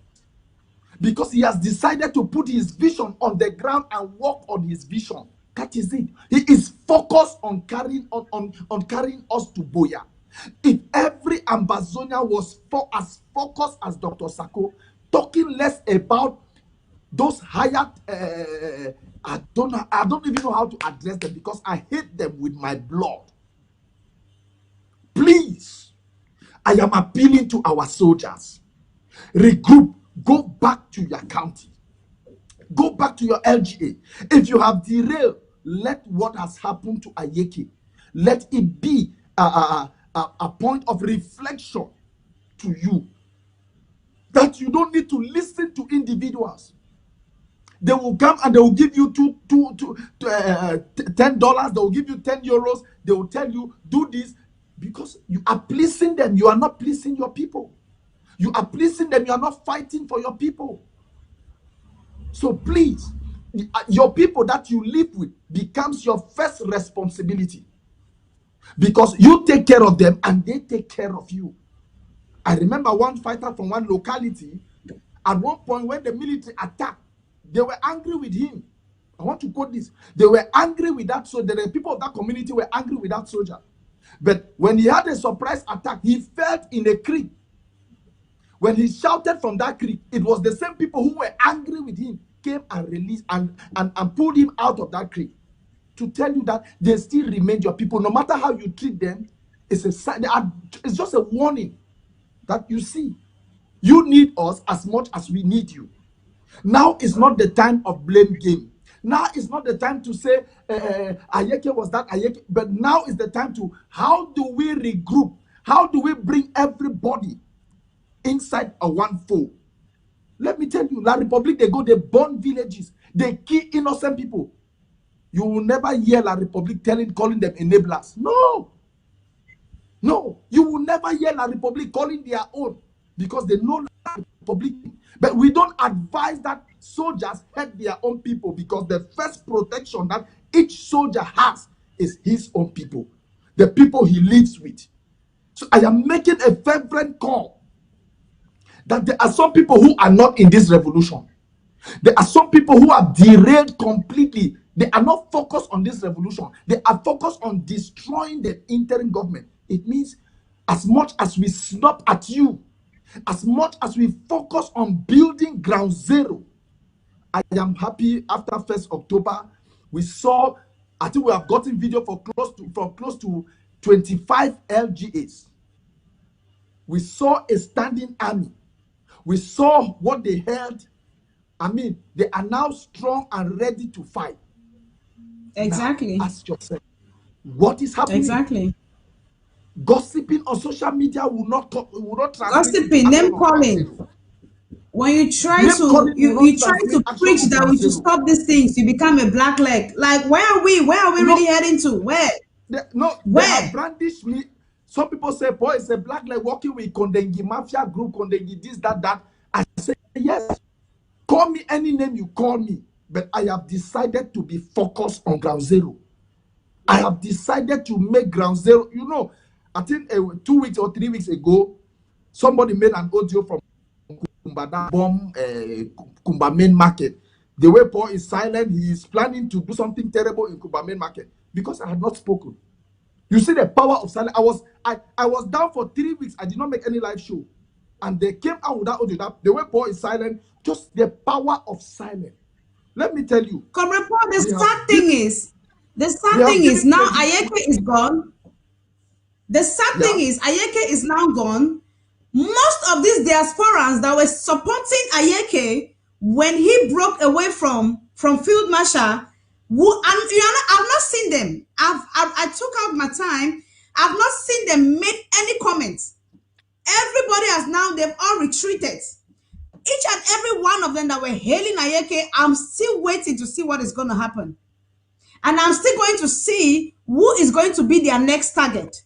Because I've just realized that this is the easiest way for them to infiltrate these guys, deceive them. I don't know what these guys believe. I don't know what they think when they hear these people from diaspora talk. No, nothing, not there for you. I don't know how to put it. Don't be deceived by these people. And the bad thing is they never comply to all the things they promised them.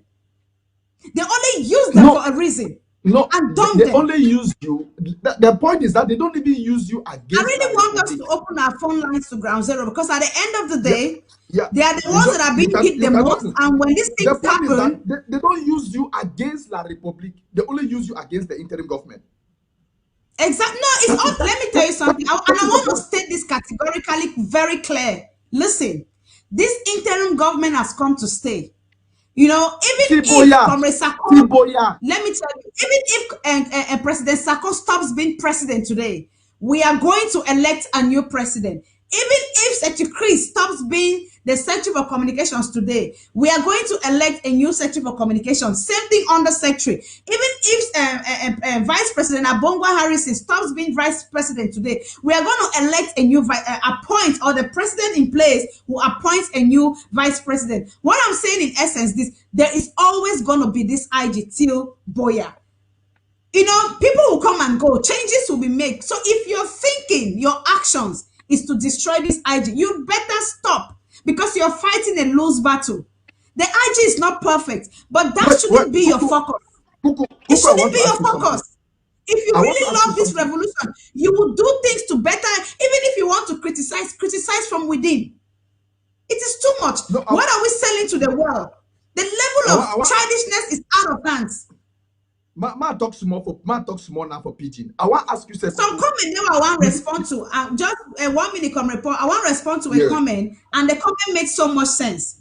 This person said, "Cuckoo, Ambazonians will not be like some Ambazonians, or will not be like Nigerians, because some of us have been with La Republique for so long and emulated. I mean, the blood of La Republique runs in some of our veins." I'm just putting it in my own words, but that was what he or she meant.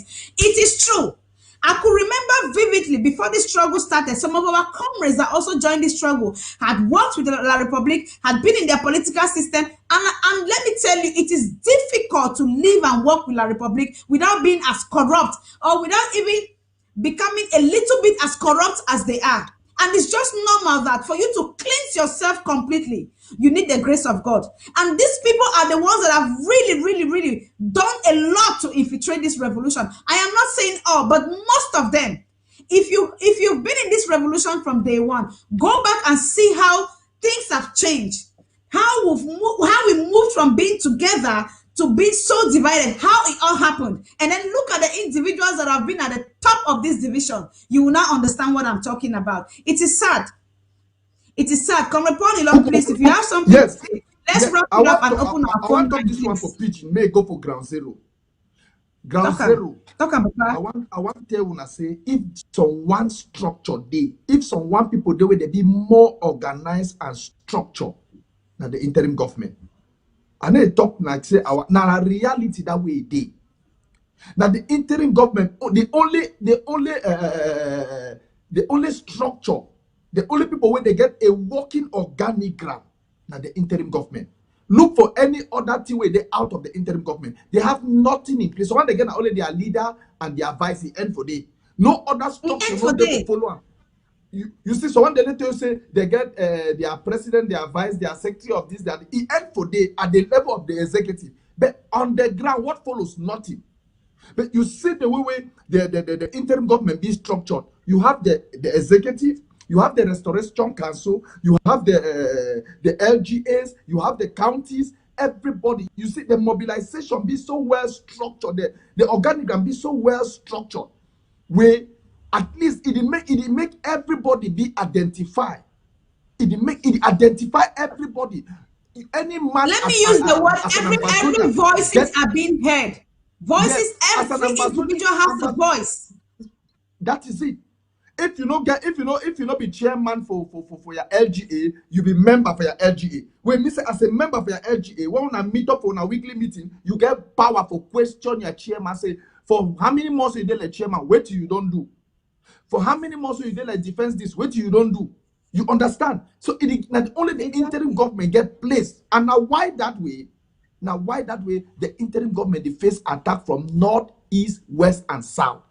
So at the back, even those one the way they inside the interim government, where they feel say not only their opinion matter, they make very big mistake. When we feel say not only when we talk they must hear, they make a very big mistake. Their judgment It instead help na for fracture inside house. It don't tell a man go build house. Then it takes spear, it took the zinc for dry season. Then for rainy season, when rain start for you, as I say, who be took zinc? Will be forget for not say for dry season, you took zinc say has the hot. May air enter. So I did make this special appeal. Anybody, most especially for ground zero. Some people, the individual, they don't want to talk to fighter. That fighter, they know they under their LGA. Tell them say na big risk. Now your place for advise that fighter may do it, may locate a LGA. I've been very happy. Say I get of recent some person send me number for one group for ground zero. Say where for the one locate their LGA. I was very happy. I was very happy. And if you believe that person will not even believe for LGA and county by county. Now the that is first of all, you talk about you talked about voices being heard. That was the number one reason LGAs were created. So people, your voice is all you can, your contribution, everything. Let it not be like everything is revolving around the IG. President Sako makes all the decision. I mean, go to your LGA, make your contributions, ask your questions to where you put your money. Make your proposals, agree with your people. Phone your brothers, phone the boys that are defending your territory. I mean, that is the reason why LGS came in the first place. So everybody will be a participant. Let it not be like a particular people are imposing on others. Come and participate. Come and make your voices heard. Anyway, let's not dwell more, into all that. And I don't know if I should use my number like the other time, come report. No, yes, use your number. Can call and ask their question. It is plus 4526271822. Someone can pin it plus 4526, or somebody can type it. Maybe I can pin it plus 4526271822. Please, for any question, call plus 4526271822. And please, I just want to remind this house on something. This is my number I am putting for people to call. That is because I don't have an option B. But I really do not like it that after a live show, I mean, most of the times that day I will not sleep. Numerous calls. If you really have something to say, send a text or a voice note. I will respond to it, please. I don't want to ignore you, comrades, especially our comrades on ground zero. But when you keep calling like that, I might be at work or elsewhere. I just need some time for myself to, please. Send a message or a voice record. Trust me, I'm always going to reply to that. I will reply to that if there's something that you need to know or a question or something. Thank you. It is plus 4526271822. The phone lines are open. Or the you see, Kuku. It puzzles me. You see a member of the interim government, somebody who belongs to the county. You go out there and you are listening to activists who give nothing, not even activists, enablers who call themselves activists, who we all see the hand of La Republic using them to destabilize the revolution. After listening to them, you call me and say, Brother Paul, don't hear the man talk, say this, that, not true. And that person it belongs to an LGA. Paul, we have a caller. Sorry, I still forgot and I have my AirPods. Oh, it's like we lost him. I lost him from here. I've touched this and I lost him. Please, caller, can you call back? I forgot I had my AirPods on. So you can call back, please. I put it off from my ears. I didn't know. I forgot. So I want to advise all those who are part of this IG. Please stop listening to these people. Stop listening to those who pump negative energy. The calls are just hitting one another. Oh my goodness. Because there are some people, I don't see the difference between, yes, have you received? No, go ahead. The calls, they are all, it's like people are trying to call at the same time. I don't see the difference between some who call this enablers who make themselves, who galvanize themselves on Facebook. I don't see their difference with common failure. There's no difference. It's like you sit and you want to watch the live show of Congo Failure. To listen to what? You want to watch the live show of DDR. To what? What do you want to listen there? What is their content? Does it advance the revolution? Does it move you forward? Or does it instead bring doubt? Does it instead bring confusion in your mind? There are so many people, after listening to negative energy, at the end of the day, they say, nah, we're not wait for this revolution again. Please, every activist of the interim government, go out there, talk revolution, speak for these people. You are the voice of the voiceless. You are here to motivate, to bring people, to make people see reason why. Please, let all of us study the Eritrean revolution. Then you will understand the value and the power of an activist. Not all in this revolution are activists. There are some who are propagandists for La République, disguised as Amazonians. They are not Amazonians. Do not listen to them. Listen to what will energize you. Listen to I'm what just missing will out make... because Comrade Paul, can you hear me? Can you hear me, please? We had callers that we're losing. No, you were not hearing me. I've been on phone with callers and you couldn't hear me. Sorry. I think I don't know, the connection, I don't know. You couldn't hear me. I'm getting you now clearly. I did not get you. All right, it's okay. Hello.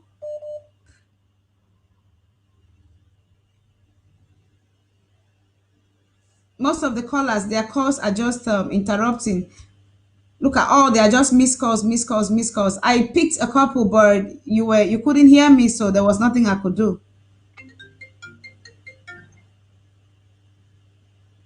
Hello.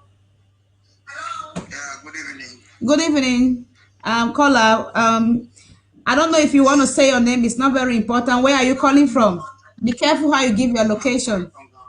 Okay, that's fine. That's enough. So what do you have to contribute? A question or a comment? A comment and a question. All right, go ahead. Okay, my question is, I don't know if some of those diaspora that they call themselves leaders, if they are occultical, they are doing what they are doing with their right senses. Because each day people are dying on ground zero and they are playing politics on our heads. So what I want to say is now General Arike is gone and we don't know next. Each day that we lose a soldier, the revolution dies. Each day that we lose, that one falls, the revolution dies. Because the atmosphere now is not as compared to the atmosphere in 2018. Things have so much changed, especially in Fako. It's really a shame because we are calling ourselves Amazonians and we are thinking of having our own country with full of joy, milk and honey to celebrate as one man. But we are busy dividing and killing ourselves. It really breaks my heart because when I see my brothers die every day, I see our children being killed, I see our women crying, our mothers crying, lack of food. It's just that this diaspora, they don't even know what we are going through. They don't even know what we are going through. They cannot even imagine what we are going through on ground. It is sad, bro. What I said to myself is that if this country, if we don't stop to have our own country, we will divide some of them in pieces. It's okay, bro. Let's save time for others, okay? Your words have been heard, and that was really, really touching. I mean, this is just what some of us are crying right here, right now. You understand? We've heard what you've said. I hope the leaders too are listening, and those Confucianist activists are listening. Thank you, bro. Let me take the next caller, okay? Thank you. Okay. Bye. Hello. Hello, good evening, caller. Please, can you tell us where you're calling from? Don't worry about mentioning the name. Hello, can you hear me? Hello. Yes, good evening, caller. Please tell us where you're calling from. Don't worry about mentioning the name. Yeah, I'm calling from Ground Zero. Okay, what's your contribution from? All right, it's okay. What's your contribution? Is it a question or a comment? Go ahead. I just have a comment to make. All right, please be quick. There are other many callers and the show, we don't have much time. Please be quick. Hello? Can you go ahead with your comment?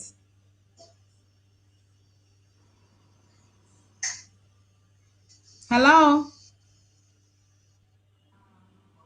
I don't know. Please, I don't take video calls. Do not call me on video. I do not take video calls. Do not call me on video.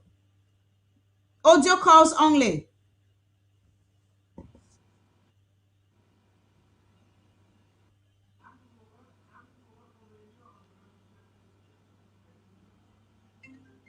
Oh no.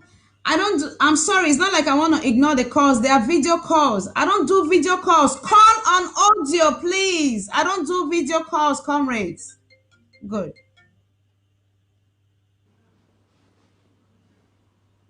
The network is so poor. I think it's from ground zero. Most of the calls are all coming from ground zero. Unfortunately, the network is so bad. Okay, like we still. You can go ahead. I hope you can. I hope you'll be able. I want to restart the phone to be sure if it's their network, but it's theirs, not mine. Okay. Can you hear me from the call? Can you hear me clearly? Yeah, I'm getting. Okay, you can go ahead. You can go ahead while we wait for the. I need to restart the phone. Now is the time for us, for every to pick up mobilization, not even resource mobilization, but county by county mobilization. We need to make audios on daily basis to remind people because of the lot of negative energy that some enablers have pumped into the revolution. Now is the time that we need to tell people, to remind people of the need for them to locate their county, for their children back home to be secured. Now is the time for us to re-strategize, to gather our energy from one LGA to build not only ground zero, but even the dance. Hello. Most of these calls are interrupting another, and then the volume. Hello. I need to put you on speaker. That's the problem. The other calls are just interrupting. Yeah, go ahead, comrade. Yeah, good evening to you and Paul. Good evening, bro. Yeah. What's your contribution, please? Yeah, I'm just saying today is very, very sad. I'm just entering and getting the very sad news from you guys about the passing away of General Ayeke. Yeah. It's a very sad thing to the whole of Amazonia. Yeah. And it is time for everybody to get up and stand on their feet and say we've got to be one people and move together as we started. When this revolution started, it was a different thing as compared to where we are today. Yeah. It is very, very sad. It is shameful to all of us. Very, very shameful. I feel ashamed as an Ambazonian where we are today. Yeah, bro. Because people we counted on yesterday spend time today doing what we never believed could happen. Yeah. I don't want to call names, but I want that everybody, those who are on the fence, those who are further drifted away, should come nearer the IG so that together we can move as one. Yeah, thank you, bro. And avoid all these happenings that make us sad. Yeah, thank you. Let me take another caller, bro. Thank you. Thank you very much. Where are you calling from? You didn't say that. That's okay. Let me take another callers. Whoa, the calls are so many and it keeps kicking. Hello? Hello? Hello, people. Yeah, good evening. Where are you calling from, please? Yeah, I am not calling from Ground Zero, but I want to talk to Amazonia. Yeah, go ahead. Okay. I thank you people for the hard work you guys are doing, and this call that you guys have made today is really very elevating. And there is one thing I want to tell Ambazonians. I want to tell Ambazonians that please listen to me. A house is never built in a day. I am telling Ambazonians that a house is never built in a day, which implies that our interim government is something that we are still arranging to build. We started and it has come to stay. If all of us don't put our hands together to see that we build the house that we intend to live all together in, at the end of the day, we will find that house broken down, both by the enemy and us. Then, where shall we sleep? I am calling on all Ambazonians to go under the IG structures, the LGAs, their counties, and see how all of us struggle and build what if I was together, let La Republique not be struggling to destroy the ID, and we too are struggling to destroy that same ID. Yeah, thank you. Yeah, that's just what I want to say. Yeah, bro, thank you. Exactly. Thank you very much. Thank you. Have a nice day. Hello? Hello? Hello? Can you hear me? Hello? Yeah, what is your contribution, please? Sorry? Two considerations. Okay. I have 2 points to make. 2 points. All right, go ahead. The first point is about our fighters. Our fighters are so disunited. Just as people were highlighting there, our fighters are very, very disunited. So, hello? Yeah, I'm listening, and Ambazonians are listening. Go ahead. I'm not saying many out of observation. I've spoken and interacted with fighters. So they are just like you said, they are being influenced by people overseas. So I don't know how we can educate these fighters enough to know that they should collaborate, they should pay attention more to themselves than to those adventurers over there. And they should rally under the leadership of President Sako, so that there should be some coordination. And then secondly, let me say this to all Amazonians. Let me say this. Nobody should have, no matter what we go through, have this. Nobody and nothing will stop the independence of Amazonia. Never. Yes. And let me tell you, my brother, from the activities of enablers and blacklegs, many people will not enter Boya. This thing will be delayed. Many will not enter Boya. I'm speaking specifically to those parents who are desperate to have their children go to school in a framework that is completely wrong. I have heard some parents say that they are ready to set up fighters who try to disturb their children from going to school. I've heard them. So, really? Nobody will stop. Yes, nobody will stop Amazonia. Nobody. But many will not enter Boya because of this nonsense. Like you said, they will read what to do. Of course. Yeah. Thank you, bro. Let me take 2 more callers and we go, please.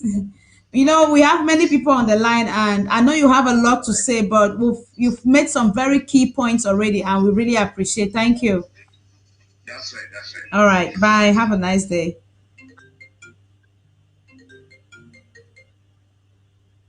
Hello? Hello? Hello. Yeah, good evening. From Ground Zero. Good evening. I'm calling from Ground Zero. Yeah, I can see that. Yeah. The problem with our fighters is that I don't even know what they want. Because if you are doing something, I know a person like Tapagma Ivo, that's the most wicked person in this revolution. I'm not afraid to say it. Very wicked person, that Tapagma Ivo. Because the day I saw him talking with that guy, I know that guy is going to die, he will die soon. And that's what has happened. So stop hiding. Tapagma Ivo is the devil. He has been the highest person that is destroying the revolution. We are talking Ground Zero. Because some people are blaming the parents that the one that didn't do school. People should not blame us. It's a condition. When they tell in that we are both also. Yeah, bro. So what I'm begging you people that you should take it calmly. Don't blame the parents too much.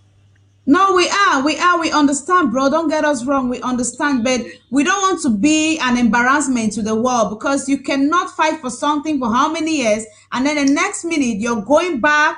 You know, some of the things that you had stopped, that I cannot do this until you give me this, and then you're going back to live life as if life is normal, as if you've been given those things. It doesn't make sense. We are fighting for you people. Do you all realize that most of us in the diaspora already have our lives?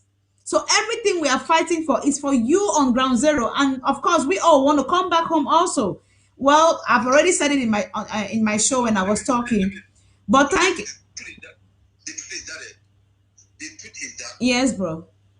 The truth is that don't men have to go to school. They can just talk automatically. So you don't see as they're going to do that, the school will continue. Yeah, it's okay. It's okay. Everything will fall in place, bro. Let me take 1 more caller, and then we can end the show for today. Thank you. Have a nice day. The calls are too many. Hello? Hello?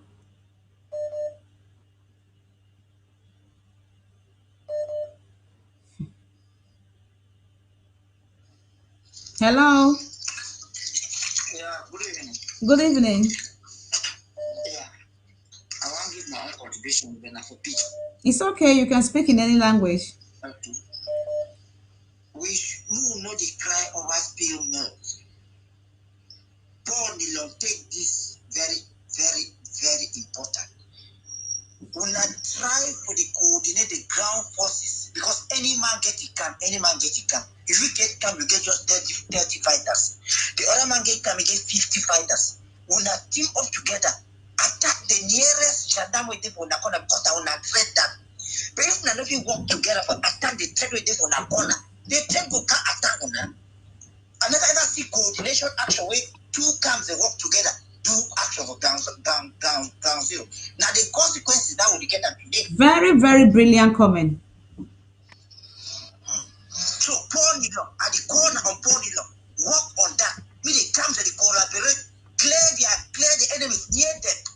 That's the most important thing. Because you know, clear enemy within near you, it will can't attack you. You're right, bro. You're right. Thank you very much. Thank you. Yeah, thank you very much. Paul, do we take one more caller? This person has been insisting. Yes. Please, this is the Yes, last take it. caller we are going to take for today. Let it not be like we didn't inform you guys. Now 3 called at the same time, they all dropped. Fellow Ambazonia, it was really, really nice having this outing today. I really want to thank Ground Zero for the massive participation. I mean, 80 to 90% of the calls all have been coming from Ground Zero, even the ones that have not been able to take and all that. It really shows that our people, the zeal, the urge, and everything is there. And when these things happen, they really, really, really get hurt. And sometimes they just want to talk to us. They want to air their mind. Ambazonians, you've listened to them, you've listened to their plight, you've listened to all of their comments. It comes back to what we've been saying. It comes back to the same thing that we've been saying. If whatever thing you're doing here does not please Ground Zero, what is the essence? What is the need for it? So I really want to thank you all that have been a part of this show today. See you on same time next week, Tuesday. And Comrade Paul, please, if you have anything to say, you can say, and then we bid Ambazonians goodbye for today.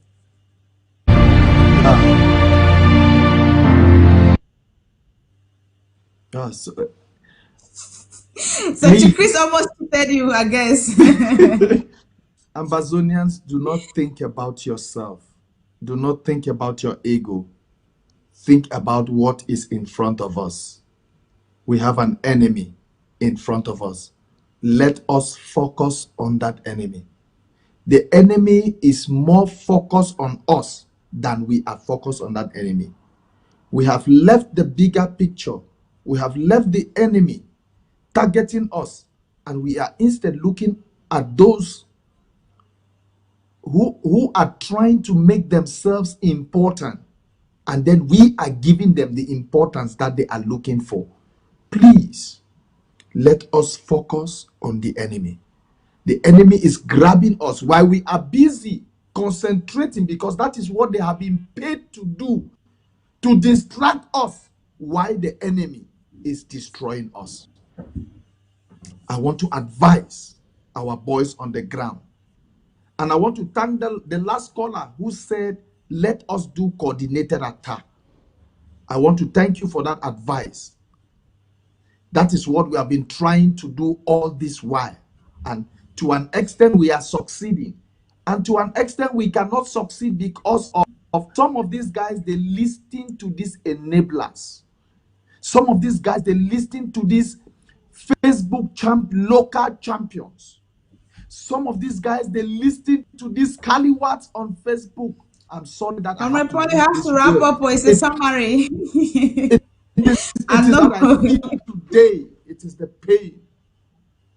Ambazonians, please, let us stand behind the interim government.